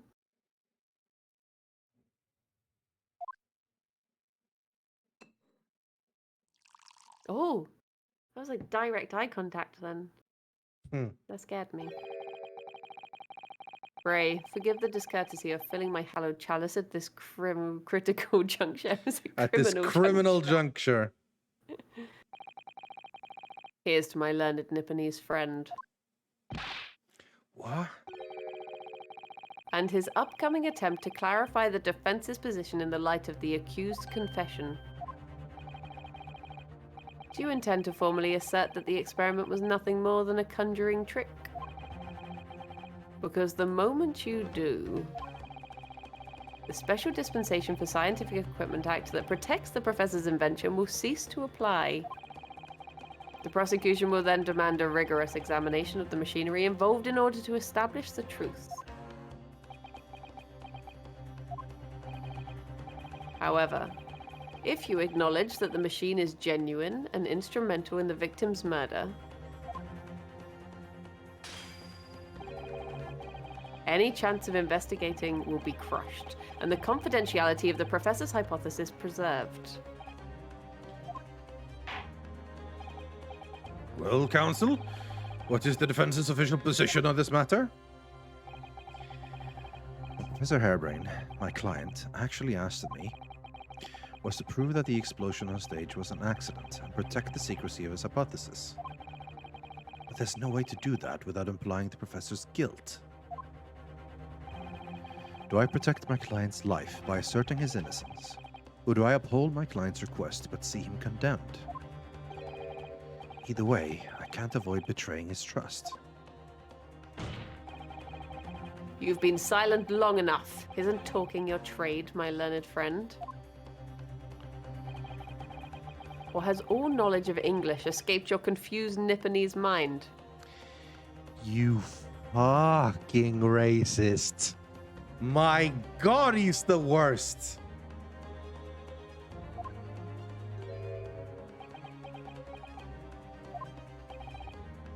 Mr. Naruhodo! There's no escape here. I have to make a choice.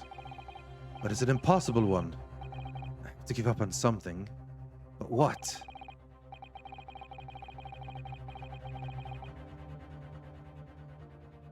Oh. I mean, we can't lie. We can't go into a trial and lie and just make up stuff, you know? Like, yeah. Listen, Harebrain, I'm sorry. but I am in court to find out the truth. Mr. Naruhodo, do not take me for some conjurer of cheap tricks. Exactly. Well, it wasn't him, though. It was that engineer and Mr. It was the ass boys.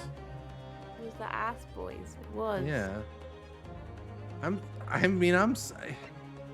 We can't say that it was a proper scientific invention. Even though he's gonna be sad. This is the truth. Man's pride over justice. I say Yeah, go with and justice. over his life also. Like, he seems so happy to say, like, oh yeah, I totally did it. You'll probably be executed for murder. Yes, you might lose out on your hypothesis in your machine. You are a smart man. You can invent other things. I'm sorry about your machine. I'm sorry about your hypothesis. But I'm not gonna let lies rule the courtroom and let you be executed for murder and let a possible actual murderer go free. Sorry.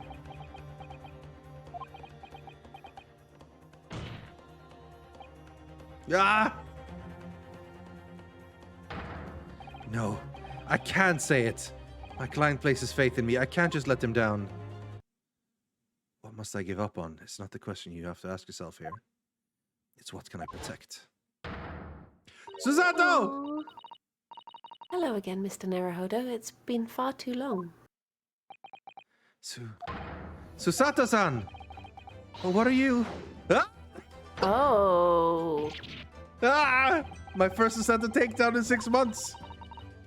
There'll be time to talk later, Mr. Naruhodo. For now, we must concentrate on the task at hand. Which is working out not what I have to give up on, but what I can protect. Professor Hairbrain. Yes?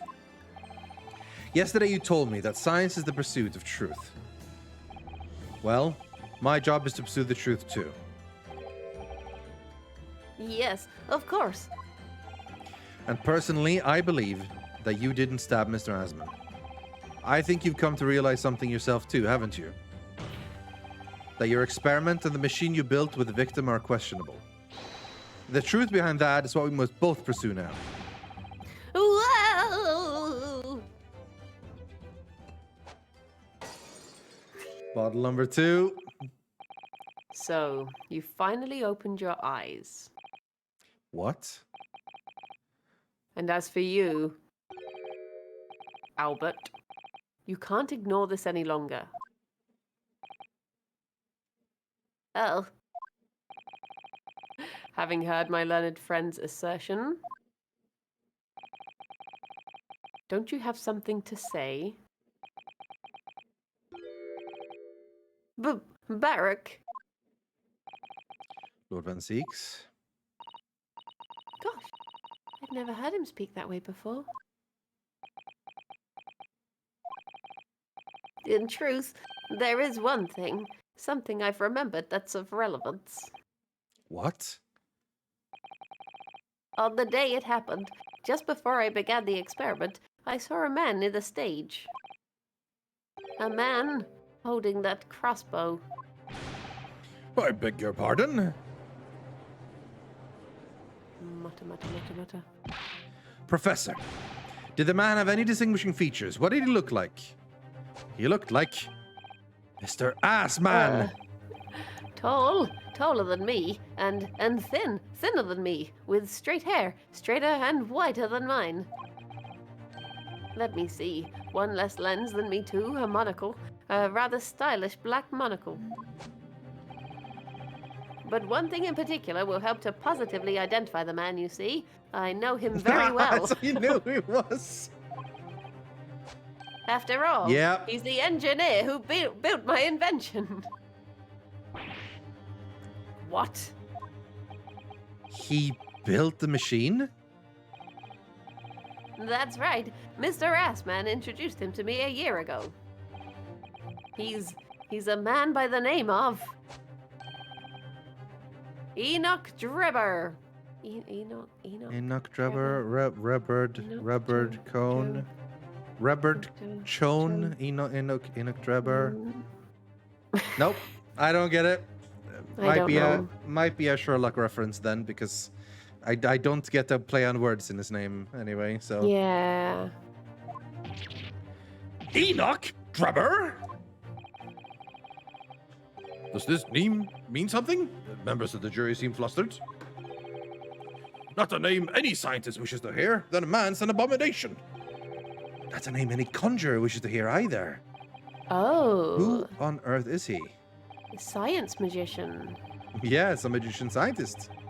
I'm afraid this isn't the first tale of this nature that I've heard in scientific circles in connection with that name. There's talk of other flamboyant experiments that turn out to be nothing but stage trickery in the end. It is our Sherlock Holmes character, okay, yeah. Obviously, the rascal is after the government's research grant money. When magicians are in need of money, I have heard of them resorting to these underhanded tactics. Some acquaintances of mine with experience of such things have mentioned Enoch Drebber's name before. The man is both an engineer and a magician. Yes, we're dealing with an unparalleled confidence trickster here. That's Enoch Drebber for you.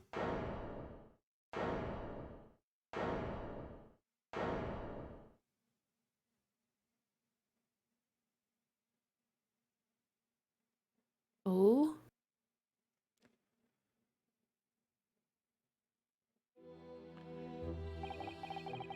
So it's true then. My invention, my great machine, it was just a grand illusion. Considering what we've just heard about Mr. Drebber's character, I'm sorry to say that sounds increasingly likely. Even though no one else believed it, I wanted to. I wanted to believe that machine would function exactly as my hypothesis predicted. Which is why you were so opposed to it being investigated, I presume. I knew that if the machine was examined in detail, its construction would give away my hypothesis. Obviously, I didn't want that to happen, but at the same time, I knew that if it was found to be nothing more than a trick, than a work of deception, then everything I'd worked towards, all my research, all my dreams, my whole life would be over. I was terrified at the prospect. So you really had no idea then, did you?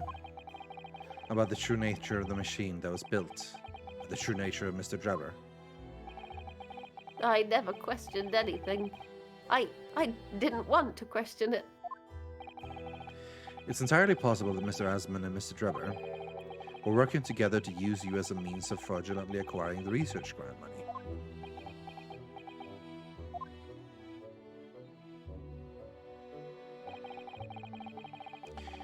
When I announced my invention to the crowds that day, it was the finest moment of my career.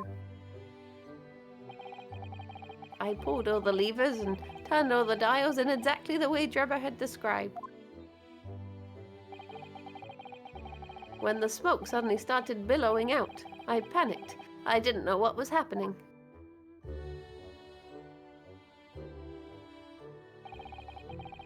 But I don't really know how the whole illusion was made to work. I don't know anything anymore. Aww.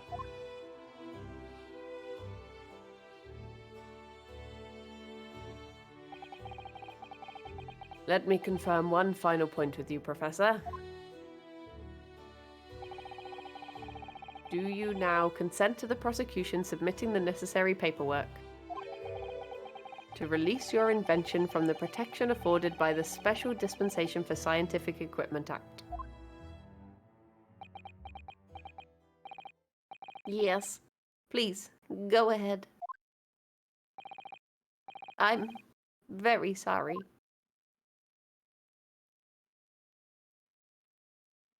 Aww. Poor guy. It would appear that we shall have to suspend proceedings for the remainder of the day now. Lord Van Seeks? My lord? The court has newly been made aware of another party whose involvement in this matter is critical. Yes, Mr. Drebber. Gather information about the man. If possible, I should like to see him served with a subpoena. A sub poena. With pleasure, my lord. Now, counsel for the defense, Yeah. Thank you, 9 dragons, 1 apple. Yes, my lord. When we reconvene, I shall be looking for one thing and one thing alone from you. Evidence that the defendant is innocent of the crime for which he presently stands accused. I understand. Good. In that case, this court is adjourned until tomorrow morning. Boop. Bum, bum, bum. Bum, bum, To bum. To be continued. continued. To be continued? Not quite Oh. yet. Not quite yet. Do we save now, or do we have this? This is a good time, but it might just be we have a short conversation and then go to sleep. I think we save now. This is probably good to Okay. save because we're about to Okay. we're about to finally meet Susato and be like, oh my God, Susato, you're here, hello, and so on and That's so on and so true. on. That's probably going to be quite a long conversation. Yeah, probably, because it's gonna have a lot Load of it up questions like about that. what's happened and so on. Yeah. Yeah. Keep going. You have a few minutes left before the to be continued. Okay, fine. We'll continue then a little bit. If there's a to be continued moment, we can continue. Tubasa. To be said.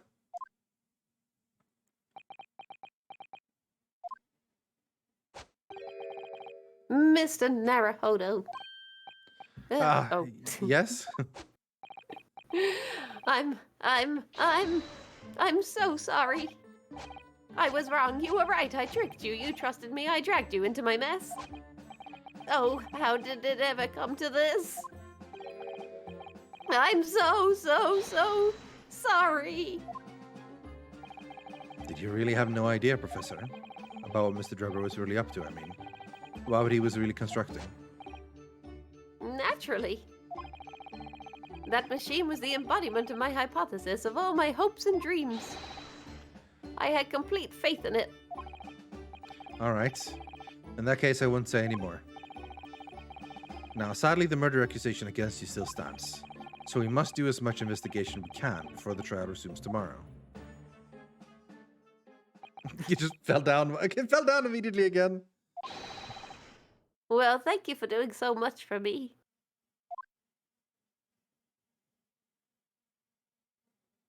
No. Susato's back. I'm so sorry for arriving late this morning, Mr. Naruhodo. Arriving late? Didn't you receive my postcard? I wanted to let you know when I'd arrive. Postcard? What postcard? I hid it Oh from you, my Bruno, God! so it will You- be a surprise. God damn it, Iris! Why? That would have been nice to know. Well, did it work? I was surprised, all right. Especially when she threw me to the ground. Oh dear, I'm so sorry. I was just so happy to see you again that it sort of slipped out. You just accidentally randomly gave me a takedown. Well, okay. Maybe we could stick to more traditional displays of emotion in future. Susie's train was late into London Victoria this morning, you see. But we made the coachman really whip the horses hard so she didn't miss the whole trial. Oh my gosh! I was watching from the gallery for a while, but in the end, I'm afraid I couldn't contain myself. Well, I'm glad you didn't. Oh, Having you at my side in court gives me the strength I need to win. I ship it hard, honestly. I think they'd be fantastic together. They're the best. Remain just said, what a good prank, Iris. I heard from you that your father is dead. That's... Yeah. We all hide things. We all hide things. Good pranks. So I'm delighted to see you back in London. Oh, you're too kind, Mr. Naruhodo. I'm delighted to be here. I hope I can continue to be of service to you. Of course. So, what's brought you back? Did Professor Mikatoba not protest? Let's save all that conversation for when we're back at home, shall we? You know, I've made one of my most special blends ever for this special occasion. Oh, Iris, how wonderful. I can't wait. Now, it's time to say. To be continued. Susato-san was back in London. It's hard to describe how happy that made me feel at the time, but despite my elation, our tale was about to take yet another extraordinary turn. Oh my gosh. Oh! To be continued? To be continued. Woo!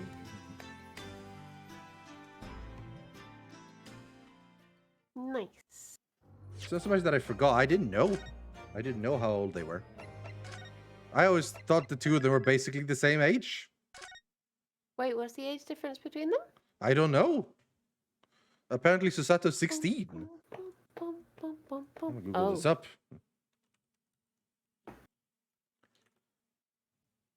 Do do do do do do do. Do do do do do do do do.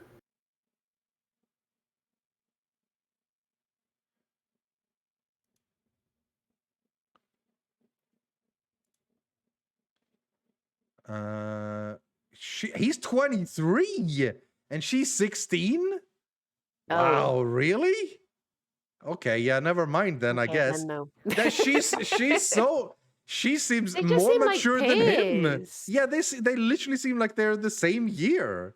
Like she seems more Yeah. mature than him. But yeah, I mean, yeah, that's way too much of a difference, obviously. But like, damn, that's so weird. Anime character ages are just such a They're always strange, honestly. like they're grey haired and gnarled, and it's like, yeah, I'm 34. Yeah, exactly. Like, oh wait, no, what? man, he's 32. It's like, what? Okay. And then all main character heroes are always teenagers. Always teenagers. Yeah. Well, there you go. Anime, man. Anime. All right. But it's just because, like, if between The little Phoenix girl on and the jury, it's probably like 60. yeah, probably. Yeah, she's probably super old. Because, like, with Phoenix and Maya in the Ace Attorney, I don't sense, like, to them, it's like brother and sister. They have a much more, Phoenix is older, Maya is, like, young and tricksy. They have a very different relationship. But these two, I don't know. If you had asked me, I would have said they were both, like, early 20s, both of them. But no, fair enough. That's clearly different then. Oh, well. I'm still happy they're together, though, as a team. They're good. They work. It's best. It's best when they're both together, honestly. Yeah. That's good. I'm glad to come back to it. And it is getting exciting and interesting. And people are saying it's get even better from this one out. So there you go. Nice. Yeah. I wonder if the little boy will be coming back. Yes. Wilhelm Sigismund Ostreich or Bornheim. Yes. I'm very rich. I have lots of very money. Powerful. I have lots of money. I will have the army attack you. Yes. Yeah. Now people are saying like the best part of the game starts now, basically. So there you go. Okay. Yeah. All right. That's it for us, though. Next week, more of this. I'm excited. Today has been this week has been a very Briony heavy week for me. Sorry. Brian on Tuesday, Brian on Thursday, and Briony on the Friday. So the best of all worlds, possibly. Those good times. Next week, starting with Thursday and this on Friday, but I will probably do something solo on Tuesday. I don't really know yet. We will see. What have you got planned coming up? I'll be. How goes doing... Piñata de Viva? It's good. I got like what I thought was like the end piñata though, but I still have loads other to get. So I'm like, do I still work towards something now? Yeah, maybe. It strikes me a little bit like a game that doesn't necessarily have an ending. Like it seems to be a more management thing, really. But I don't know. Yeah, maybe it has an ending. Get like all of the achievements and that sort of like romance all of the piñatas and find all of the. I'm sorry, what romance? Oh, I see. You can have the piñata meet another piñata to get piñata babies. Oh yeah, yeah. You don't romance them. It is not that you are an NPC that romance piñatas. No, okay, yeah. No. Okay, fair enough. Yeah, I'm watching the Wholesome Direct tomorrow. That's Oh my next, yeah. just When is seeing that? cute games. I think it's 5:30 BST, so I guess Okay, 6:30. fair Um, enough. but I'm gonna bet that I've already got at least half of them wishlisted. Probably. I mean, when you were watching the Day of the Devs of the Summer Game Fest, you were like, I have this one. I know about this one. This is on my wish list, like all of them. So, yeah. Yeah. Well, um, cool. Cool.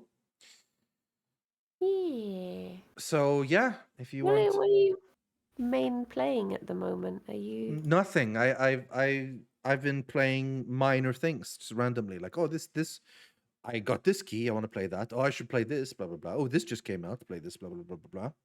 So Yeah. I'm trying to decide if I start something new or if I continue having a few one-off streams a bit before I start something big. Because I think there's big games coming soon, Yeah. which I would like to be free before I start, like, so I don't have anything I'm in the middle of when that happens, because I don't like taking long breaks in general. Like, I did that a couple of times with Red Dead, and I think that was a shame in a way. Like, Yeah. it sort of You just sort of was like, lose your flow with it, don't you? yeah, a little bit. So I want to try to not maybe get into something too big before that happens. But I'll have to double check actual release dates and stuff and see what it is. Yeah. Well, yeah. Anyway, thanks for watching, everyone. I hope you had a fantastic time. You have a lovely weekend. Yes, exactly. So bye everyone in my chat and bye everyone in Briony's chat. Bye. Bye bye.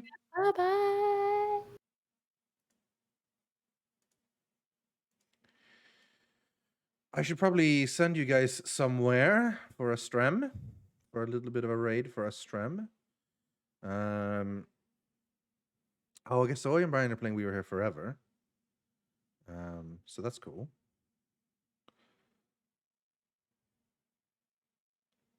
Oh, Bree's playing The Quarry. Give me a second. Where's Bree? That seems like a cool plan. Yeah, so I will see you guys next week. Not sure what we're doing, but it'll be on Tuesday. And then we'll keep going from there on. Have a good time, everyone. Bye-bye.